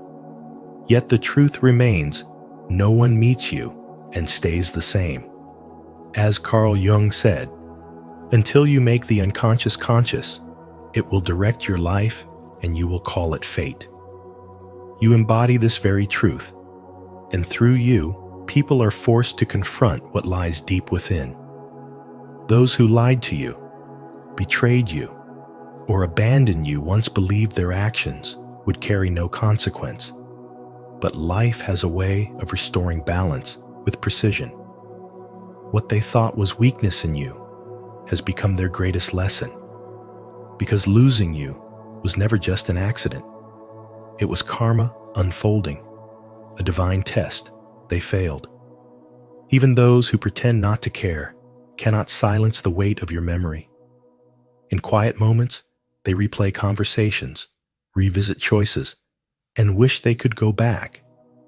You were not just another person in their story. You were the awakening they were not ready for, a reminder of what they could have gained had they chosen growth instead of fear. The pain they caused was meant to break you, but instead, it became the catalyst for your transformation. Their betrayal carved the path for your strength. Their rejection ignited your wisdom, and their absence opened the space for you to align with your higher purpose. As you rose into this strength, you no longer sought validation from those who could not see your worth. You began to embody your truth with confidence, walking forward not as someone wounded, but as someone reborn. And now, they watch you thrive, realizing too late that they were given a rare opportunity to grow beside you. But instead, they resisted the very light that could have elevated them. Their regret is not only about losing you, it is about knowing they turned away from a divine chance to evolve. You are not here to be mistreated or undervalued. You are here to embody intelligence, spiritual wisdom, to awaken those who are ready, and to expose those who are not. When people betray or reject you, it is never a reflection of your worth. It is a reflection of their own limitations. Karma ensures balance, not out of revenge, but to remind every soul that choices carry consequences. As Rumi once wrote, "The wound is the place where the light enters you." Your wounds became the gateway to your awakening, and your scars became the map of your strength. You are not chasing love, respect, or recognition. You are attracting them naturally by living your truth. And as you walk forward, you remind the world that your journey is not only about you, but about awakening everyone who crosses your path. 4. You are a reflection and a test. You were never just another person walking through life. You were always a mirror, a reflection of truth that others could not ignore. Simply by being yourself, you revealed the hidden nature of those around you. Some felt uplifted and inspired in your presence because your light awakened the part of them that longed for growth. Others, confronted by their own shadows, rejected you, mistreated you, or even betrayed you. Their treatment of you was never about your worth. It was always a reflection of their own inner struggles. As Carl Jung said, everything that irritates us about others can lead us to an understanding of ourselves. In this sense, you are living karma, a reminder that no one can escape the energy they release into the world. Your energy works like a spiritual mirror, exposing what lies beneath the surface. Those who are honest and aligned with growth recognize you as a blessing. They see in you wisdom, resilience, and authenticity, and they are drawn closer to their own truth through your presence. But those who live in dishonesty and illusion feel threatened by you. Your light unsettles them, reminding them of their own shortcomings, and instead of confronting themselves, they project their discomfort onto you. They may belittle you, disrespect you, or try to dim your presence, but none of this defines you. Their actions are only proof of their own fear and insecurity. This is why some people feel peace around you, while others carry resentment. Those who cherish you are walking in alignment with truth. They feel your energy as guidance. Those who resist you are clinging to falsehood, unable to face what your presence reveals. In modern life, you can see this clearly in relationships, workplaces, and friendships. Genuine souls will honor you, while insecure ones will compete, gossip, or try to undermine you. But their reactions are not yours to carry. You are not meant to shrink yourself to ease their discomfort. The universe balances everything, and the law of karma never fails. When people mistreat you, they set the stage for their own lessons. Life has a way of circling back, showing them the cost of their choices. You don't need to seek revenge or prove anything. The same people who overlooked or betrayed you will one day regret it, not because you wish for it, but because they will feel the emptiness of losing your energy. Your presence is not replaceable, and its absence becomes a silent teacher. You were never meant to fit in. You were meant to stand apart as a beacon of truth. Being chosen comes with challenges, isolation, misunderstanding, and betrayal. Yet it also comes with divine protection. Every difficulty strengthens your spirit and deepens your wisdom. Your task is not to fight battles already taken care of by the universe, but to keep shining, keep walking, and trust the path unfolding before you. Those meant to journey with you will find you, and those who cannot handle your light will remove themselves. Your presence alone is enough. You are living karma, a reflection of truth, and proof that no one escapes the energy they put into the world. If this message resonates with you, comment below, "I am a mirror," to embrace your true reflection and attract clarity into your life. 5. You trigger change in people. There is a power within you that you may not even recognize, yet others feel it the moment they are in your presence. Carl Jung reminded us that until you make the unconscious conscious, it will direct your life and you will call it fate. And this is exactly why your energy unsettles people. You are not trying to intimidate or expose them, but your very being becomes a mirror, reflecting the parts of themselves they work so hard to hide. Your presence draws out their shadows, their unspoken guilt, their buried insecurities, and that is why some people feel nervous, restless, or even threatened around you. Gloria Steinem's words capture this perfectly. The truth will set you free, but first, it will make you uncomfortable. You are that uncomfortable truth, a living reminder of what they are avoiding within themselves. Because of this, some may distance themselves or even mistreat you, not because you are in the wrong, but because your light reveals what they cannot bear to face. They may mock you, betray you, or dismiss your kindness, but every action is just a reflection of their inner conflict. Yet life is always ruled by balance, and spiritual wisdom teaches us that energy will always return to its source. The love you give, the patience you show, the light you carry, all of it will come back multiplied. And the pain, dishonesty, or cruelty directed toward you will also circle back, not through your revenge, but through the natural laws of karma.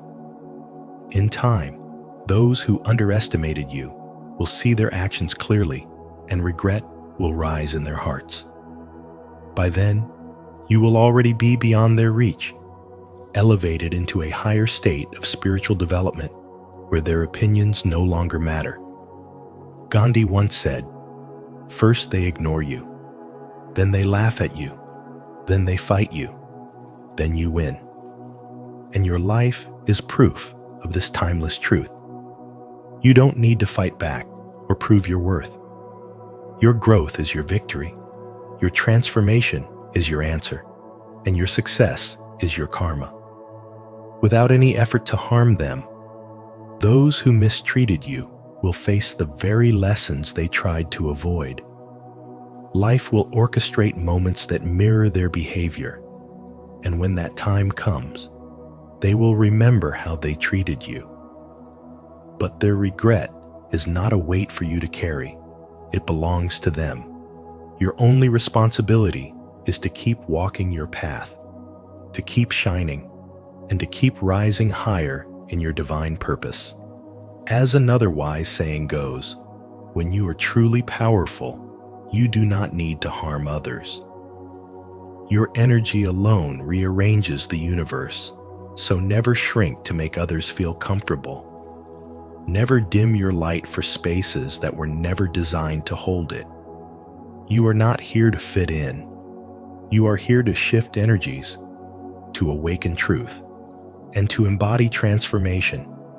Spirituality is not about pleasing everyone. It is about living as proof that light always overcomes shadow. Those who mistreated you will eventually look back with regret, but by then, you will already be walking in your destiny, radiant and untouchable. Your life itself is a lesson in spiritual wisdom, and your energy is the undeniable reminder that the universe always brings balance. If this message resonates with you, affirm your power in the comments. My energy transforms everything around me. I embrace my divine presence and limitless potential. 6. You disrupt illusions. You disrupt illusions simply by existing, because your very energy carries a force that unsettles those who hide behind deception. You do not need to expose lies with effort, for your essence itself reflects truth. When you enter a room, facades begin to crumble, not because you attack them, but because authenticity naturally dissolves what is false. Those who resist change feel uncomfortable in your presence, and instead of admitting that your light reveals their shadows, they project blame onto you. They see you as the cause of their unease, when in reality, you are the mirror reflecting what they do not wish to face. For some, you embody living karma. You do not wish harm upon anyone, but your spiritual awakening acts as a constant reminder of the integrity and courage they lack. Carl Jung once said, "Until you make the unconscious conscious, it will direct your life and you will call it fate." In the same way, your presence forces others to confront what they hide, and when they are not ready, they turn to criticism, rejection, or attempts to dim your light.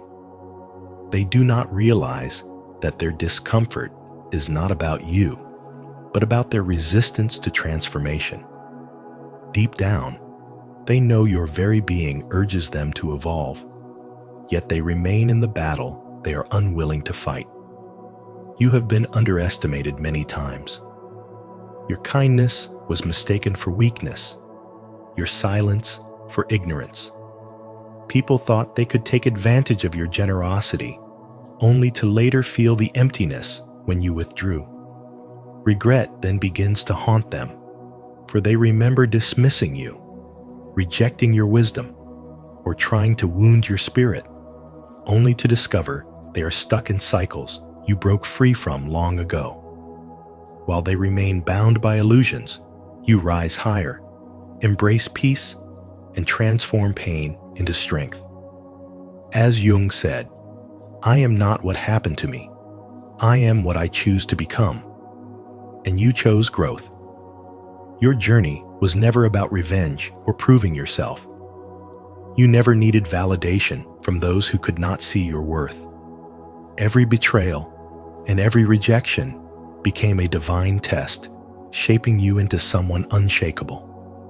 You walk through the fire, not to be destroyed by it, but to emerge purified and resilient. That is the essence of intelligent spiritual wisdom. It is not merely seeing the truth, but embodying it with every step. Never dim your light to make others comfortable. Those meant for you will recognize and honor your truth, while those who resist will only reveal their own nature. You are not here to please. You are here to awaken, to inspire, and to heal. When people regret how they treated you, it is not your burden to carry, for that lesson belongs to them. Your presence alone is a catalyst for transformation, and though not everyone can handle it, those who are destined will be drawn to your light. Keep walking in alignment, for your path is sacred, and your awakening is the proof that truth cannot be silenced. If you're ready to break free from illusions and embrace the truth, don't hesitate to like, subscribe, and share your thoughts in the comments below. Let's awaken together. 7. Your silence is powerful. Those who once mistreated you, belittled you, or tried to manipulate your spirit will eventually face the undeniable truth that they were wrong about you, because your silence was never weakness, but a force they could not comprehend. They thrived on your reactions, feeding off your anger, your explanations, your attempts to defend yourself, and they believed their control depended on how deeply they could pull you into their chaos. But when you chose to master yourself, when you stopped responding and refused to engage, everything they built crumbled. Silence stripped away their illusions and exposed the emptiness of their power. Suddenly, their words echoed back to them. Their manipulation turned into noise they could no longer escape, and the darkness they tried to project outward forced them to confront itself. There is profound spiritual wisdom in this choice. Silence is not surrender. It is elevation. It is the act of rising above the battlefield and refusing to wrestle in the mud with those who crave your energy. As the saying goes, never wrestle with pigs. You both get dirty, but only the pig enjoys it. By walking away, you shift the power dynamic, because the moment you remove yourself, they lose access to your light, your patience, and your sacred energy. In modern life, whether in relationships, workplaces, or friendships, this truth repeats itself when you stop explaining, stop defending, and simply move forward. You reclaim your peace and declare that your energy is too valuable to be wasted on chaos. Those who wronged you are left to sit in the misery they once tried to inflict upon you. Without your kindness, without your presence, without your light, their world feels hollow and regret takes root. And here lies the divine truth. You are their karma. Not by seeking revenge, not by lowering yourself to their level, but simply by continuing to live in alignment with your truth. Your growth, your success, your serenity become proof that their attempts to break you only made you stronger. This is the essence of spirituality and spiritual awakening. To rise above manipulation, to transform pain into power, and to let your very existence be the mirror that reflects their mistakes back to them. Every step you take in silence, every moment you choose peace over reaction, becomes a declaration that your soul cannot be controlled. They may regret how they treated you, but by the time they awaken to your worth, you will already have ascended beyond their reach. Your silence is power, your energy is sacred, and your elevation is the greatest response of all. Stay connected with our community of wisdom by subscribing to our channel. Here, we uncover the truth about energy, manipulation, and self-mastery, empowering you to rise above negativity. Remember, your peace is your power. Choose silence, walk away, and let them face their own darkness. 8. You were sent to stand out, not fit in. You were never meant to blend into the background because the universe designed you to stand out. Carl Jung once said, "The privilege of a lifetime is to become who you truly are, and your true self carries an energy that cannot be hidden. Without forcing, without demanding, your very presence shifts the atmosphere. People feel something stir inside them when they meet you, even if they cannot name it. Some are inspired, awakened to their own journey of self-discovery, while others feel exposed because your light uncovers the shadows they have been trying to bury. This is why you have known betrayal, rejection, and resistance, not as proof of weakness, but as evidence of the deep truths your spirit reveals to those who come close. Your energy does not attract attention because you seek it, but because your soul vibrates at a frequency that demands change. No one can stay stagnant around you. They are either inspired to rise higher, or their hidden nature surfaces, showing who they really are. That is why you may have been dismissed, disrespected, or taken for granted in past relationships.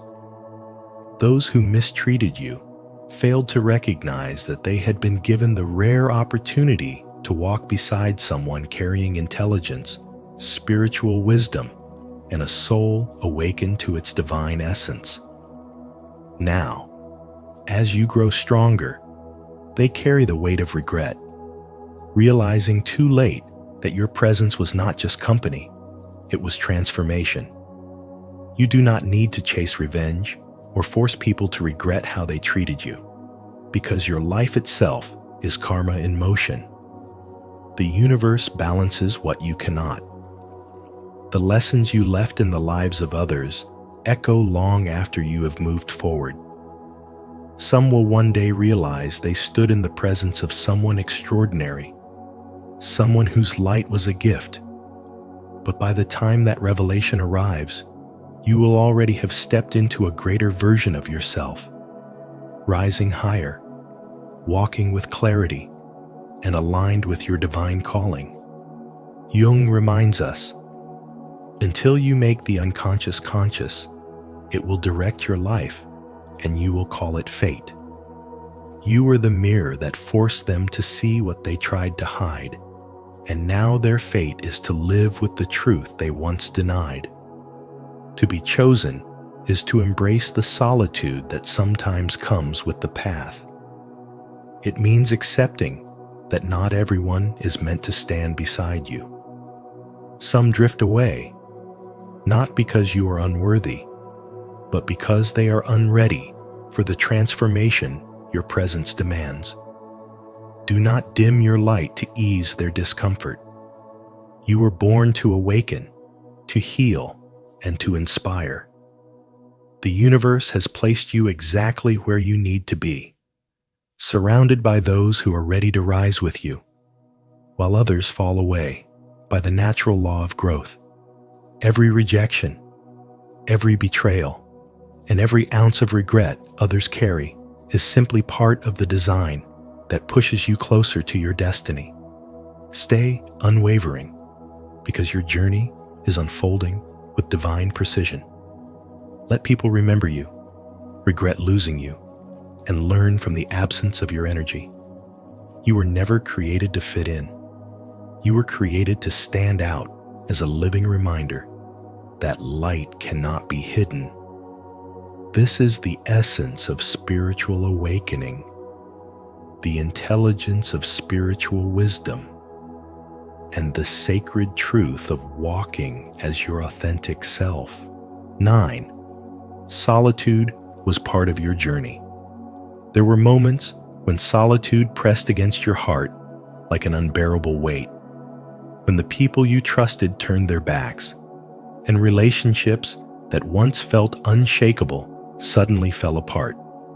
Yet that solitude was never a curse. It was a blessing in disguise, a divine stage of preparation. The universe was not abandoning you, but refining you, sharpening your vision, deepening your intuition, and strengthening your inner power, so you could carry the kind of wisdom that cannot be taught by comfort. In the stillness of those lonely hours, you found clarity to see through deception, resilience to rise from betrayal, and courage to continue even when no one else stood beside you. As Rumi said, "The wound is the place where the light enters you," and every wound you carried became the opening through which your light poured. Once, you were dismissed, underestimated, and even mocked. Your kindness was misread as weakness, your loyalty taken for granted. But now, those same people watch from afar, filled with regret. They sense the shift in your energy, the undeniable presence you carry, the aura of wisdom and strength that demands respect. You have become divinely set apart, and in losing you, they lost a blessing they never understood. Their regret is their karma, the return of their own choices, the echo of every moment they failed to honor what was sacred. You never needed revenge because your transformation itself became the answer. The universe worked on your behalf, and your thriving became the most powerful response to betrayal. As Carl Jung revealed, until people make the unconscious conscious, it directs their lives, and they call it fate. Those who wronged you now confront the consequences of their unconscious actions, seeing clearly only after you have risen beyond them. Your existence, your success, your healing, these speak louder than any words of retaliation could. The law of energy is simple. What we give is what we receive, and their own choices have returned to them. You are no longer the person they once knew. You have elevated, healed, and embraced your spiritual power. Spirituality and spiritual development have transformed you into someone aligned with a greater destiny, one that surpasses the imagination of those who doubted you. Your solitude was not abandonment, but sacred preparation, a divine pause to reconnect you with your higher calling. It was never about who left or who stayed. It was about awakening the light within you that no one could take away. Do not dwell on the past or waste your energy on those who failed to see your worth. Walk boldly into your destiny, trusting that divine timing has always been on your side. Your life now stands as living proof that pain can transform into wisdom, betrayal into strength, and solitude into awakening. And as those who once underestimated you look on with regret, they will finally understand you were never just another person in their story. You were the lesson their soul had to learn. If this message resonates with you, comment, "I am grateful for my transformation," to affirm your journey. Your solitude was never abandonment. It was preparation. 10. Your energy is unstoppable. Your energy is unstoppable, carrying a frequency that no manipulation or attack could ever suppress, because what sustains you is not external, but deeply spiritual, a force that no human hand can take away. Many mistook your humility for weakness and your kindness for naivety, believing they had control over your destiny. Yet you were always aware, always discerning, sensing the betrayals before they unfolded, and choosing not to fall into the trap of proving them wrong, but to remain faithful to proving yourself right. Now, as you rise into your true power, those who once sought to diminish your light are forced to watch from the shadows, unable to ignore the brilliance of your transformation, because spiritual awakening does not shrink under pressure. It expands, it elevates, it transforms, and you, the chosen one, are the very embodiment of transformation. Every hardship you endured was not wasted, but woven into the fabric of your becoming. Every tear, sleepless night, and lonely silence became a sacred initiation, not punishment, but preparation, for the path of a chosen soul was never meant to be easy. Betrayal taught you discernment. Loss carved resilience into your spirit. Solitude gave you unshakable faith in yourself and in the divine order guiding your steps. Looking back, the once insurmountable obstacles now reveal themselves as stepping stones, shaping your strength, awakening your spirit, and proving that what once looked like suffering was in truth the refining fire of destiny. Those who laughed at your pain now stand silenced by your triumph, burdened by regret as they realize you were never a victim, but a vessel of greatness they could not comprehend. The world has long conditioned people to stay small, to settle for mediocrity, to fear the unknown. But your very essence refuses to be confined by such limits. You are not here to blend in. You are here to disrupt illusions, to shift realities, to break generational cycles, to awaken others from the sleep of conformity. Your presence alone challenges the false comfort of the ordinary. And that is why your path was heavy, because the energy you carry is powerful enough to stir the very fabric of existence. And now, as you rise beyond every limitation, those who doubted you are confronted by the undeniable truth of your transformation, witnessing divine justice unfold in real time, forced to face that their mistreatment was never hidden from the universe. You are the living proof that spiritual power transcends all boundaries, the embodiment of karma itself, reminding the world that every word, every action, every intention leaves an imprint.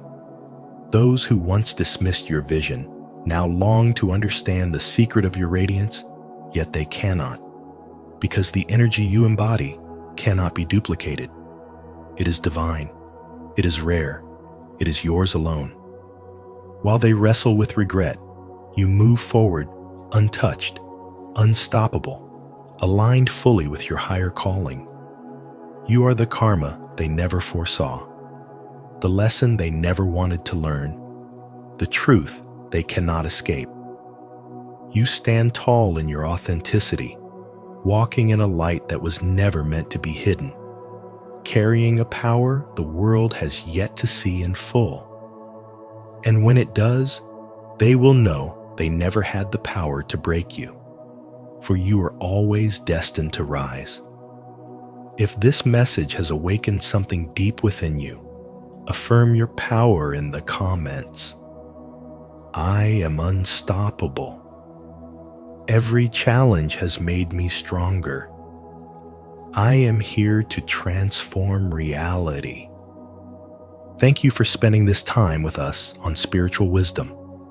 If this message spoke to your soul, if you've ever felt like you were someone's karma, if you've been underestimated only to rise stronger, then know this: your story is far from over.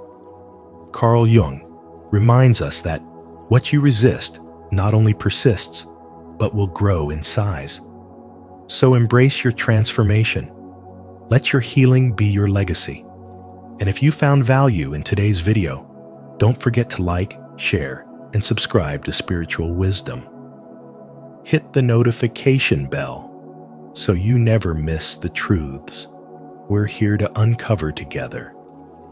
Your awakening is sacred, and we're honored to walk it with you.